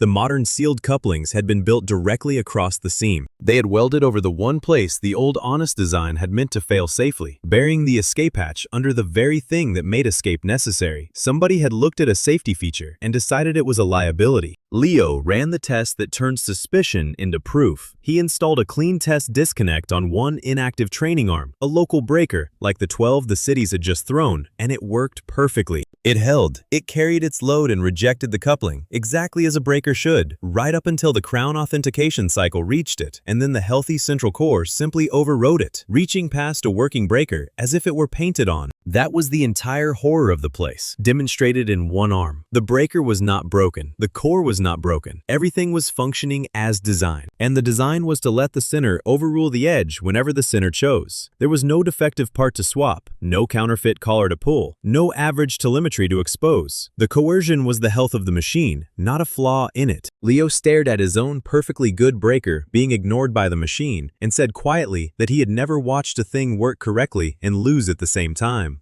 The operators in the gallery said nothing because they had always known. Lucan appeared through the operator gallery to make his last reasonable offer, and reasonable was always his sharpest weapon. He did not threaten, he proposed. He would preserve the local advisory boards, he said. Keep the cities their dignity and their input. Give every lead a voice in the room. All of it, if I abandoned the idea of permanent severance. Coordination with a human face. Protection with better manners. I did the honest thing and actually asked the question out loud because I wanted to be sure before I broke something this large. Could the relay be repaired to remove the override while keeping the coordination that genuinely saved lives? I was not performing defiance for a room of leads. I had watched this machine move help across borders faster than my couriers could. I wanted to know, truly, whether there was a version of it worth keeping. Mira caught the fact that I had asked it seriously, not as a trap, and filed it away where she kept the evidence about me. The old me would have refused on instinct. The man I had become wanted to be certain I was breaking the right thing first. Holt and Mira answered it separately, from different directions, and arrived at the same wall. Holt traced the safeguards through his drawings. Mira traced the live couplings by hand. Both roads led to the same place. Every control path, every safeguard, every clever local switch rejoined the same compulsory core. There was no wiring change that kept the help and dropped the coercion, Mira said, because in this machine, they were the same circuit. You could not repair away the thing that made it what it was. The help and the leash ran on one wire. Cut the leash, and you cut the help. Keep the help, and you kept the leash. Lucan had built them inseparable on purpose.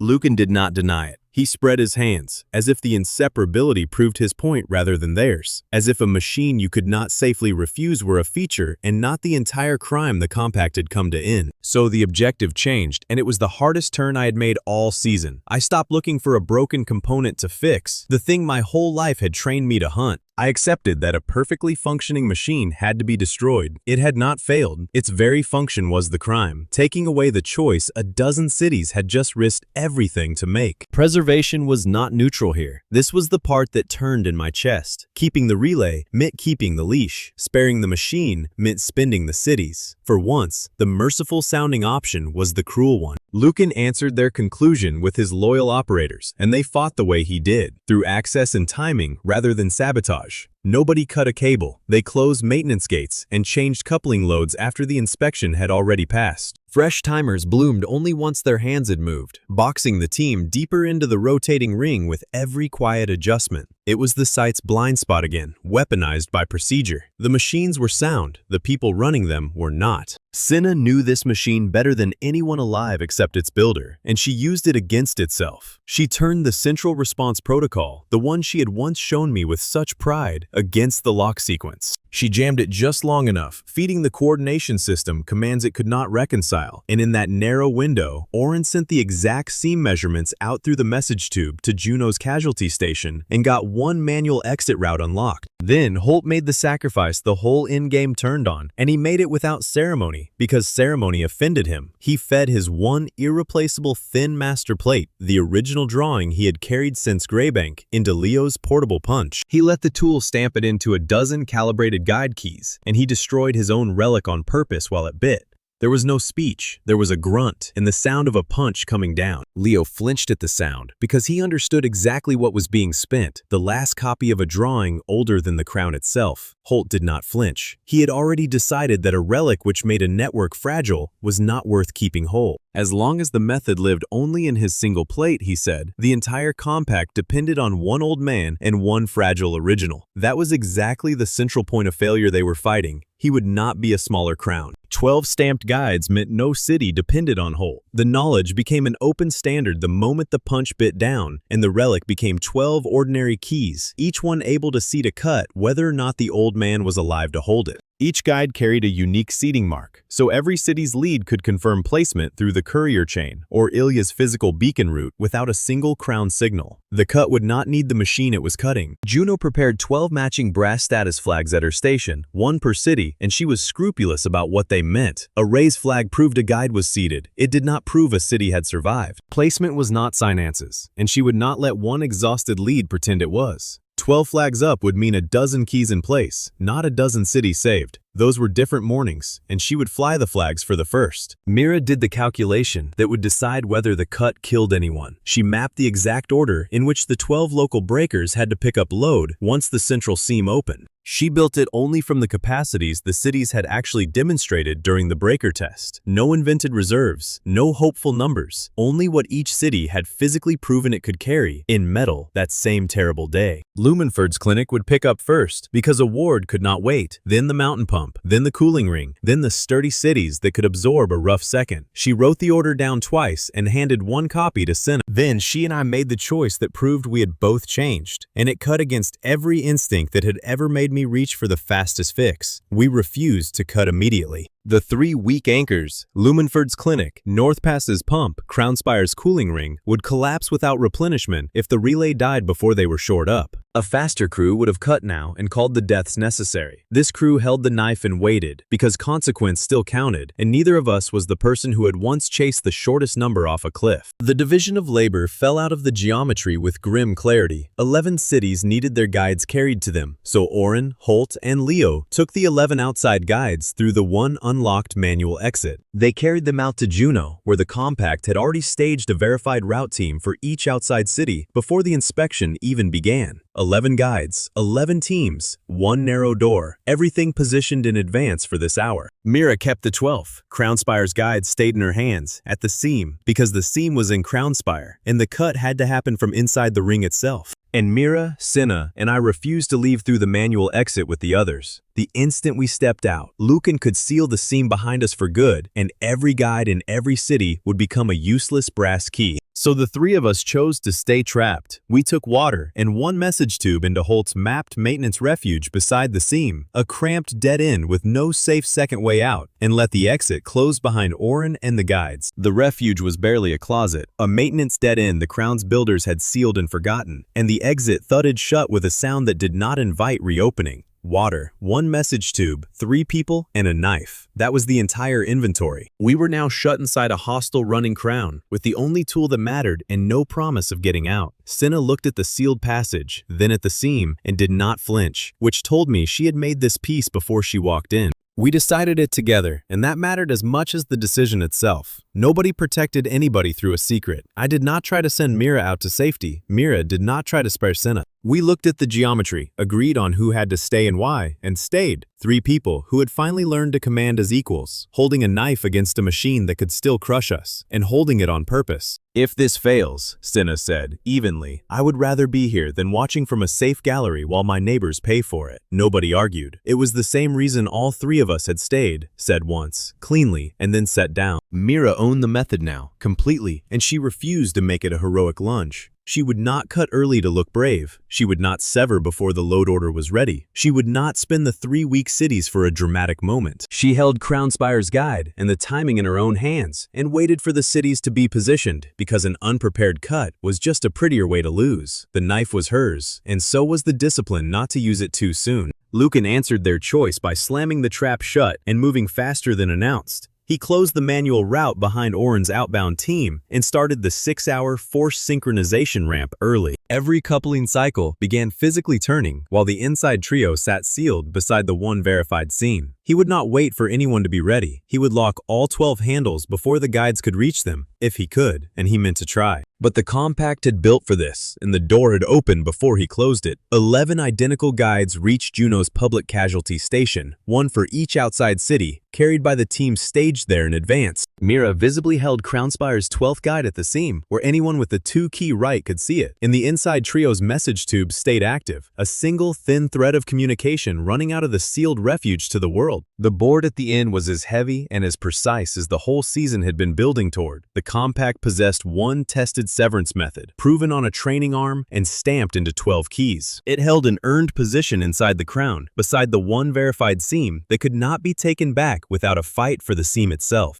And it faced a 6-hour clock, started early, with 3 fragile cities, depleted reserves, and 11 guides that now had to reach 11 cities through a region Lucan controlled. I sat in the refuge with my palm near a live core I could read, but not command. Mira beside me with the guide that would end everything. Cinna beside us both, having chosen her neighbors over the machine she once believed in. Outside, 11 teams were already running into the dark toward 11 cities. The cut was possible now. It was just not yet safe. And safe was 6 hours and 11 impossible deliveries away. The 6-hour ramp had started early, and every city on the network felt it at once. Loads climbing in clinics and pumps and heatworks as the crown pulled all 12 service cycles toward a single lock. The deadline was no longer a warning, it was a weight, and it was settling. In a dozen breaker rooms, needles crept and gauges sagged, and local crews put their hands on switches they had sworn to hold open and held them. In Caldron, the furnace gauges climbed, and Annex crew watched them the way sailors watch a sky. In Rookhaven, Tao kept a hand on his fuel valve. In the market cities, families stood in their own breaker rooms and did not leave. It was the strangest kind of siege, a dozen cities under attack by a rising number, defended by people simply refusing to let go of a switch. There was nothing to strike back at, there was only something to hold, and they held it. I sat at the center of it, and, for the first time in the entire story, could barely see. Trapped inside Crownspire, I had no live contact with 11 distant cities, so I received no remote timers, and did not pretend to. Local leads reported symptoms, engineering estimates, and human consequence in plain words down the message tube and the courier lines. I listened instead of looking, which was, at long last, the entire point of me. 11 route teams left Juno's casualty station, carrying the 11 outside guides, 1 team per city, each staged there before the inspection ever began. They ran into the dark in 11 directions, brass keys wrapped against the cold. Mira kept the 12th guide inside the refuge, Crownspire's own, because the seam was here, and the cut had to come from within the ring. The network exhaled outward in 11 directions, while 3 people stayed sealed in the dark at its heart. Tessa ran the outside like an air traffic controller with a grudge. She put Alara on clinic support, Anik on industrial heat, Pella on reserves, and Dax on release geometry. And she did it in about 4 sentences. Dax commanded from a brace chair, his splinted leg stretched out and idle, while local apprentices did the lifting his leg no longer could. He had become a voice and a mind directing a dozen hands. The arrangement held under load, which surprised no one who had watched him teach release geometry from a cot. His one complaint, loudly and often, was that a man should be allowed to blow something up from a chair, and Tessa's answer was to threaten him with the tea.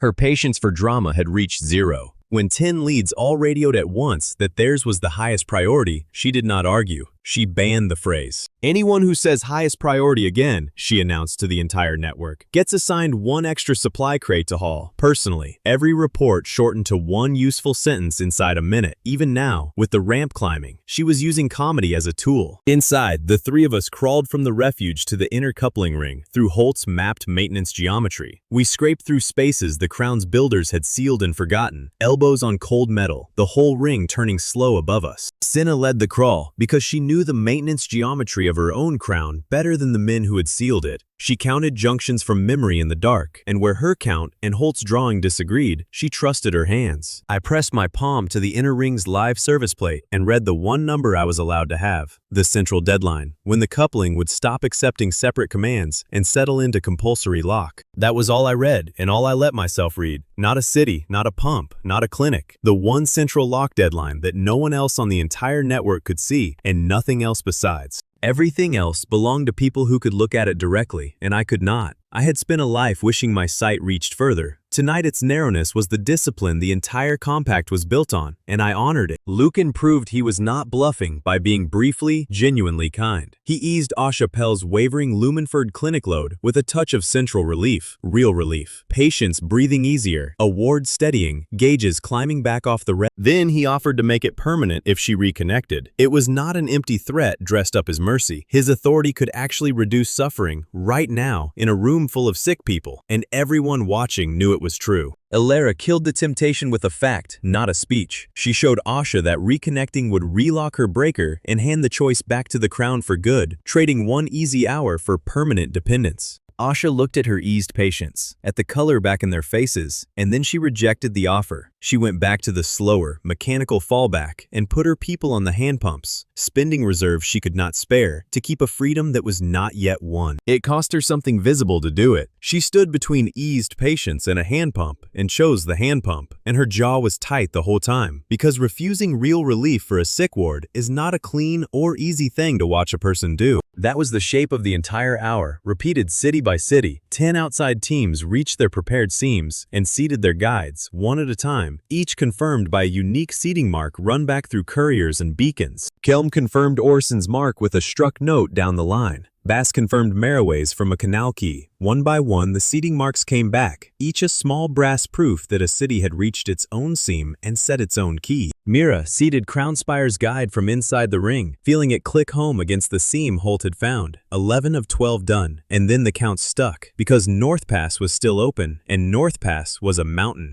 Lucan closed the trap on the last city with a flick of access. He shut down the Crown navigation beacons and the central freight lift, both at once, and the mountain went dark to instruments. Ilya's Grey Harbor craft, carrying Orin and the North Pass guide up the range, lost its guiding signal in bad air over worse terrain. Below the stranded flight, Vara's mountain pump entered real, active strain, the cold reaching down toward a city that could not afford to lose its water. Then came the moment that measured how far I had traveled from the floodgate. Crown operators, watching the mountain crisis unfold on their own boards, turned to me with an obvious request. Redirect Annex Reserve, they said. Issue a central landing order for Ilya. Take command of the rescue from the safe center and save the last city yourself. It was everything I had once wanted. My famous eyes and my aggregate view, put in charge of the entire board, offered to me at the worst possible moment. I refused. I reported only the coupling deadline, the one thing I could actually see, and I left the terrain, the load, and the risk to Ilya, Orin, and Vara, the three people who could physically observe the mountain I could not. A season ago, I had drowned a district by trusting my own certainty over local sight. Now I sat at the center of a dozen cities and declined to command a rescue I could not see. It was the hardest easy thing I had ever done, and I did it in one flat sentence. The Crown operators stared at me as if I had refused a throne, which in a way I had. The most famous eyes in a dozen cities, sitting at the exact center of the crisis, declining to look. They did not understand it. Mira, across the ring, understood it completely. Tessa backed the refusal by changing her own behavior to match it. She stopped forwarding comparative engineering times to me entirely, stopped feeding the center data it would only be tempted to rank.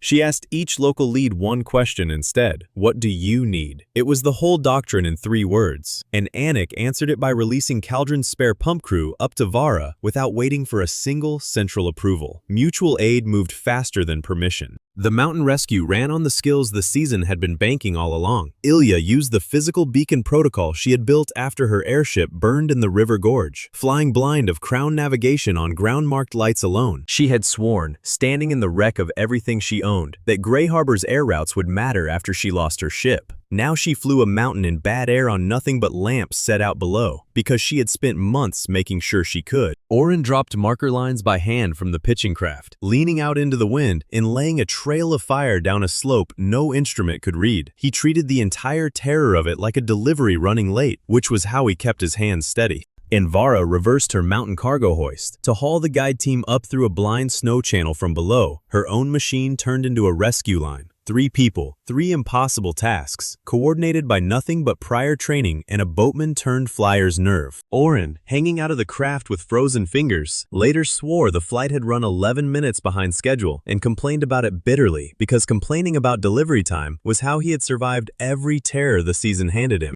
Ilya brought the craft down where no craft should land, hard and once. Orin's markers held their line down the slope. Vara's hoist bit into the snow channel and pulled. The North Pass guide came up the mountain on a cargo line, carried by the exact independent air and hoist route Ilya had promised to build out of her own ruin. The thing she had sworn into existence after losing everything caught the last city before it froze. While the mountain fought, the crew outside Crownspire earned the last door. Holt decoded Cinna's measurements as they came down the message tube from inside, identifying the old counterweight geometry that could crack the casualty gate. And Nessa operated it, hand and instinct, working machinery Holt only remembered on paper. Knowing a route and running a route are two different crafts, and she owned the second one, as she had owned every forgotten shaft since the very first lift. Juno turned her statutory key, and Garen's squad held the straining mechanism open against a crown that wanted it shut. The casualty gate cracked open, the one physical route back to the trapped trio at the seam. Garen's squad took the strain on the old mechanism with their backs and their shields, holding a door open that a machine the size of a district was trying to pull closed. And Garen counted the seconds aloud, so his people knew exactly how long they had to hold. Nobody magically discovered anything. Every inch of it was a person doing a job they had spent months earning the right to do, against a machine and a founder who wanted the door shut. The gate opened because a bridge builder, a lift operator,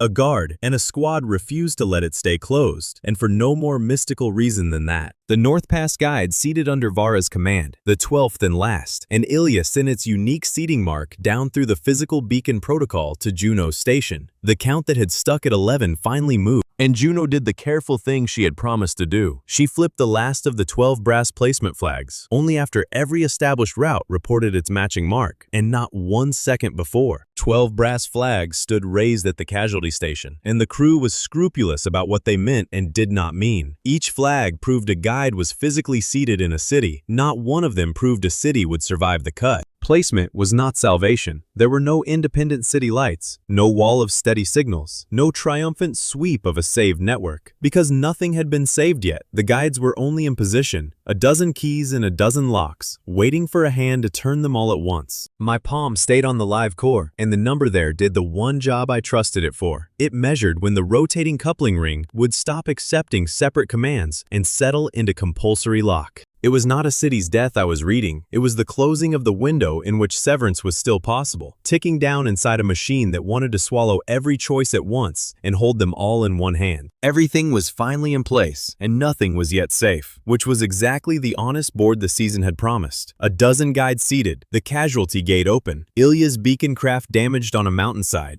Reserves scraped to nearly nothing, 3 fragile cities holding on manual fallbacks that could last through the cut and no longer, every position earned by a named person doing a real job, and no escape, no delivery, no reserve left for anyone to invent. I had proved the last thing I needed to prove, and I had proved it by shrinking. At the physical center of a dozen cities, with the most powerful site in the world, and a machine that begged to be commanded, I had limited myself to a single deadline. I had handed every other decision to the people who could see. I had made myself a gauge on purpose, and the network had caught every city I refused to catch. The proof of my change was everything I had chosen not to do. Mira stayed beside me at the seam, Crownspire's guide in her hands, and she did not ask me to hold the knife, and she did not offer me the cut. She trusted me to call only the central deadline, the one thing my eyes could honestly give. She owned the severance itself. We were together at the center and separate in our jobs. Two people who had finally learned that being side by side did not mean reaching for each other's decisions. Lucan kept his loyal operators between the trio and the manual release, ready to relock the seam the instant he saw an opening, and the forced coupling climbed toward its lock. There was no clever escape coming to save anyone. There was only a countdown on a machine, a woman holding a guide, and 12 cities balanced on fallbacks that would hold long enough and not one moment more. The entire season had narrowed to a single word waiting to be said.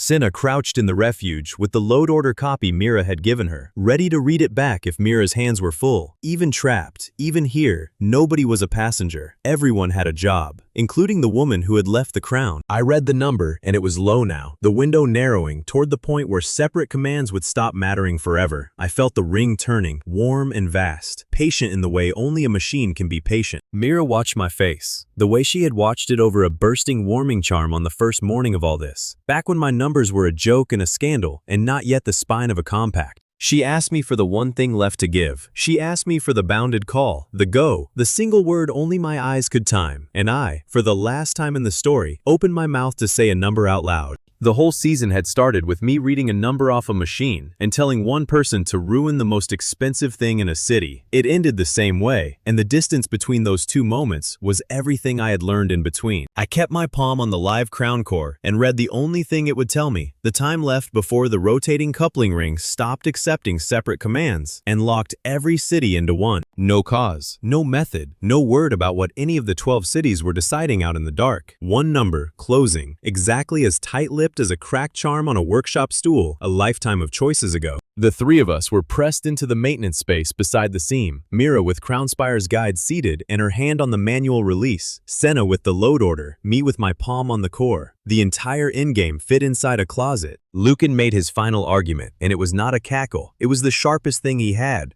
Any death in any city after the relay died, he said, would belong to me. Not to the machine, not to the compact, to the man who chose the cut. He made the ending a real weight of responsibility instead of a clean fight against a monster, because he genuinely believed every word of it. And it landed because it was not a lie. If a pump failed in North Pass an hour after the seam opened, no charter would make that painless. I sat with that and did not pretend it away. I had stopped pretending things away at a floodgate, but I had also learned the difference between a risk and a certainty. Waiting for a perfectly safe cut guaranteed the lock, and the lock guaranteed the leash forever. A weighed risk with human options left was not the same as a district drowned by my own arrogance. His loyal operators worked while he talked. They relocked the seam and diverted the preload into the manual ring, trying to starve the release of the very moment it needed. New timers bloomed in my sight only where their present hands created fresh strain. The machine fought through people, right to the end, exactly as it always had. Sound metal turned dangerous by the choices of the men serving it. Senna jammed the lock sequence one more time with the protocol she knew best, buying a narrow window against her own former colleagues, and did not once look like a woman who regretted which side of the seam she was on. Juno and Garen held the statutory casualty gate open against them, the one lawful door, bought with a key the founder could not revoke. Through that door came the crew that would actually do the work.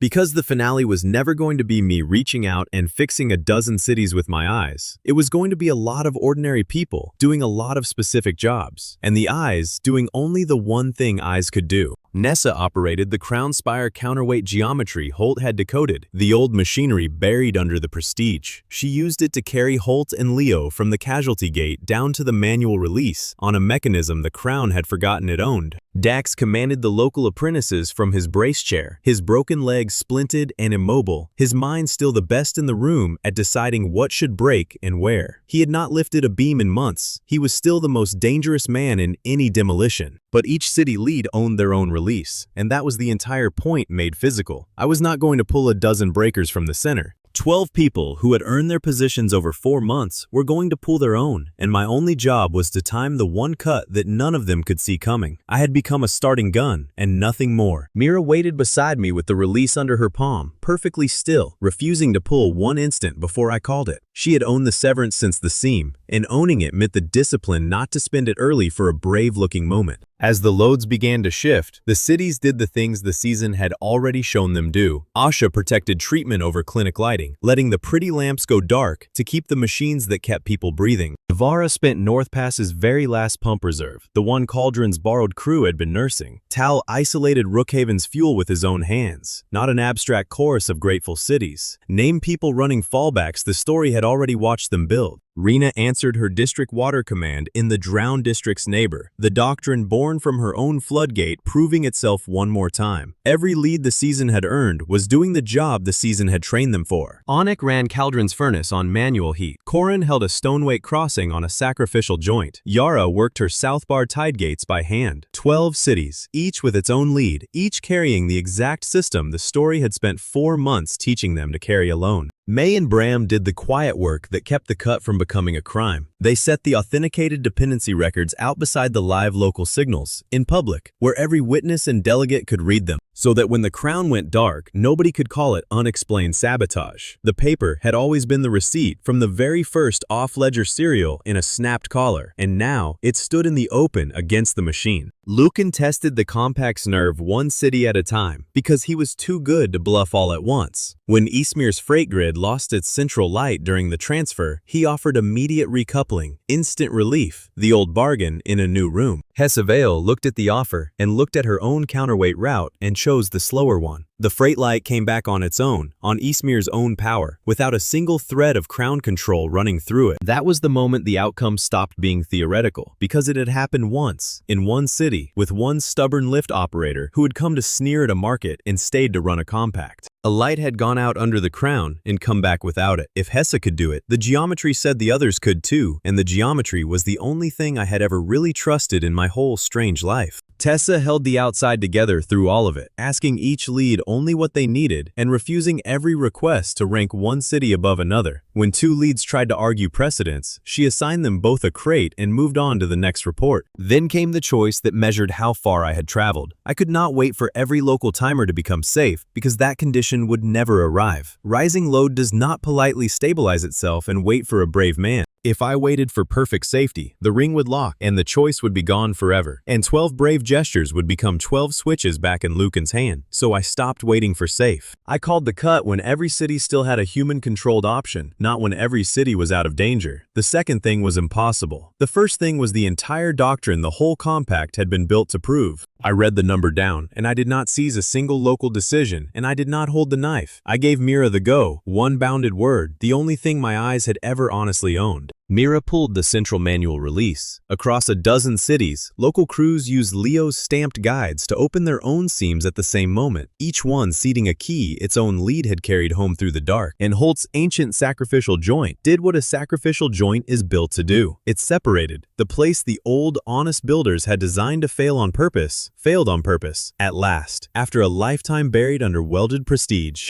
There was no white flash, no wall of stored energy tearing across the sky, no larger, louder echo of the barrier I had blown open on the first night of everything. Mira had pulled the release with both hands and her whole weight, the same way she had thrown a forbidden lever on the first night of everything, and the parting shuddered up through the floor of the refuge and into our bones. The joint parted with a heavy mechanical sound, a great structural letting go, and the rotating crown core simply stopped ruling anything. The machine did not explode, it just quit being in charge, which was a quieter and far more permanent thing. The local systems dipped, every one of them, all at once, a sickening downward lurch across a dozen cities as the central hand let go and the load fell onto local shoulders that had never carried it entirely alone. For a few seconds, it looked, from inside, exactly like the disaster Lucan had promised. Gauges fell, lights guttered. Somewhere, a lead swore. The entire compact hung for a breath, on the edge of proving the founder right. In Lumenford, a nurse pumped by hand in a darkened ward and did not stop. In North Pass, Vara's borrowed crew leaned into a hoist against the cold. The breath held, and not one lead in a dozen cities let go of a single switch. Then they came back, one at a time, through choices the story had already earned. Asha's clinic held on its mechanical fallback. Vara's pump caught on its last reserve, and Caldron's borrowed crew. Hessa's freight light was already lit and never wavered. Rena's district water answered its own local command. City by city, the dip bottomed out and reversed, each one steadying on a decision made by a person who could actually see it. And then, finally, the thing the entire season had refused to show until it was true.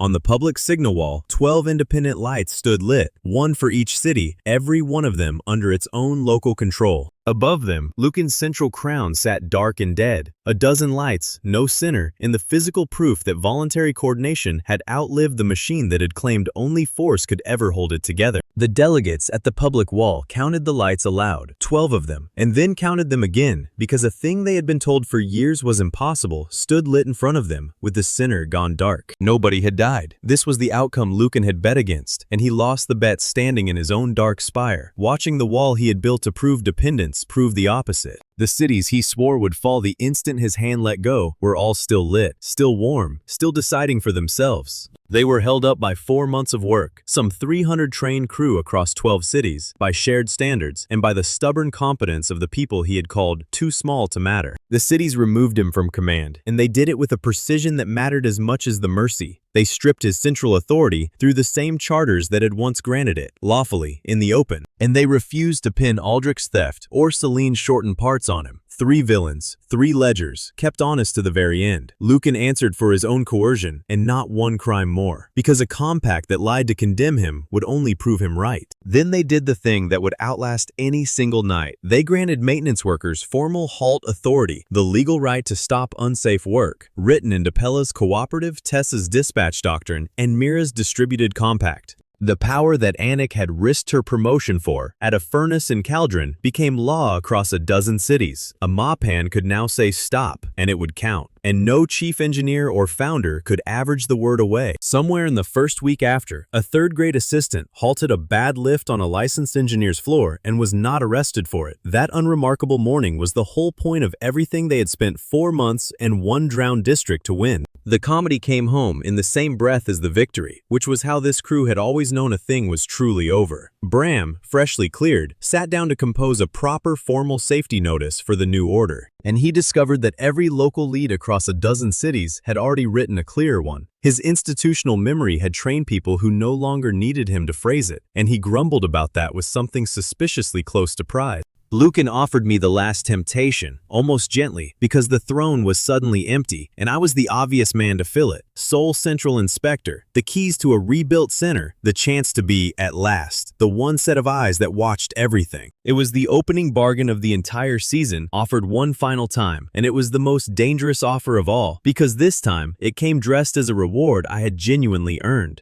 I turned it down. I had wanted those keys my entire life. I had held them, briefly, and I had drowned a district with them, and I had learned the exact weight of what they cost. I took a traveling investigator's role instead, one whose findings meant nothing until a local crew verified them with their own hands. I kept the part of myself that was uniquely useful, the eyes, the tests, the strategy, and gave away the part that had nearly made me into a smaller Lucan. I had come the entire distance, from an ignored assistant nobody would let touch a broken lift, to a strategist who had deliberately built a network that could argue with me and win. My largest victory was not a machine I had saved. It was a room full of people allowed to tell me no, and the discipline, learned at terrible cost by a flooded district, to actually listen when they did. Mira stood beside the ruined central core with the manual release still in her hand, and she had gotten the thing she wanted from the very first morning, before either of us understood it. Not a certificate, not a private workshop with her name over the door. A repair culture where the people who kept the machines alive were finally allowed to refuse an order that would get someone killed. She had destroyed the prestigious system rather than inherit it and become a co-founder instead of a subject. The scorched nameplate hung over a shared bench in a market a long way off, and it had turned out to be the truest thing she owned. We ended where we had begun, 2 people beside a machine, one of us reading numbers and the other one holding the lever. Only now, the numbers were shared and the lever was hers. The most expensive thing in 12 cities lay quiet and harmless because we had ruined it together on purpose. I stood close, and Mira did not move away, and neither of us said the obvious thing. The shared work said it better than a confession would have, and there was, at last, no countdown left running over either of us. I spent my life as the one person who could see when a thing would fail,